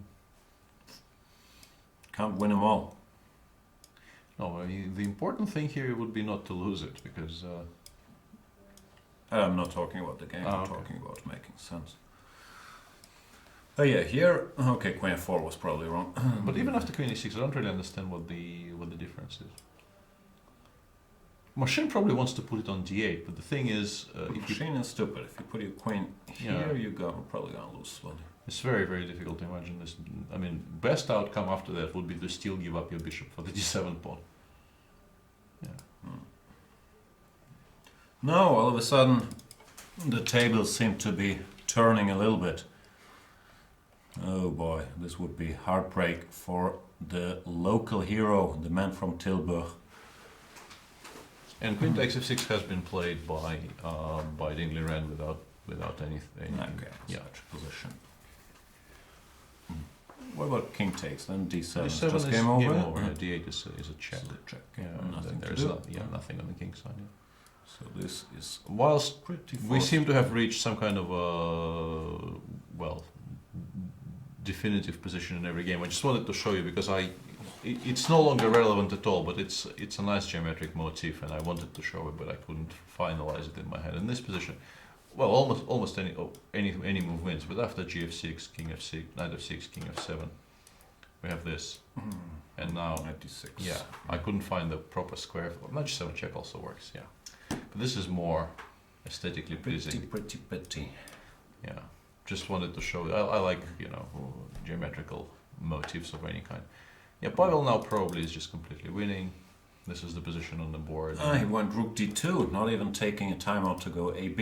Yeah, rook d2 and bishop g2 is probably the only move not to lose on the spot. But rook takes f2 and black will. It's hopeless. Yeah, The black king is too weak. Yeah, black will crash through on the king's side. So a very unfortunate, well, very likely loss for Hoi Fan today, because she played a very interesting game, and she almost managed to hold on even after it started going Pavel's way. No, I think she just blundered. Knight e2 and then panicked, and if you're panicking or you have 1 minute, it's very hard Yeah, to find this computer line we mentioned. Yeah, on a minute, it's so unobvious that you're doing fine after queen f5. And also this is a very unusual motive because you're fixated on bishop e4, but to go rook e8 check, bishop e2. Not Yes, easy. it's all incredibly hard to find if we are honest. Yeah. What's Luke doing?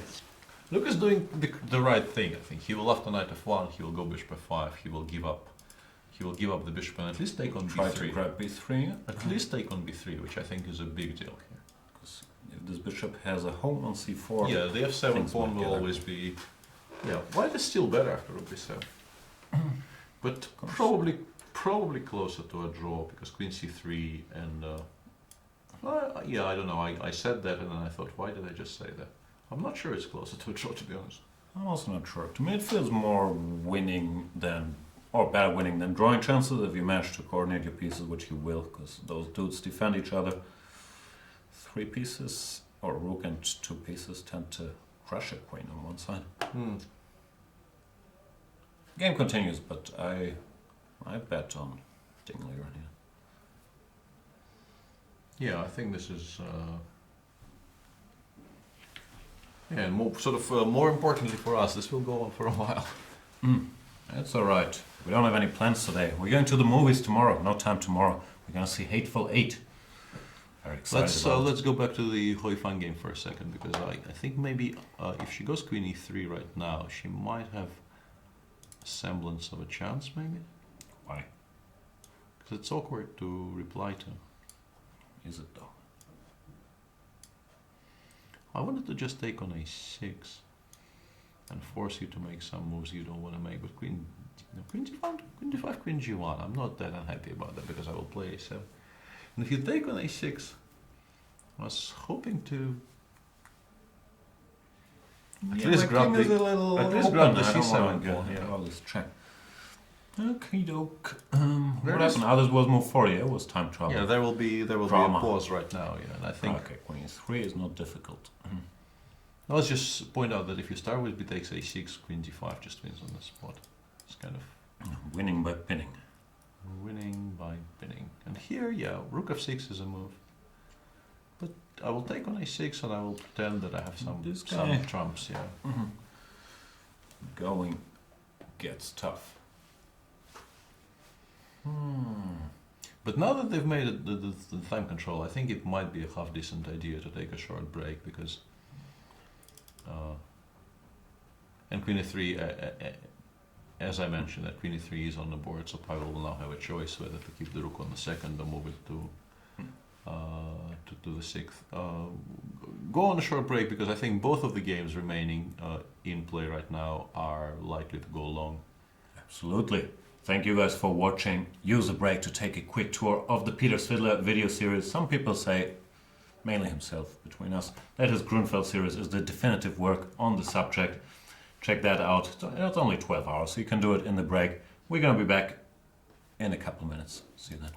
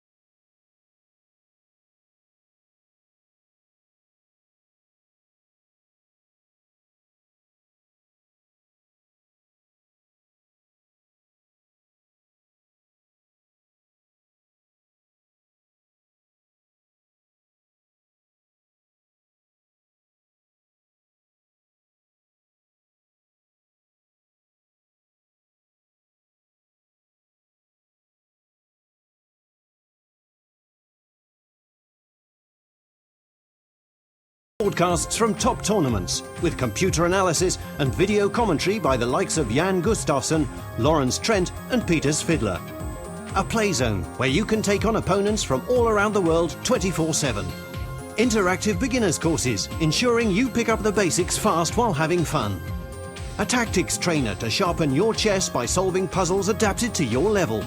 Hundreds of interactive videos letting you watch and learn from star players such as Vichy Anand, Peter Svidler, Paco Vallejo and Hu Yifan. You've given up on that outdated computer? That's why there are more reasons to use Chess24 on mobiles and tablets. Full playzone access, including pre-move. A tactics trainer so you can stay sharp wherever you are. Computer opponents you can challenge even when you're not online. Live broadcasts of top chess events. And the half? It's free. Well, that's half true.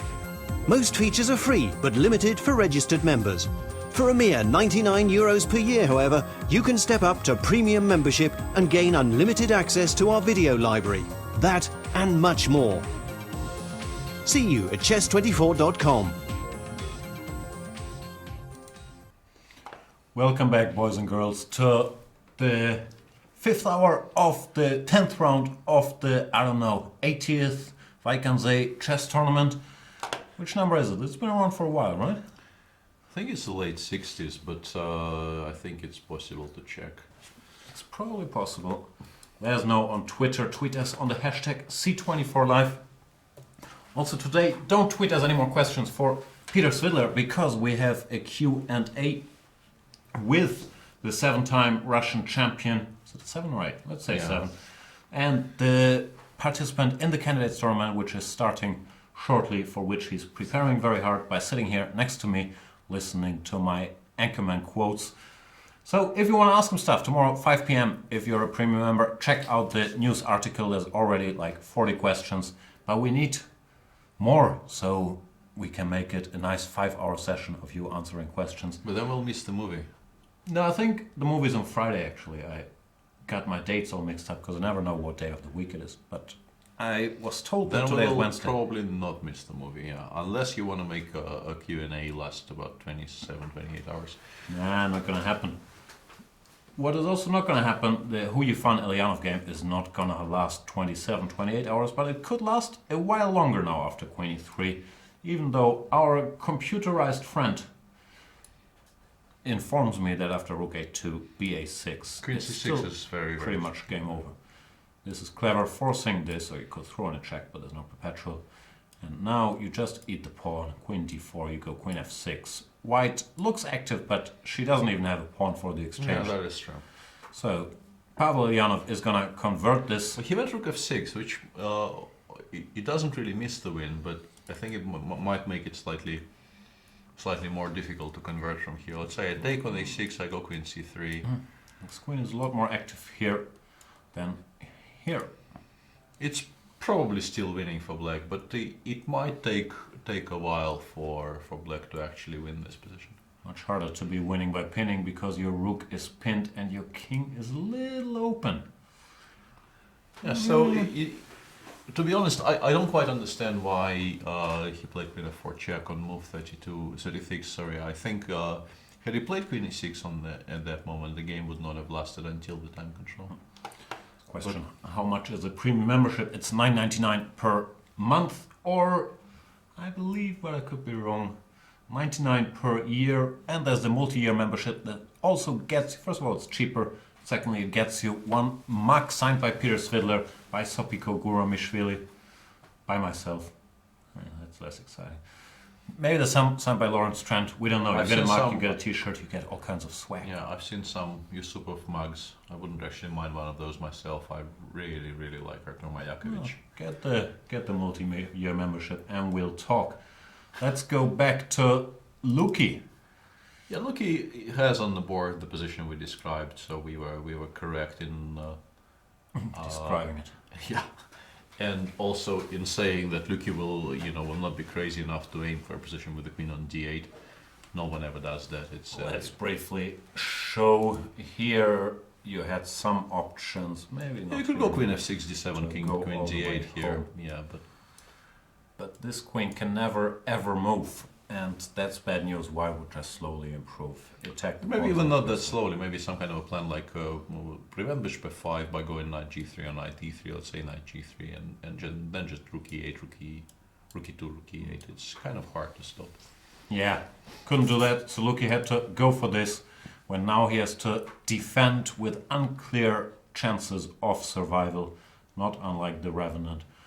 And No, in the Revenant, I haven't seen the movie, but I think there's a very simple rule of thumb. The actor who is being mauled by a bear, you look at his face, you don't recognize it's probably Leonardo DiCaprio with a heavy beard.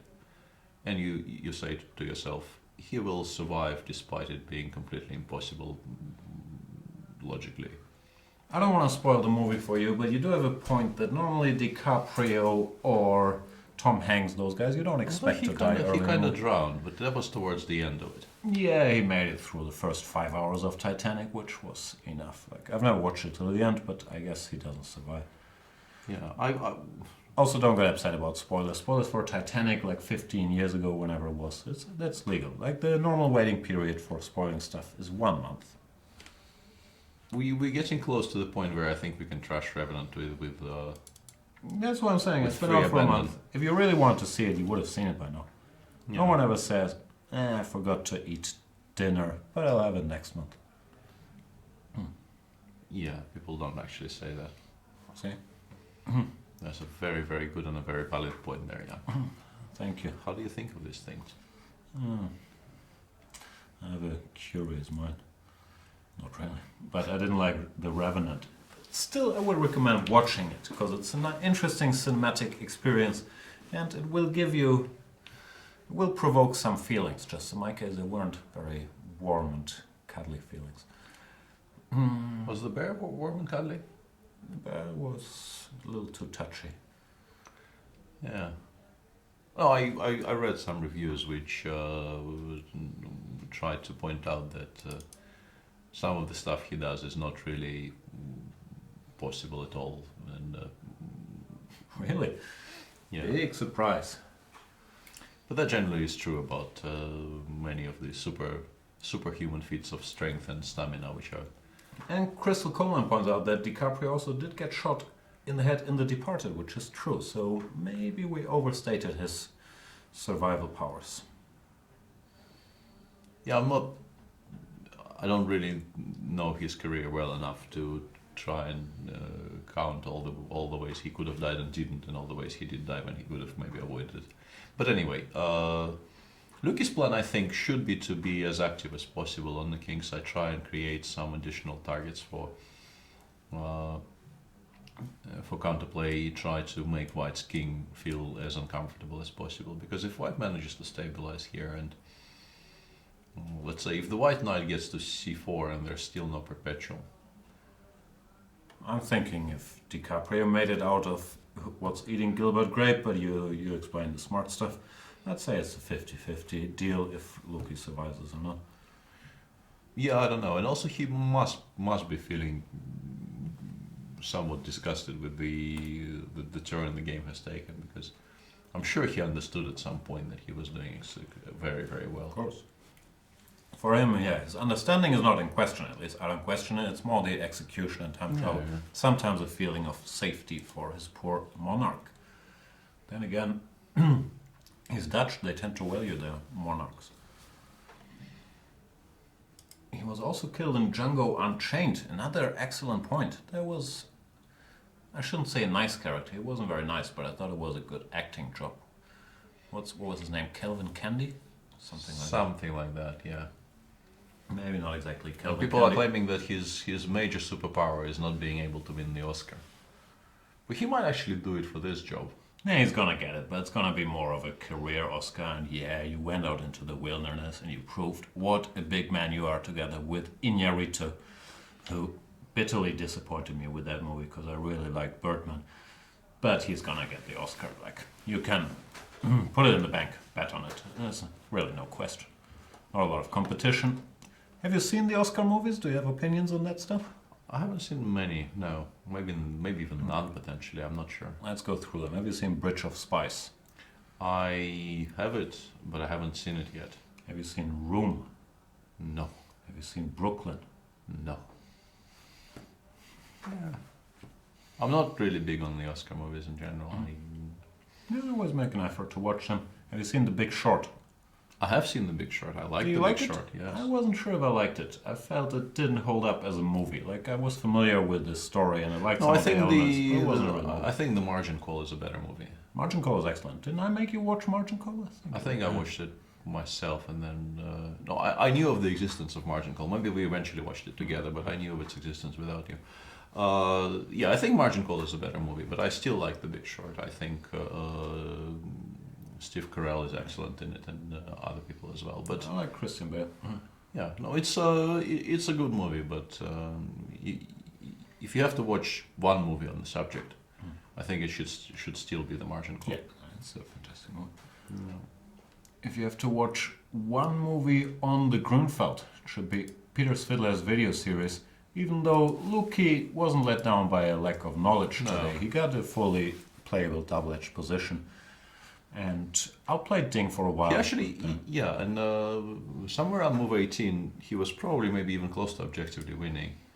After knight of 3, the machine just thinks that you can take on c3 and on a2, as I was pointing out when we were on with Lawrence at the time, and I was saying this is actually a huge threat. And, you know, black wins a lot of material here. Yeah, More you gotta than be a little careful with your king, but I understand, but what he got in the game was also very, very strong, but I thought this was the most concrete decision and a very strong one.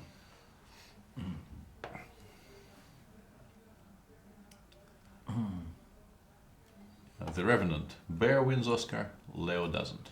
Bear did a fine job, even though No, I don't think could Bear have finished it earlier. Yeah, exactly. I mean, no, and that's not actually what I thought. Where you were going with this.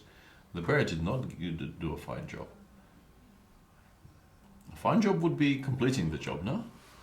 I've seen the movie. I thought the Bear did all right. Did what it had to do. Yeah. I don't know. Hateful Eight might be the last hope, but it had mixed reviews too, so not a very impressive movie season. Also, I've heard that there is actually a break when you go to watch Hateful Eight. They actually make you take a break halfway through. The last time I watched a movie with a break was, I think, during Tilburg '97, when I went to see the first Men in Black.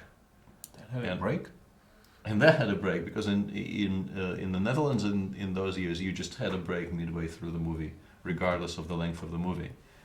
And I remember I went alone, and in the theater, I think it was that movie or possibly Last Man Standing, but it's much harder for me to imagine Kasparov watching Last Man Standing. I think I went to see the first Man in Black, and I found Karjakin in the theater, so we watched it sort of together, although we went separately.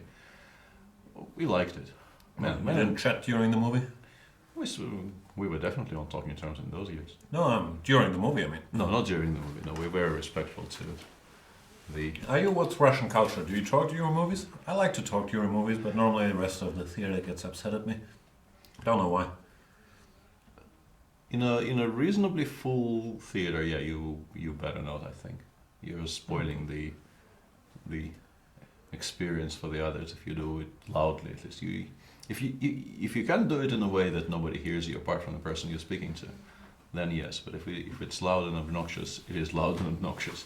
I like to think I'm adding to it by giving witty commentary, but I like to think the same thing here. So, I'm not sure. Might be a matter of perception. Rook d7 is on the board. Is looking on oh4, or is there any threat? No, I think he's just stabilizing. The rook will come back, make sure that he can start getting his stuff out. Rook d3, probably play h3 to make sure you don't blunder anything on the king side. And then you start moving towards the queen side. Yeah, the big question is, can you control all these squares before black? If black gets f5, g4, whatever, without bad things happening, there's probably fair drawing chances. That's what I thought, yeah. And generally, I think it will be very hard for white to get very far with the king still on h1, let's say.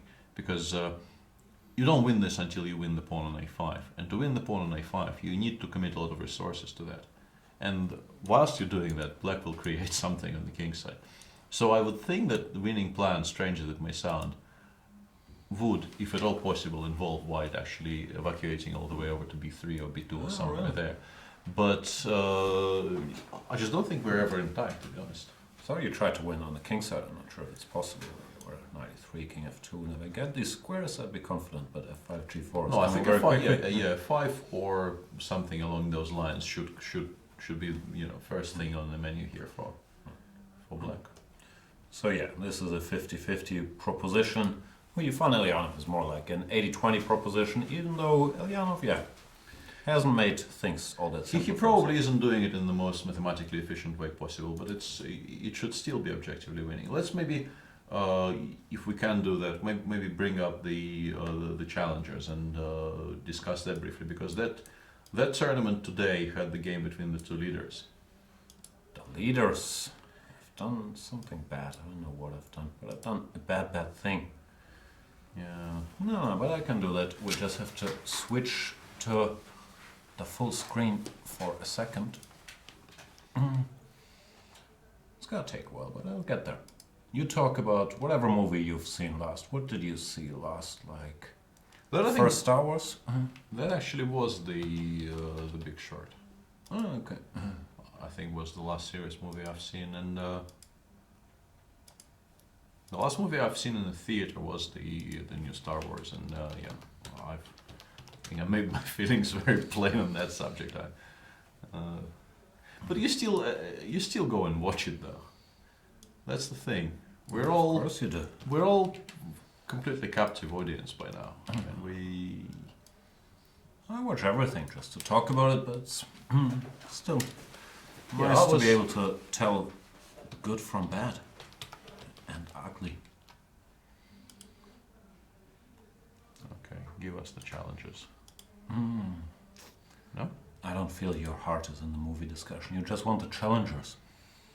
I kind of do want the challengers, but mainly to just mention that since losing to me in the Banter Blitz, Jordan Van Forest won 2 in a row today, very convincingly mating Benjamin Bock. So once again, people, you should line up and play Banter Blitzes against me and Jan and whoever else is doing them. It's good luck. I also beat Jordan in the Banter Blitz. Yeah, do it during tournaments, do it in between tournaments. I also beat the German under-16 world champion during the under-16 world championship in Banter Blitz. It's clearly good luck to lose to me in Banter Blitz. Even if you have a winning position, you should always resign because it's very bad luck to beat me, but it's fantastic luck to lose. True story. Zhou and Jun won against Miguel Admiral, centralizing her king, and this endgame did not seem much fun to Miguel, therefore he called it a day. Still a game going between Yeah, and that is the one I wanted to touch on briefly, because in the context of the tournament, I think this is the most important one. Although Dreyev won convincingly today against Nino Batsiashvili, so he is hot on the heels of the leaders as well. But yeah, this is a game where Adiban is white against Safarli, and they were ahead of the pack. I think Adiban was half a point ahead of Safarli before this one. is correct. And it seems like Adiban is doing quite well here, but some really strange things happened earlier. Yeah, the game continued sort of along normal lines up to here, and in this position, Eltaj, for some strange undisclosed reason, decided not to make the move knight d6, which I think in a blitz game, anyone, including himself, would have made sort of on increment. In any game, though, this is a very useful move. You restrict the queen, you defend your pawn, defend this pawn, you prepare for knight e4, you use the right piece to block the d pawn. It just seems like, you know, the It's most weird natural, matchmaking. the most natural and the most obvious move in the position. Instead of which he played queen d7, allowing queen e6, rook d8, white played e4. Perhaps he felt he's winning the d5 pawn here, now that I think about it. Maybe he thought fe4, rook e4, queen d5 was very strong, but rook takes e5. And suddenly, Tactics. Yeah, suddenly this little tactic means that Black is now fighting for survival, actually. His position is quite unpleasant because the pawn on c3 cannot really be attacked, whereas the pawn on b5 is under severe pressure by both rook and knight. And there were some dramatic events and time trouble, but the position they have on the board right now should probably be winning for white, I suspect, because he will take on h7, both d5 and b4 will fall, but it gives me an opportunity to once again tell you that one runs faster than two, right? Just start pushing the h-pawn, and Black will either have to destruct both of his pieces to try and stop it, or if he tries pushing the b and c instead of against the one pawn on h4, I think white stops those two pawns reasonably comfortably whilst continuing on the king's side. So great winning chances for Radiban today, and if he does win, he will be in a prime position to win the tournament. So one runs faster than two. No, I'm thinking of dumb jokes, but I'm not going to go there. I'll leave it in my head. It was very funny, but I'm not going to be able to do it.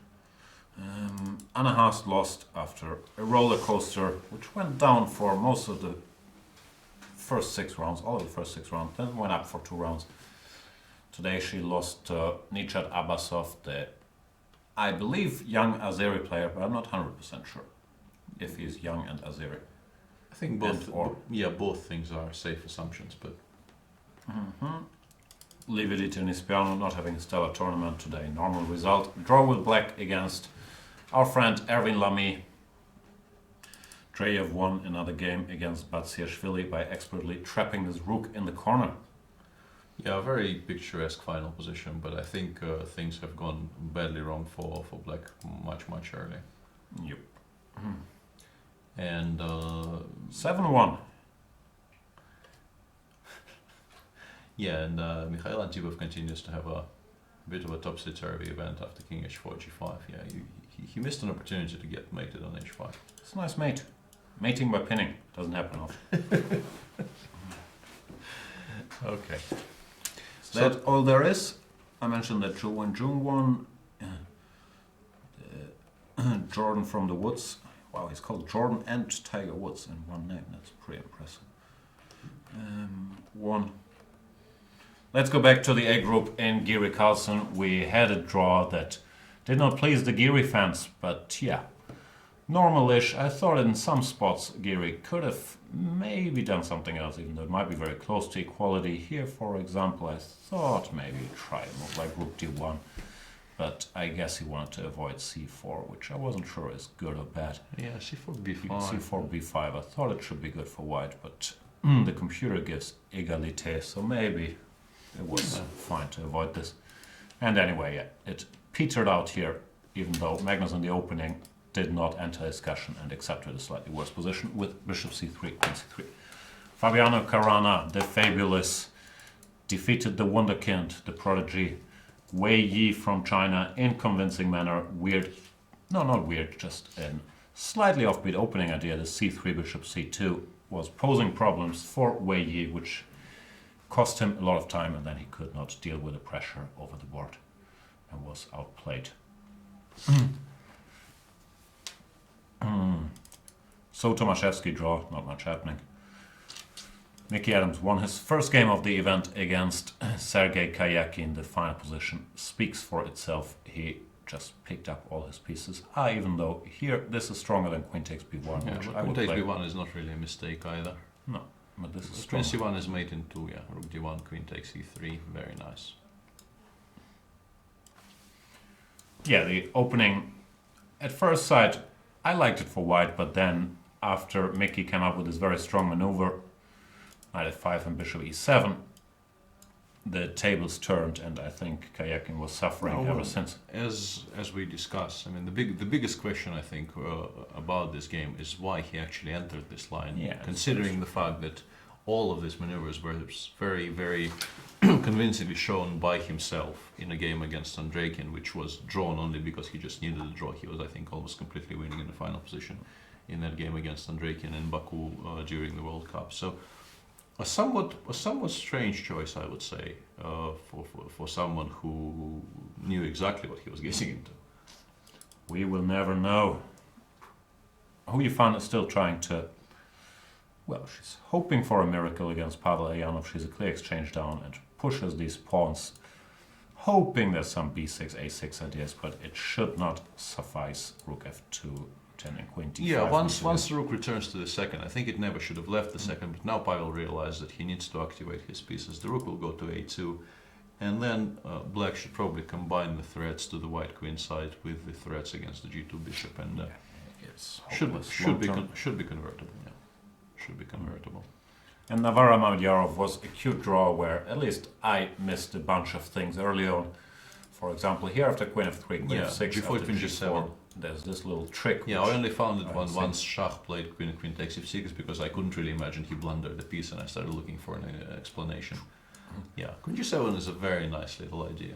After that, bishop h6, rook e8, all of a sudden black could counterplay, because here he doesn't have queen g7, but he has queen h4. Once again, getting out of the way with tempo, and after gf, queen h6, even though white might take a pawn, his king is too weak to really hope for a draw. Queen c6, very to really interesting. hope for a win, sorry. Yeah, very interesting, very, well, from a theoretical point of view, and a very sharp battle, but it worked out. As these things often do, it worked out to total annihilation and a draw. That's all there is. Meanwhile, Mr. Ding has put his king to the corner. Slightly surprising, because you wanted to go. Yeah, I thought the best chance lay in trying to centralize everything, but maybe I was wrong. Making any kind of progress with white here is not easy. Yeah, let me follow suit then. OJ. OJ is good. OJ? Yeah, that's what we're drinking. Orange juice. I thought the new TV show that chronicles O.J. Simpson's trial is what you were talking about. Does it exist? Yeah, it's coming out soon, I believe. The People versus O.J. Simpson. But there's really not much intrigue, is there? I don't know, some people think he was guilty. Man, crazy. Crazy when you think about it.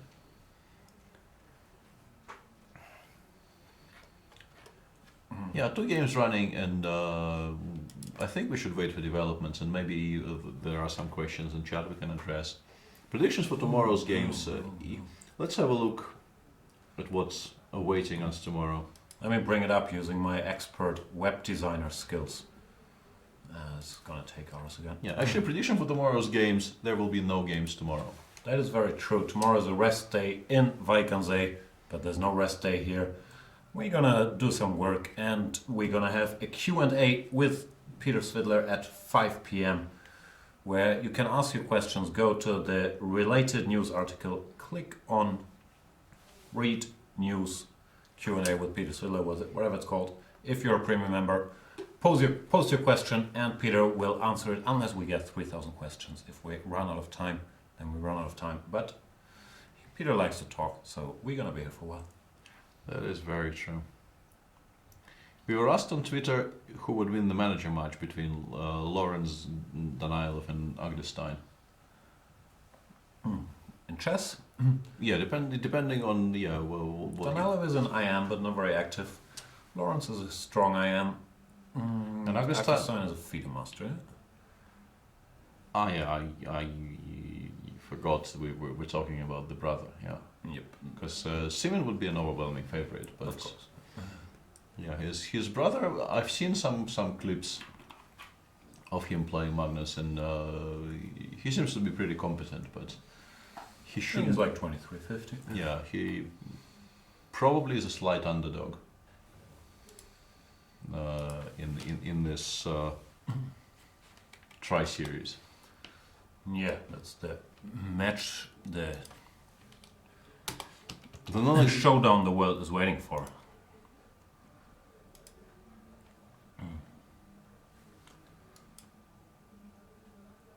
I'm I'm doing stuff. You keep. Yeah, I don't really know what else to say there because he. Interesting. What's that? A tweet to Chess24 Live says suddenly all chess discussions are leading to Anish Giri. Giri is getting stronger and will destroy Magnus in 2016. Frankly, none of these statements seem entirely obvious to me. We are perfectly happily discussing, movies and the Dingler and Wely game, and none of these things involve Anish directly. I like discussing Anish's game, but it's been over for a while. Yeah. And yeah, it's not obvious to me that he's going to crush Magnus in 2016. He first has to win the candidates, which you're going to win, so that's an impediment. And then, I don't know, he has a plus score against Magnus, and I think he's very much in the conversation for the next big rival, and he's had the best finish of 2015 of the whole pack, in my opinion. Yeah, absolutely, yeah. But he hasn't distinguished himself, to my mind, from the likes of Caruana, Nakamura, Kramnik, whomever you want to name, whoever is 2790 rated. No offense. None taken. Never been rated to 2790, so. You're still going to win the candidates. And you have a plus score against Magnus. I do have a plus score against Magnus. We're going to talk about all that stuff in great detail tomorrow during the Q&A. Sad. The chat is really becoming sad. Capex is a good movie. What are you talking about? Capex is terrible. Oh, come on. Seriously? That's a Kevin Spacey is whatever, an alien or something. Yes. Movie, right? It's a good movie. Liked it. Tomorrow's pairings. Mamedyarov, Caruana, Van Wely, Navara, Tomashevsky, Dinglering, or Dingliren, as people who still mispronounce his name, call him. Pavel Eljanov against Wesley So. Magnus Carlsen against Ho Yifan. That's always the one a to highly watch out for. anticipated matchup. Michael Adams against Anish Giri. Rejuvenated Mickey Adams after today's win against the ever solid Anish Giri. Gonna be interesting. And Wely, I don't know, I'm running out of words. Prodigy, wunderkind. What do you call him? Call him Wely. And the Spanish show, our friend Pepe Cuenca calls him Juanito. Because he's tired of calling him Wely, so he just calls him Juanito. So maybe we'll go with Juanito. Yeah, I think we should do that for a while, yeah. Juanito is a very, very exciting prospect. Yeah, Juanito is facing Karjakin, who did not have the best of games today. He's back to 50%. He will be very disappointed with that because he obviously felt today represented maybe his best chance of trying to join the fight for the top prizes. And now with 3 rounds to go, it seems like Magnus and Fabiano are, the clear front runners here for the first place. Yeah, Magnus on 7, Carjana on +3, half point Hang on behind. a second, I wanted to check something. The rest of the gang is a little behind. Magnus still has to play Ho Yifan, Wesley, and Dingliren. So he has 3 very tough opponents. Well, everybody has 3 very tough opponents, but he will be white against Ho Yifan, and white against Ho Yifan is, of course, the game he will feel he should try and win. With all respect for Ho Yifan, Magnus will feel that this is out of the remaining 3 games is perhaps the one he will be targeting to go to +5, and +5 will be an excellent score, and a score people probably will be.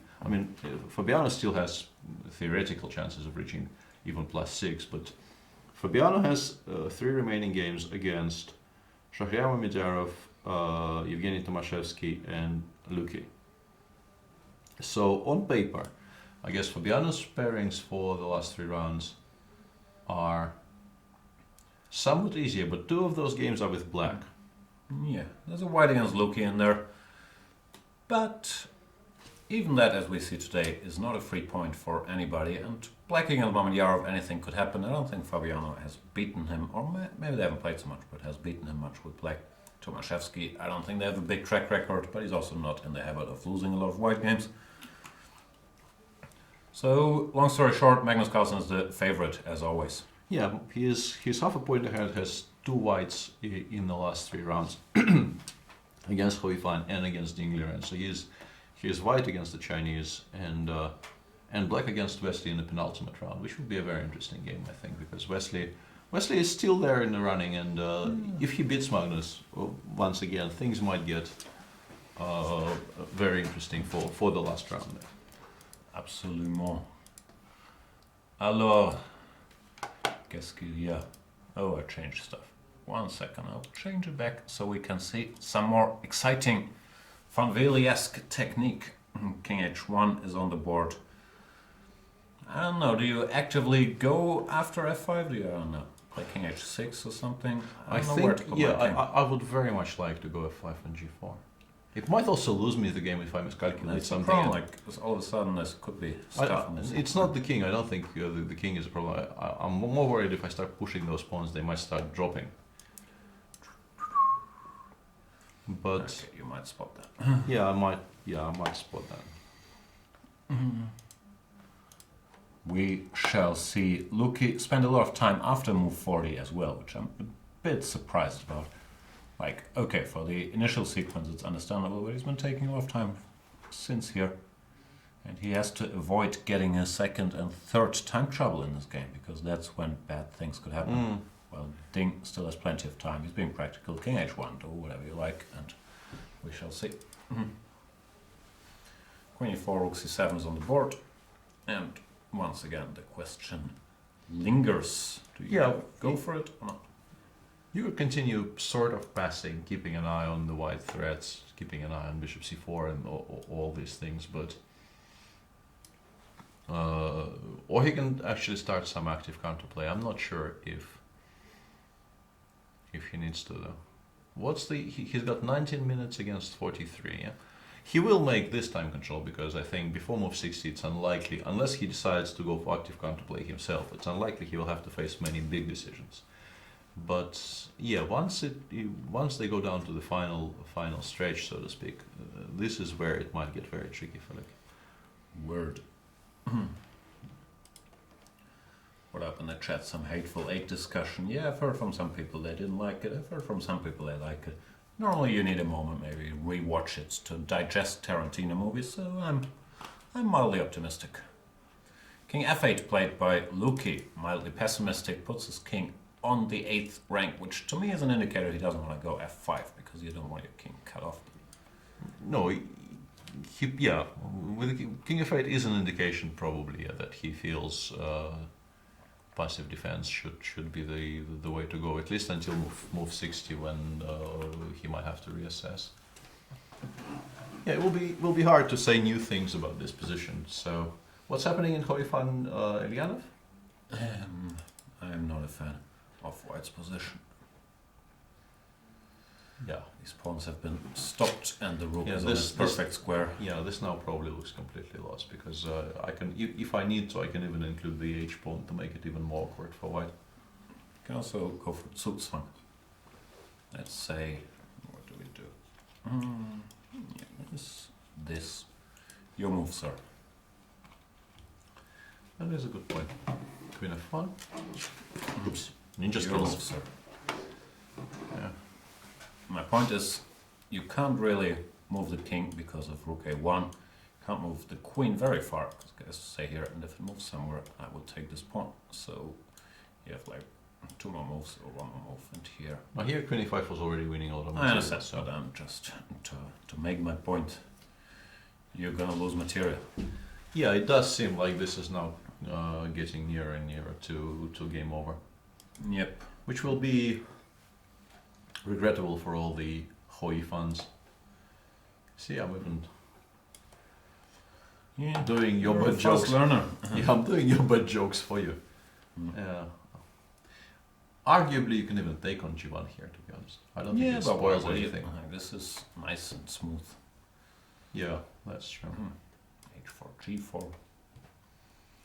Of course, every other move wins, but I quite like this idea. Domination. Anyway, Pavel's gonna win. Pavel's gonna win, and in Luki's game, yeah, one of them needs to start doing something for us to have new things to say about this position. Like what? Well, first of all, if we want to discuss it, we probably should bring it up on the screen. Not necessarily. The people out there have seen it enough. So Anyway, I think to add new blood to the show, it's still gonna be us when we come back. But I'm gonna go outside, check with Fiona and with the rest of the gang if we maybe have some new material. I honestly don't know. Maybe we don't. yeah, but it's worth checking, and It's worth checking it out. and also it gives me an opportunity to perhaps bring out the outside women blues, which I've been. It doesn't quite work this way. I need more of a segue, but every time Jan says I'm going to go check with my outside reporter, it brings me, very pleasant memories of my days of listening to Cream. For those of you out there who know what I'm talking about. Yeah, Cream is a Wu-Tang album. It is pretty good. And we're gonna be back in a minute. Thank you guys for I watching. despair for humanity.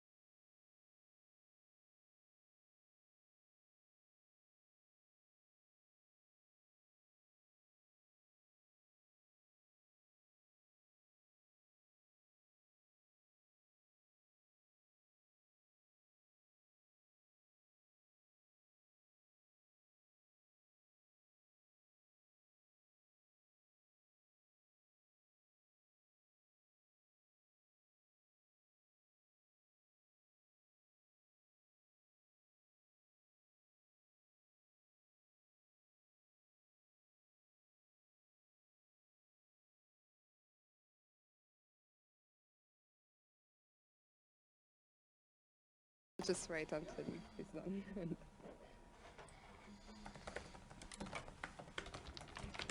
We're joined by Mickey Adams, who won his round 10 game against Sergei Karjakin. Can you tell us a few words about the game, please?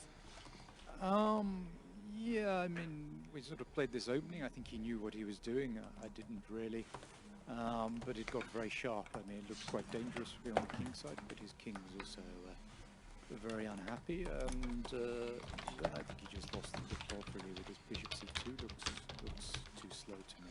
I thought he should take on e4. And I don't know, at some stages my attack was going much quicker, basically. And I don't know, somehow I managed to win for a change. It's only been 23 games. Well, as you mentioned, it has been a somewhat difficult tournament, so how happy are you with today's win? Well, yeah, it's nice to win one game. Of course, it doesn't make up for, you know, all the other mishaps, but of course, it's a bit encouraging to at least maybe try and play 3 decent games at the end to finish. So 3 games remaining, how do you feel with 3 games to go?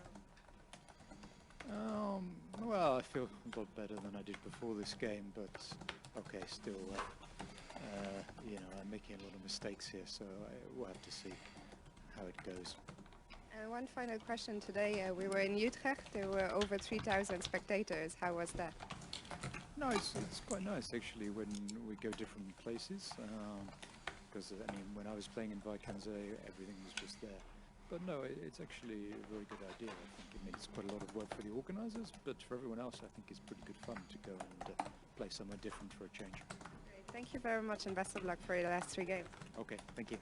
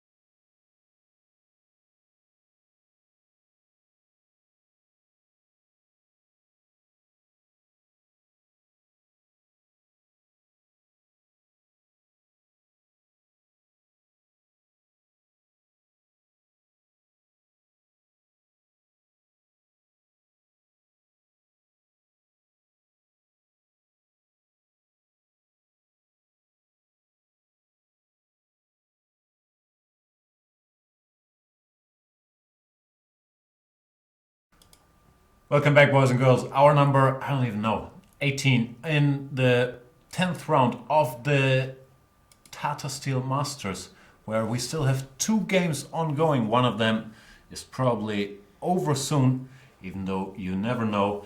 Peter Svidler is falling asleep soon. We haven't given him any breaks as we do. Therefore, I'm gonna talk not about chess though, don't you worry. King to f8 has been played in the Van Wely game, and Ding is taking his time here. That's not looking for a actually the plan. position. You could try double clicking on the actual game and Sounds a little condescending. You could try double clicking. some passive aggression there. That's okay. I've been trying to do something weird with your account and chat, but didn't really succeed very much. People were complaining about the typing, so What do you say? look at If him. your suggestion I should play some blitz right now is even a wee bit serious. You need to scroll. Don't use complicated expressions like that. Were you talking as me or as you? Well, it says Jan GM, so I understand, but did you think you were you or do you think you were me? Like in the chat. that is a very, very complicated philosophical question. Did I think I was you?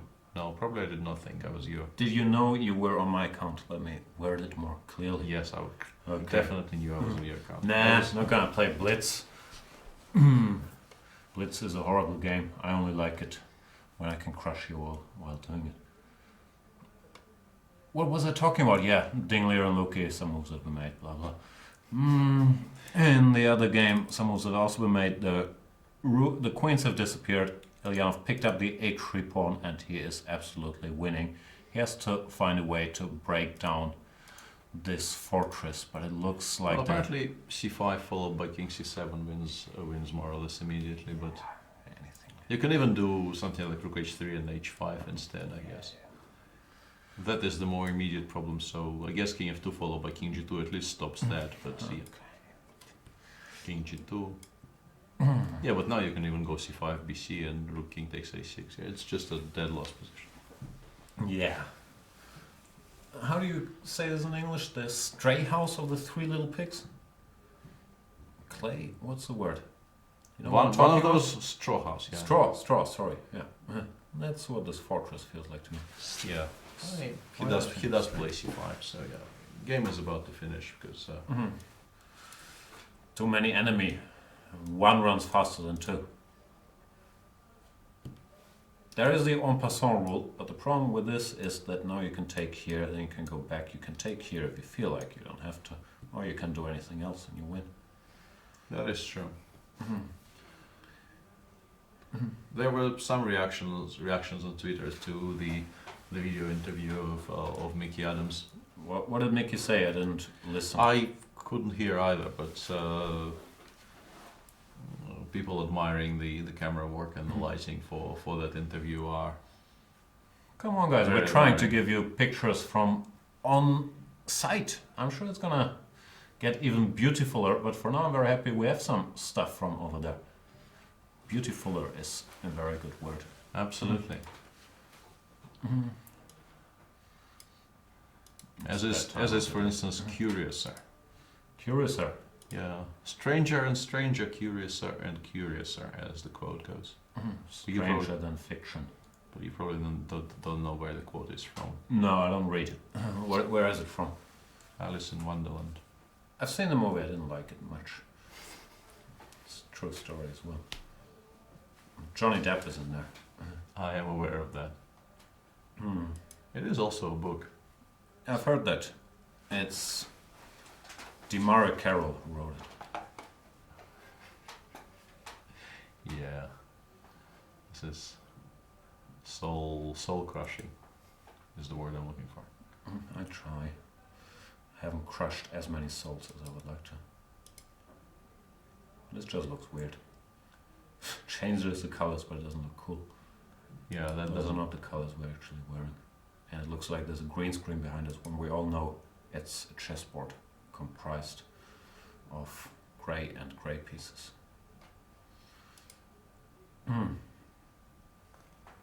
Yeah, people are looking for jobs.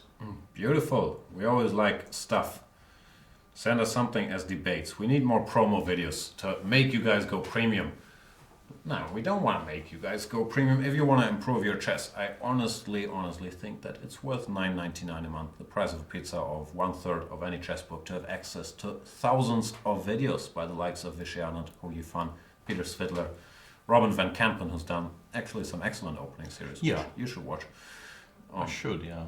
I know some people who have. And I thought they were very good. Yeah, and by I know some people, I mean I know some strong grandmasters who have. And I actually told Robin that.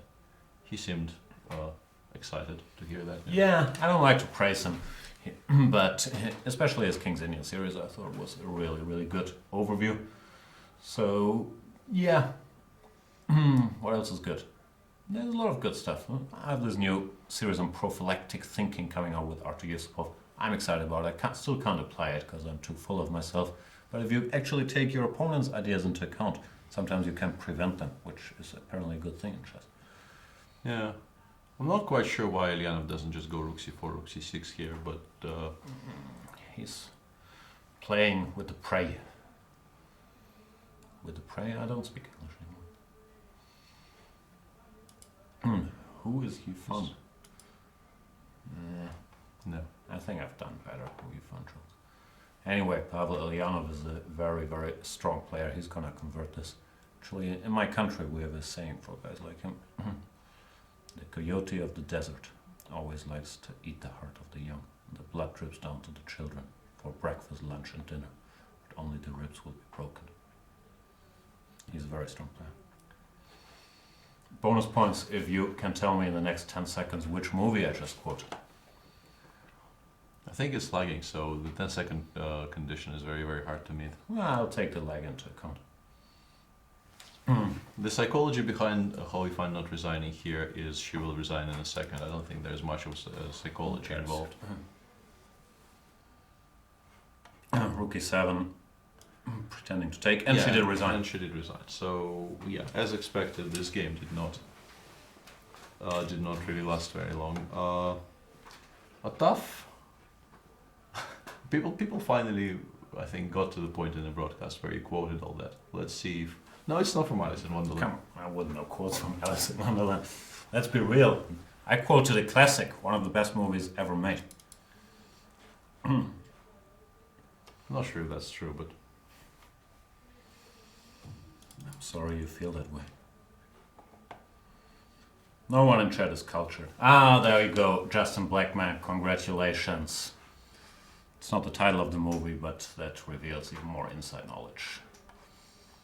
And he didn't spoil it, so it's very impressive. See, I talked to him even though he's not a premium member. Like, my love for that movie is stronger than my love for premium members. I didn't know anything was that strong. Yeah, me neither. It's all part of that job, you know. There you go, Lord Fleshard. That's Anchorman, The Legend of Ron Burgundy. Arguably, no, it's not really arguable, the best movie ever made. Yeah, have you seen it? I think I asked you. Yeah, I have seen it. Yeah. So, you know what we're gonna do the next 2 hours. Yeah. My rough estimation of the Ding Liren Van Wely position is that 60% of the time Ding Liren wins this every time. It's even worse for me, people, because I know this was coming, because he warned me in advance. It was the topic of the day. Yeah. I was sort of forewarned, and I'm still not forearmed for this. 2 arms, man. Which is a reference to something else, but... yeah, this is gonna take a while.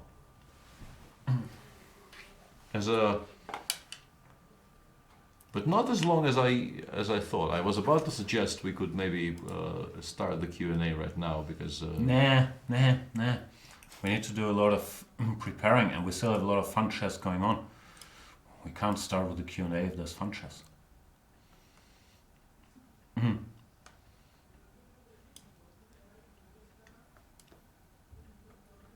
Anchorman only has 3 stars on Netflix.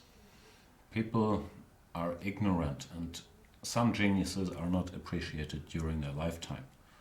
Like Mike Tyson.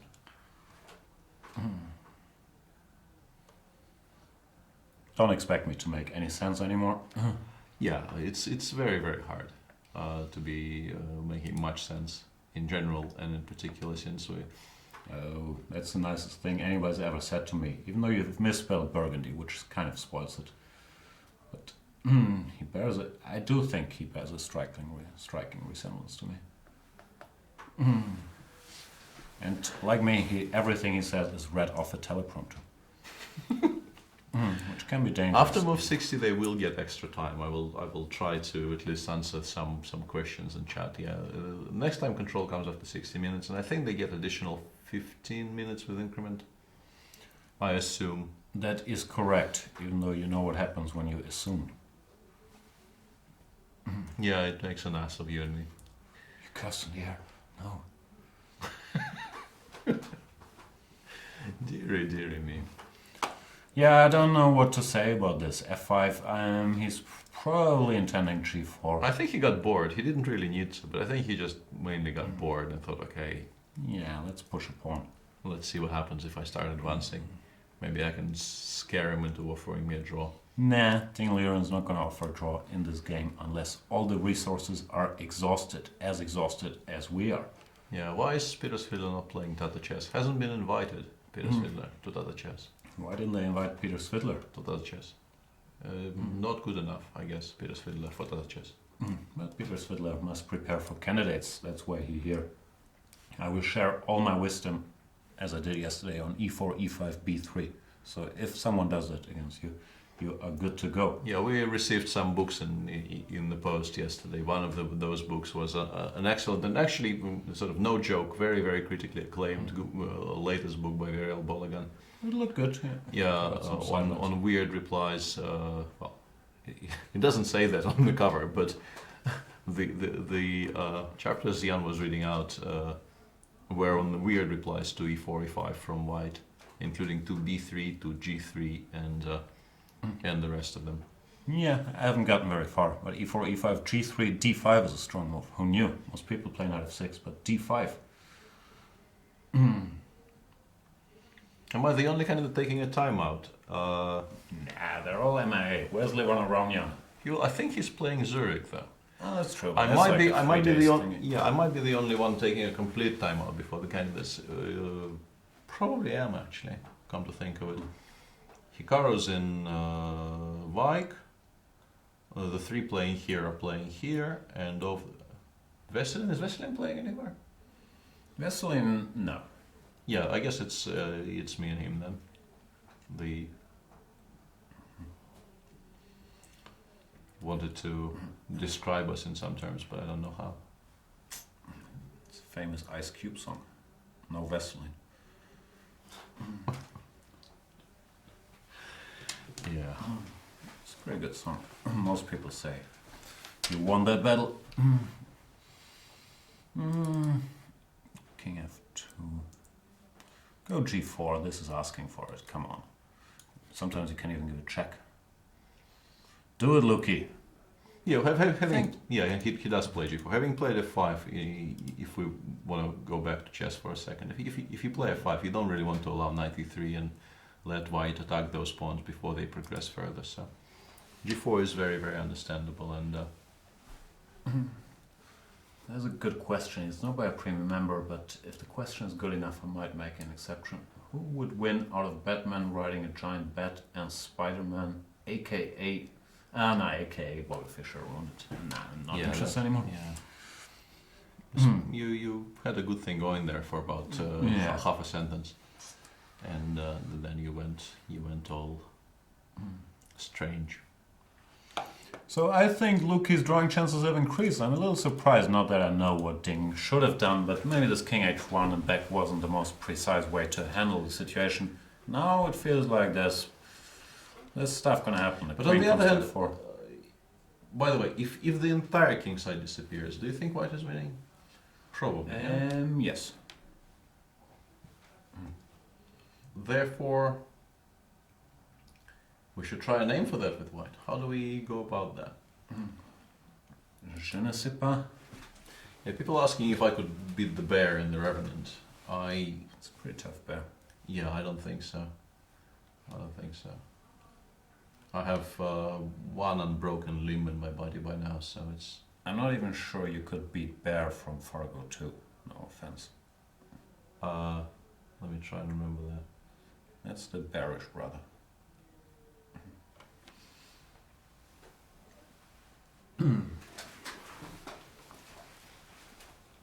You made me very, very confused there for a second. There's like 3 brothers. Yeah? Bear is the one who looks like a bear.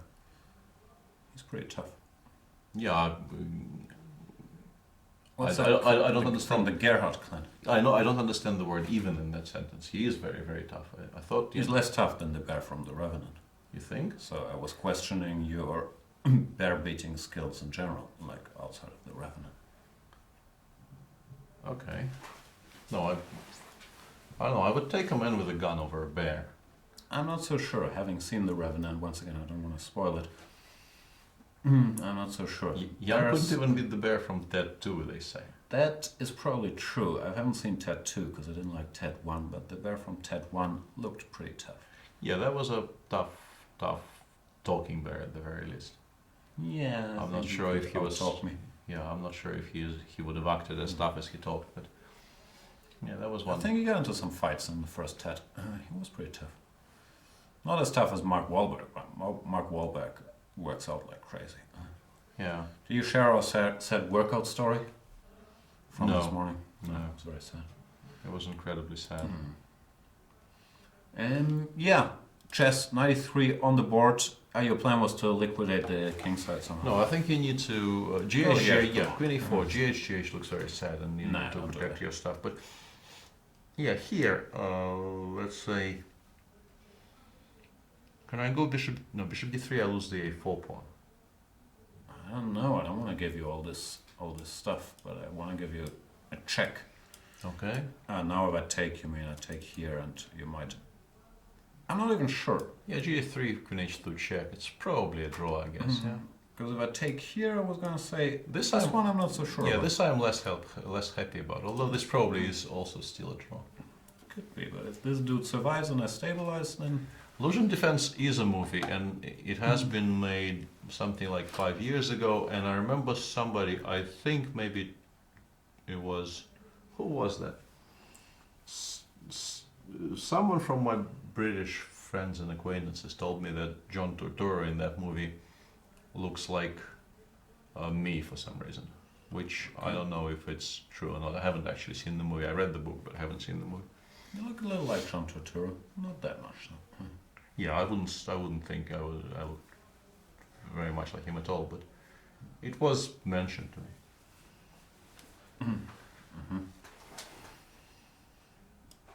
What else is there? I don't know. People are demanding to know who was the all-time best chess player. I don't do cross-era comparisons. Yeah, those are. It's a tired question by now, and we are very tired, so we can't really be dealing with the tired questions.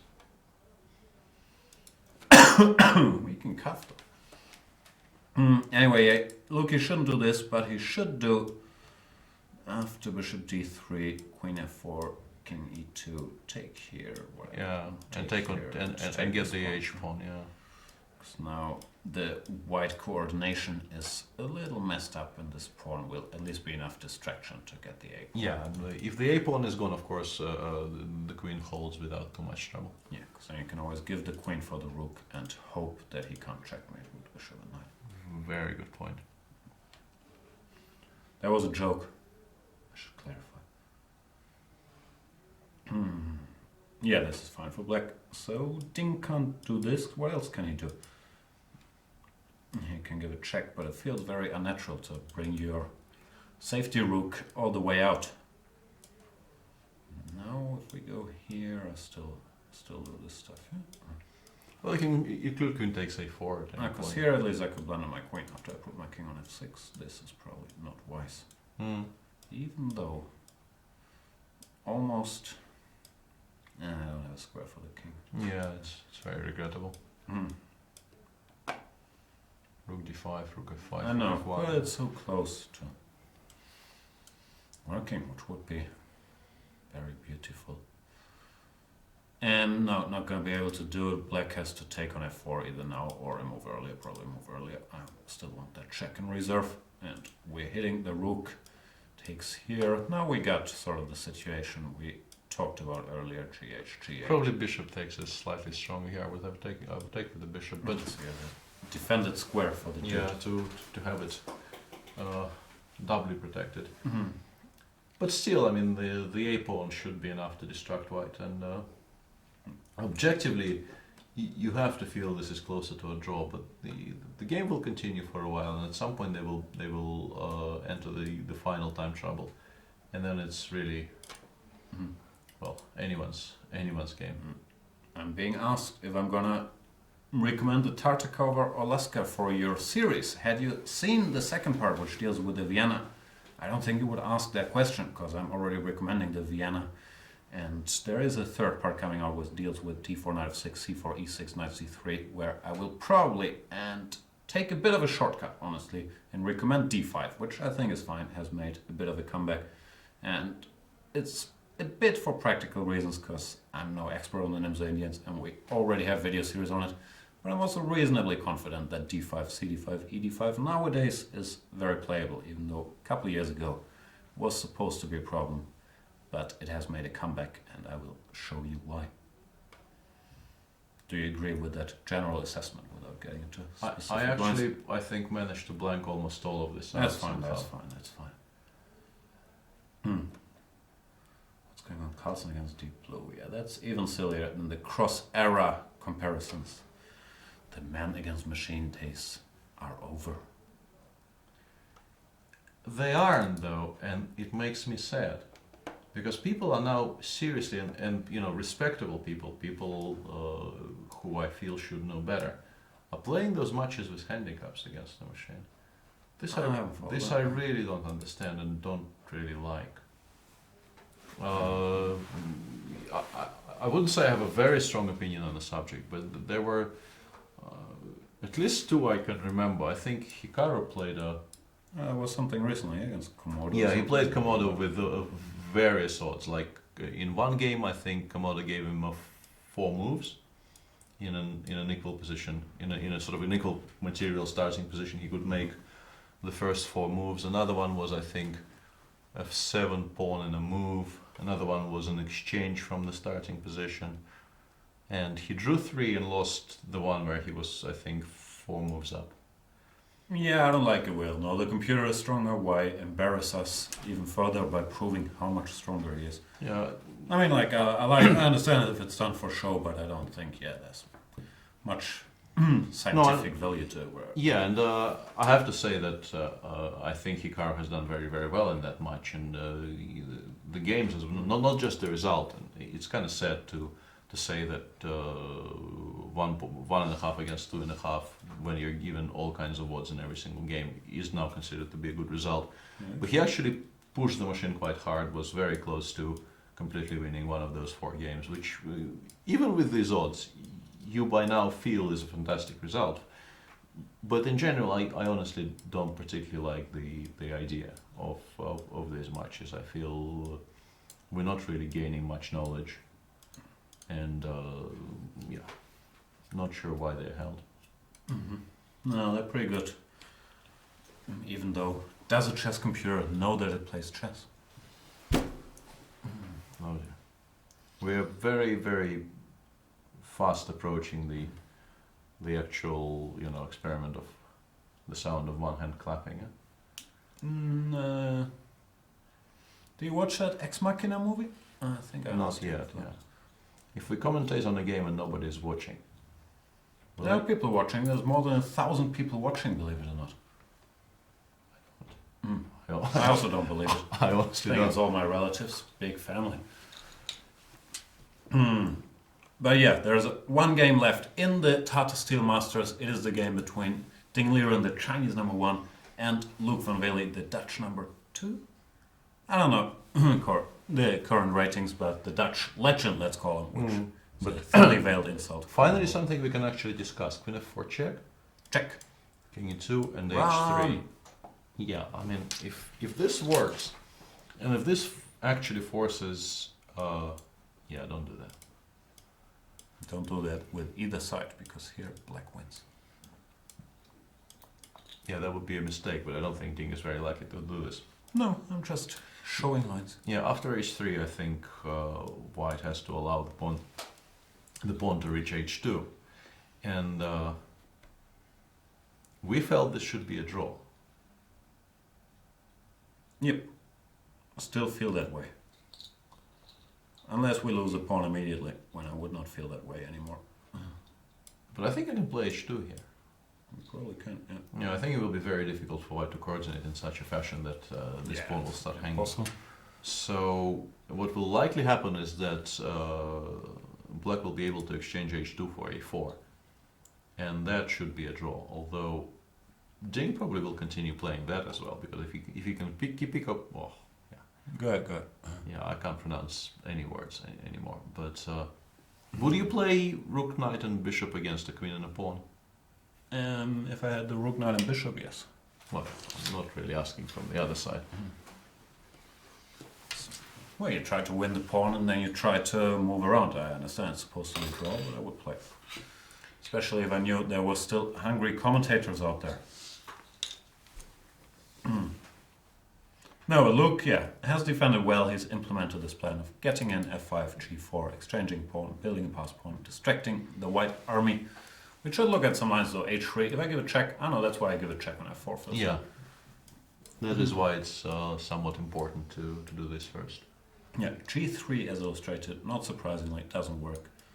Gh3. Therefore, probably has to be done immediately. You could throw in rook f5 if you were so inclined.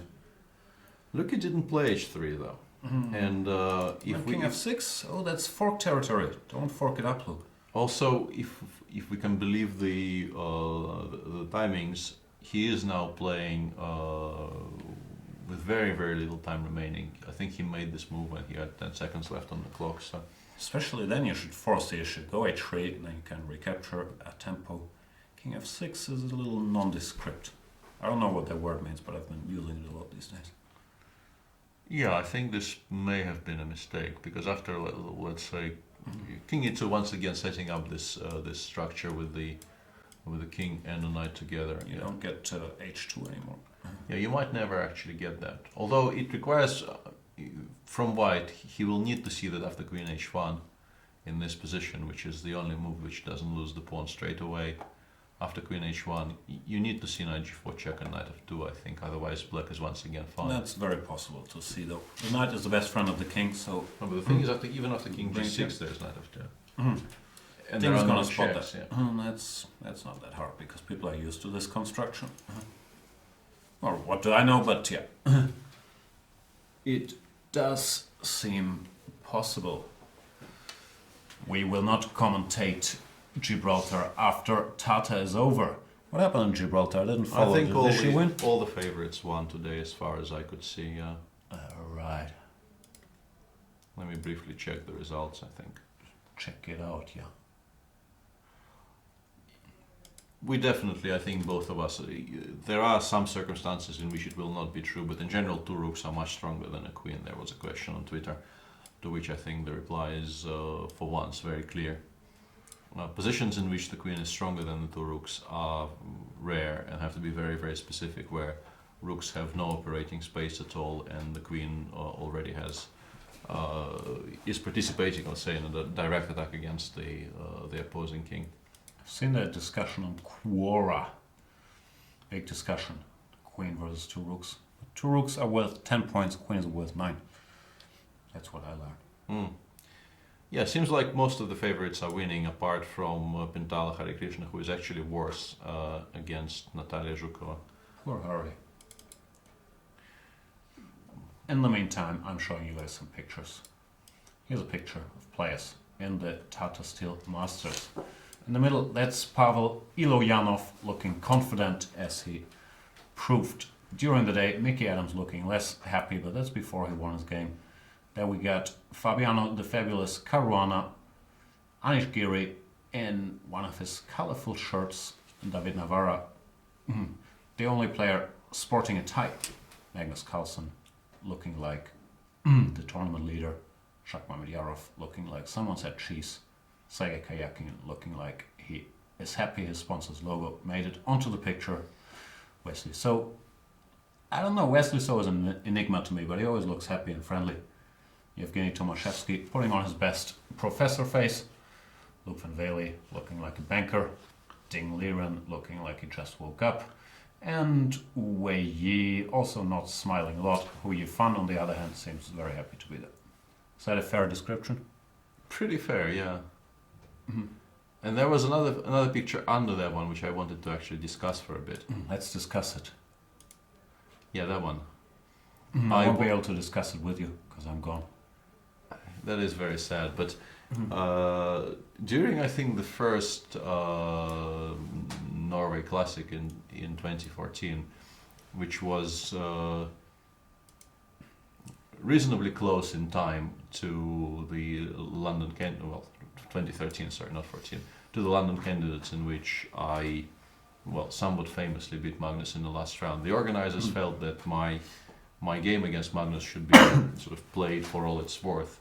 And we were told, I think it actually was after the rest day, and on the rest day they took us to this amusement park where, among other things, there was an imitation fire station where we were given firefighters' uniforms and told to slide down poles and do other undignified things, which we did with varying degrees of success. And then at some point, we were told to do a proper boxer's stare down with Magnus. And that was Anish, I think, got it better than I did, because he didn't have to stare at Magnus for like a minute and a half while people are They're taking... technically not looking at each other. Yeah.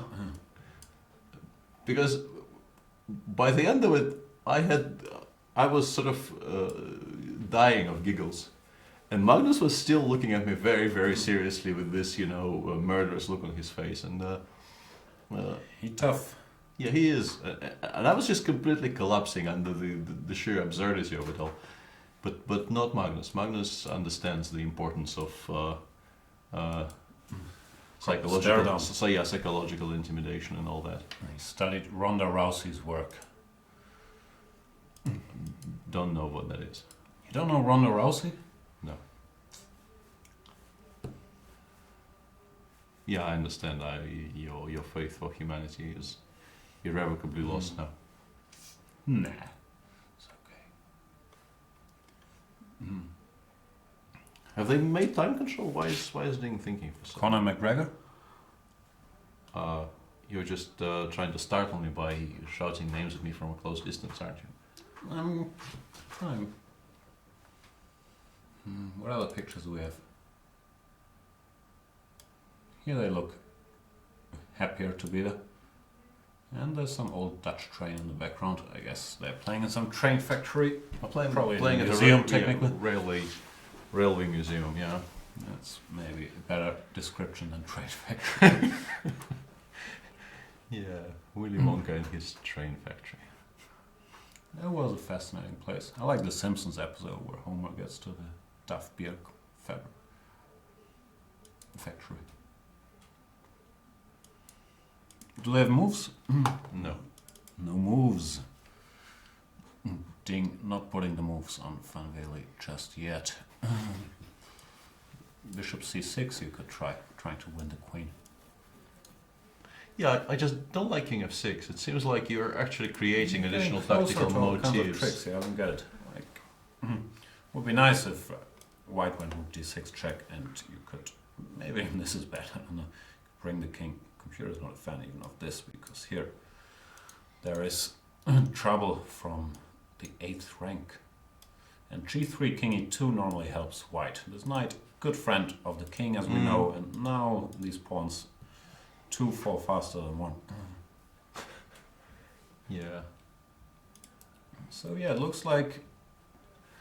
we're being told that Arkady Naidic, another teammate of ours, is apparently in trouble in Jib in his game against Natalia Pogonina.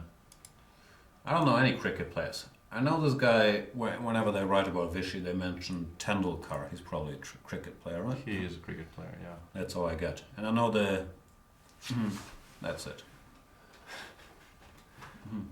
Haven't you watched... No.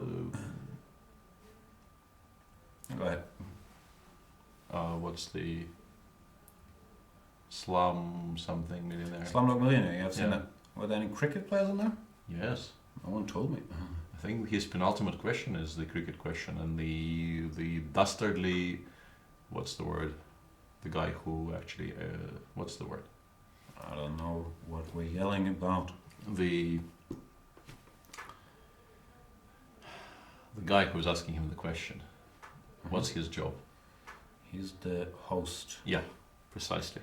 The host tries to lead him towards the wrong answer, and he correctly understands that and gives the correct answer when he returns from his toilet break. Nicely done. But Tendulkar is one of the answers there, and it's quite. You're allowed to obviously- take a toilet break during the $1 million question? Like, That's a $500,000 question there. but I've heard some controversy even in chess about toilet breaks. It's strange you're allowed to take a break in that moment. It's probably not based on the actual procedure they have during the Who Wants to Be a Millionaire. It's probably not. I forgot what happens in the movie, but Yeah. I enjoyed it. It's Danny Boyle. I actually knew the answer to the cricket question even without the 4 answers being shown on screen, so that wouldn't have been a problem for me. I know you think that's a brag, but it's really not. What's my favorite Kung Fu movie? It's been a while since I watched any proper Kung Fu movies, apart from the Kung Fu Panda, obviously, which I watch with my kids, and we like that. I actually rewatched the first Kung Fu Panda in English at some point, because those movies I actually tend to watch in Russian, with Russian overdubbed, because I go there with the children, or at least I used to go with the children. They no longer want to go to the movies with me. Sorry, man. Sad. But Kung Fu Panda, final answer? no, my favorite Kung Fu movie, although that actually doesn't stand the test of time. Were you ever a Bruce Lee fan at any point in your life? No, not really. It was a little before my time. I've seen the occasional movie, but no. Out of those 3, by the way, I'll take Sanga. I think it's maybe a slightly controversial pick, but I think Sangakkara is the pick there. Yeah, I was a huge Bruce Lee fan in my misspent youth, but I tried watching them now, like about a year ago or so. I rewatched Enter the Dragon. They don't hold up, do they? Yeah, and but the Bruce Lee Chuck Norris fight in the Coliseum, that still is excellent. That's nonsense. Chuck Norris lost. Come on. That doesn't make any sense.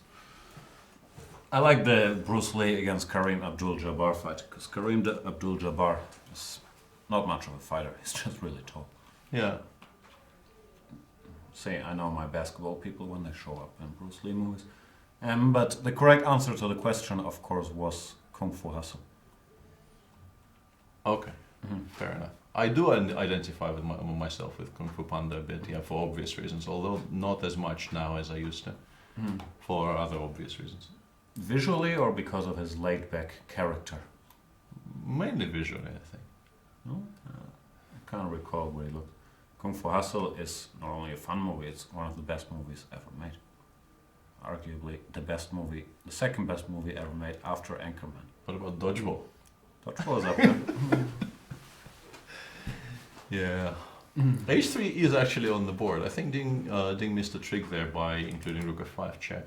Yeah, this king looked silly on F6. Shouldn't have pushed it back into the sea. So the difference now, if you go GH, Rook H5, I play Queen H1, and there's no more knight. there's no more knight F2 G4, knight yet. F2, yeah, and I guess it's the same situation where the pawn will get to H2, and in order to collect it, he will have to give up on A4. If you go here now, I have many promising moves like this. Yeah, And you have to go back. forcing a repetition. Yeah. I know Kung Fu Hustle is not technically it's a Kung Fu movie, but it's not like a Kung Fu nerds movie, but yeah, I was never much into the Drunken Master and stuff.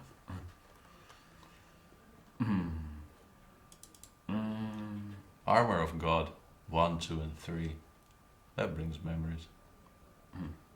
I actually watched a lot of them when I was young, because that coincided with the period you never even had in Germany, because you're a rich people and you're also a nation which stays up to date with technical achievements. But for us, I grew up on a boat. yeah, for us when I was like 12, 13, we had those video salons where somebody who actually managed to somehow procure a VHS player would play VHS tapes on a small screen. I mean, not even a projected screen, just a small TV, and in a hall with chairs piled up, and you pay some small sum of money to sit there and watch a small TV on which a movie is being played for you. And generally kung fu movies of all kinds were very much in demand in those years, so I watched a lot of those in that setting. Most of Jackie Chan catalog, most of Bruce Lee catalog, lots of that stuff.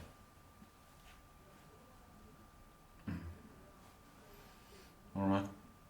The dodgeball. Urgent question for Peter: Is Peter hashtag KP in, or hashtag KP out? I'm not a huge fan. I think the team would benefit with him in playing, but not a huge fan of him as a person, and probably it's understandable why he is not playing, although the way the ECB treated this question is somewhat shameful. But I have a feeling that if they actually went the full disclosure, you would understand why he is not playing. But yeah, that is a nice variation. Thank you, thank you, thank you. Far too kind.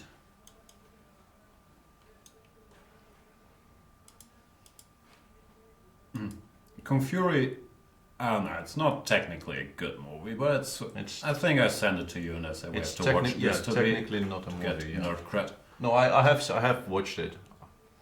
I liked Ip Man. I thought Ip Man was much better than the Grandmaster, which I watched thinking was a chess movie, but it was actually is that a kung fu movie, whatever they call this style, Wing Chun, yeah? Ip Man was very good, the first two, even the third was watchable, but the Grandmaster, this, what's the guy's name? Not Kurosawa, like this trendy director. Like a Kitano or something? No, some famous dude. Anyway, the Grandmaster was stylized, but a lot less good than Ip Man. Yeah, Ip Man is good stuff. I don't even know what Ip Man is. Yeah, I thought it was a programmer's movie. I thought it was the IP Man, but no, Ip Man is a famous. I should have paid more attention. He's the guy who pioneered the Wing Chun kung fu style during, when was it? Help me out here. Was some Japan against China war going on at the time? No, my history is not really up to scratch in these matters. But I enjoyed the Ip Man movies, that much I remember. And what's the guy called? It's not Chow Yun-fat. No, it's the guy who plays Ip Man was very good. What do you guys think of it going? Nah, don't care. GTX H3, and yeah, it seems like Ding had a very, very small window of opportunity here. And actually, it doesn't really matter. But even here, Rook F4 works for the same. Doesn't work for the same reason, because the bishop can't get to the long diagonal, even if the long diagonal is open for white. True that. But yeah, it does seem like Luki's King F6 opened a very, very short window of opportunity and to get somewhere. But his intermediary check on F5 means that he will probably be hard-pressed to win this game yet again. Lenka says it was World War II in China. It's possible it was the beginnings of World War II. I would have placed it in the 30s or late 20s, but I could be wrong. Yeah, I'm tapping out on this. That's okay. It's not my area of expertise either. She said she knew about Kung Fu. Yeah, Rook H5. Queen H1 is probably the only move here, but it's impossible not to make it, frankly. Because must defend the pawn. Yeah. Stands to reason. It's a draw. It is now objectively a draw, and also they made the time controls as 15 minutes, and it will be. Donnie Yen, of course. Thanks, Slavov. Sorry, go ahead. Yeah, I mean, it's now once again easier for Luki to play because 15 minutes, the position simplified. He managed to get in, which means that that actually is for you. Yeah. Have you ever heard the Grandmaster album from Gza? It's Jizza, the genius. No, I have not. No, he's not my favorite Wu-Tang guy, so I haven't listened to his solo stuff. I've listened to Ghostface Killer and, of course, Method Man, but not a big Jizza guy. Yeah, Luke is gonna hold, right? Yeah, it would seem so. Yeah. No, I don't play any instrument, and I did not really at any point feel compelled to learn any more languages, which I sort of regret because it opens up additional literature. I understand Jan is not really supportive of me in that respect. He doesn't really understand what literature is, but shots fired. well, you're very much on record scoffing whenever I mention books of any kind. No, that's not true. Most of the time, but not of any kind. I've read a lot of Donald Duck. And also the Bologan book on the E4, E5. And that Bologan book. But anyway, I have a very close friend who at some point just decided he wants to speak French and taught himself French and then taught himself German and speaks most European languages and can read all the literature and listen to all the good stuff in native languages. But I'm too lazy. I speak decent English and I feel it's enough. Yeah, I'm also too lazy. Yeah, we definitely recommend the Jinx. I'm answering for Jan there, but I recommend it to you. yeah, precisely. Yeah. The Jinx is very, very good. Must watch the Jinx. Must not talk about the Jinx because it's very hard to talk about it without spoiling it. Just watch it. It's only 6 episodes. Jan, do you use a computer when you read literature? I don't know. Is a Kindle a computer? I guess technically you could call it a computer. I have a Kindle where I read stuff on. I find it very convenient. You can bring all your books with you at all times and you can read in bed with the lights switched off and no one notices that you're reading, so you don't lose your street credibility if you secretly want to read a book. So yeah, I'm very happy with my Kindle. I know a lot of old school people know I want to hold a book in my hands. I was like that for a while, and then I realized that I'm very rapidly running out of space on shelves, and I started reading ebooks, and I'm very happily combining the two now. I still buy books on paper, but I also read a lot in ebook format, including from the phone, which is less satisfying. Yeah, that's less good, but a Kindle is excellent. It looks like a book. Doesn't weigh anything. I have 2. I thought I lost one of them, then I bought another one. I have 2 because I found it back. Yeah, that's what happened with us in the fridge. We actually bought a second fridge thinking the first one is broken, and we told it it's going to the scrap heap. It got very, very scared and stopped playing up, so we now have 2 fridges. I see. I only have 1 fridge. That's a big fridge. You also have fewer people in your flat. You don't really need a second fridge. I'm not sure. I've thought about getting a mini fridge next to my bed so I don't have to leave it and go all the way to the kitchen. I can definitely relate, but still, that is luxury. No, that's just practical. But no, I only have 1 fridge. What else are we talking about? Stuff I have in my flat? I have a washing machine, believe it or not. Dishwasher, I don't use much. Truer words have never been spoken, people. You have no idea. What are you talking about? We used it while you were here. That we used it not while you were here, but because you were here. Not true. I also used it before you were here. You never use the dishwasher before using the dishwasher is... That's true. You gotta use your dishwasher, people. That's the lesson to be learned here. And some people would argue that I should use it more often. Then again, I have this theory. As long as you have clean stuff, you don't need more clean stuff. But most people of the female persuasion tend to disagree with my views on that topic. Yeah, I wonder why. Yeah, me too. What else do I have? I have a very nice projector and I have a very nice couch. Those things are true. Yes. And I have internet. That's about it. Oh no, this is becoming an episode of Jan's sad, depressing life again. Old Boy is a pretty decent movie. The original, it's weird, but it's worth watching for. The fight scenes, same thing. Could be said about the Raid 1 and 2.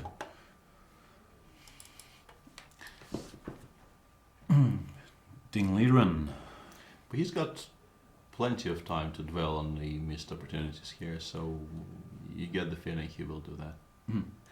Danes is not entertained. Enough wishy-washy talk. Get back to the chess action.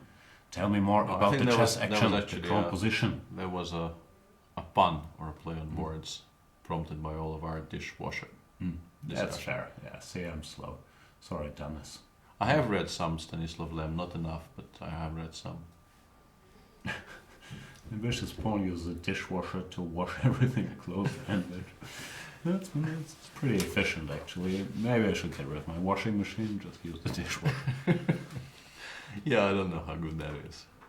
I like the... Well, once again, you get the suspicion that people of the female persuasion will probably disagree with this policy, but... No, my washing machine, I spend a lot of time choosing, because I need a black washing machine to fit with my black kitchen. So it's hard to get a black washing machine. Most of them are white, so I have no idea if it's eco-friendly or if it washes well, but it looks very nice in the kitchen. Much respect. I don't have a walk-in closet, but I have a huge... What do you call this?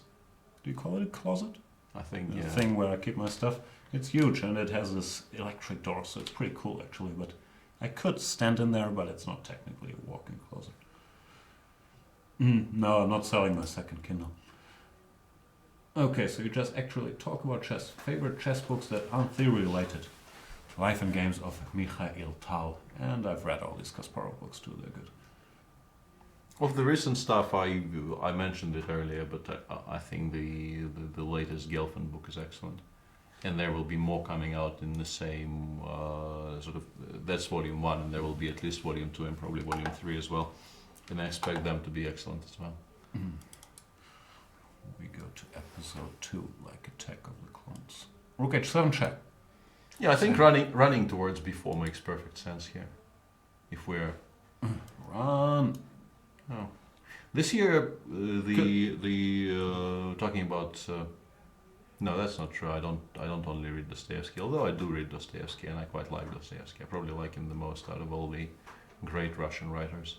I don't like to admit this, but I did read Dostoevsky, and I thought he was pretty good. I tried to make it through Tolstoy. It's incredibly boring, but Dostoevsky, the stuff I've read, these brothers Kalashnikov... No, I'm kidding. No, it's brothers Karamazov. And then I read The Gambler because it was short. I read... What's it called? I don't know the titles in English. Is there something called The Idiot? No, that's... There is something called The Idiot, yes. I don't know the titles. I tend to read in German. I know you read a lot in English. I'm a little slower. I still prefer reading in German. I like Dostoevsky. Because you can tell, like, we haven't really changed. Like, in his characters, they thought the same crap I thought, like, whenever this was written. Watch a TV show from the 60s, you feel we've evolved tremendously as a species. You read a book like 400 years old and you feel like, oh, nothing has changed at all. Yeah, in many cases that is true, yeah.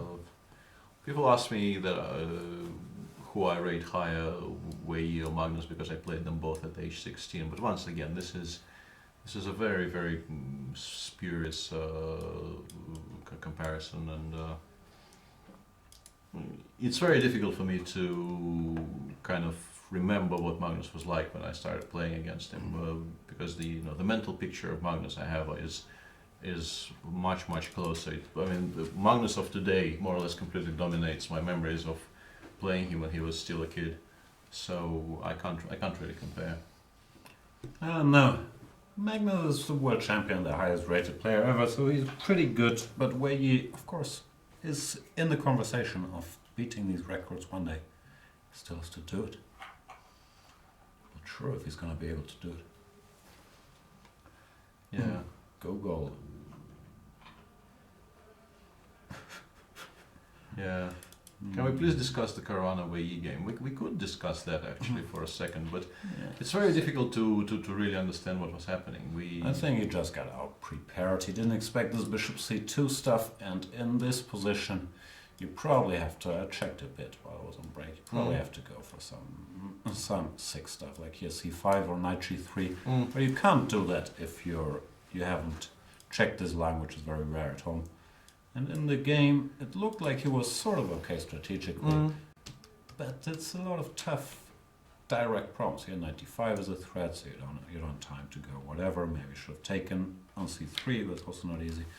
And then the bishop takes e4, which is just very strong. But I still feel that maybe after d4, d5, he could have chosen a better option here. Maybe c takes d5 gives you better chances of equalizing. I was trying to make that work, but it looked horrible to me. Takes, and you have to go bishop h4, yeah, because everything else. This is what I was going to try. We discussed it with Lawrence briefly because Lawrence, of course, doesn't like discussing Fabiano's games, and I was doing most of the talking. Yeah, stop with the air quotes. Lawrence is the most genuine, unpretentious person ever. Oh. Don't we all feel that way? Yes. Exactly, so stop with the air quotes. Yeah, bishop h4, and if bishop f2, I was kind of worried about bishop f2, but I think bishop f7 might be a half decent move here. But yeah, it doesn't really look particularly pleasant for black. Yeah, even here. Some stuff like this, even this feels bad. Yeah, feels bad, man. Wow, welcome. What? To the show. Like this is the level of puns we're trying to go for. It's not a pun, it's we are streaming. Therefore, the usage of feels bad man and feels birthday man and all the rest of it. You probably don't even know what I'm talking about. I don't know what you're talking about. What I do know is that you want to watch this stream in high def. There's a lot of action on the camera, so it's very important to watch it in high def.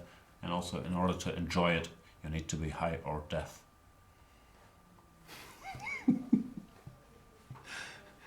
The level of, I have to say, you're how to formulate the proper compliment here. You're doing much better than you used to during the previous days. Whoa. I don't get many compliments, but I am confident. I've used that high def joke before, and it's not mine, but I always gotta get it. Yeah, so Wely was out-prepared, then he spent a lot of time, which he later missed when maybe he had a chance to make a comeback somewhere around here. Yeah, somewhere around here, bishop f5. Yeah, the machine claims that this is no longer particularly clear, but yeah, I also immediately gravitated towards bishop e8 first when we were commentating, because it feels like you should be blockading the e7 pawn, and it's easy to miss knight f2. But once he did miss knight f2, his position became untenable, and also, yeah, as you mentioned, defending this on 2 minutes against somebody who is playing well and also knows a lot about the position is quite hard. Yeah, no fun. No fun today for Hui Fan either, who was ground down by Pavel Eljanov. I'm wondering if Ding, if he pushes a little too hard, if he can lose this somehow, if he can miss some trick. But No, it's I not think, really, right? I think, yeah, he always has the bishop to the long diagonal, and after that, you can't really lose this.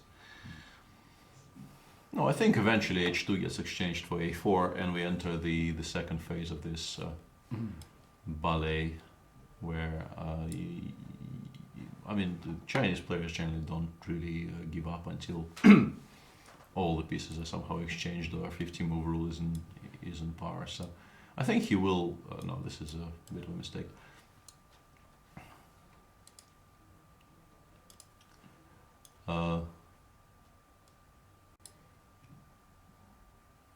Go ahead. I'm just. I lost my train of thought. If we You think he will continue for another hour? But I mean, he to will. not He will avail. play. I think he will play against the bare a5 pawn when a4 is eventually exchanged for a2, which I think it will be. I think he will play with the pieces against the queen and a rook. Draw. See, we were right. The game ended in a draw. Oh, there I go. There I go. Predicting this game will go forever, and it immediately stops. But at least the round is finally done, and we can show you the standings when. Can we? Probably we can. Yeah, I had them in the window earlier. Maybe not. Maybe yes. No, these are the pairings. We will show you the standings once I find them. I believe it's a very accurate description.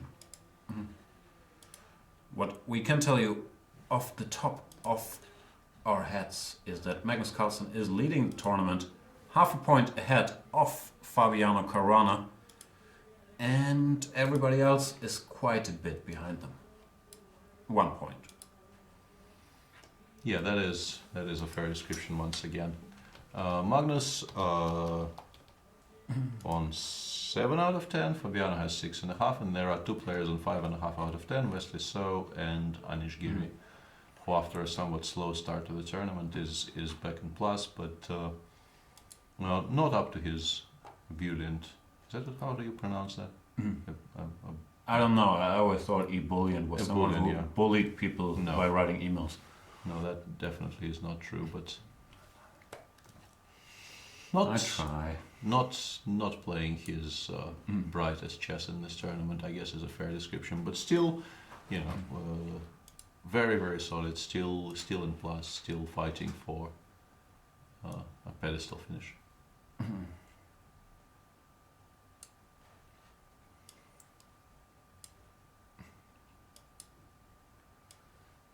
Design Jan at his finest as usual. So yeah, we've talked about this. Carlsen, Caruana, Wesley So, Anish Giri, Ding Liren and Pavel Eljanov all on 5.5 out of 10. Then we have Wely on 50%, back to earth. Shak Mamedyarov on 50%. David Navara only on 4.5 out of 10, but he's been highly entertaining all through the tournament. And just very briefly, Wesley is on +1 with 1 victory and 9 draws. So if he makes if he draws the remaining 3 games, he beats my record. Sorry, man. Will he? He doesn't get a lot of the Anish Giri backlash. Not really, no. Let me just briefly check. Wesley has black against Eljanov, white against Magnus, and black against Mickey. It's not inconceivable. I'm in grave danger there. Might be able to do it. Then yeah, Luke van Wely, decent tournament, 4 out of 10 today. I think he's going to be unhappy, but in the end it was him who had to make the draw, so he can't be too unhappy. Tomashevsky, 4 out of 10, status quo unchanged. Who you fun? All of this is not bad tournaments. Tomashevsky is probably going to be a little disappointed. I think he will be very unhappy with how the tournament progressed so far, because he had high hopes for his first ever. I mean, he played a lot of very, very strong tournaments, but those were sort of tournaments as part of the official calendar. This is, I think, his first invitational super tournaments, and yeah, he was very, very excited to be invited, but yeah, not the best event he ever played in his life. No, Mickey Adams also not too excited to be invited, but he at least won his game today and is a little closer to the rest of the crew again. Tomorrow's a rest day, but we do have a Peter Svidler Q&A at 5 p.m. Ask Peter anything you want to know about chess, life, literature, movies. Ideally, don't ask like which openings are you preparing for the candidates, or can you explain these openings you might play in the candidates in some more detail. Come on, people. But yeah, we're looking forward to that one. Go premium to ask a question in the Chess24 news section, and then the day after tomorrow we have round number 11. This is a long tournament. It is a longish tournament. Far from over. With Wely against Sergei Karjakin, Shak Mamedyarov against Fabiano Caruana, Luke van Wely, David Navara, Tomashevsky, Ding Liren, Eljanov, Who You Fun? No, that was a lie. Eljanov, Wesley So, Carlsen, Who You Fun? And Adam Giri.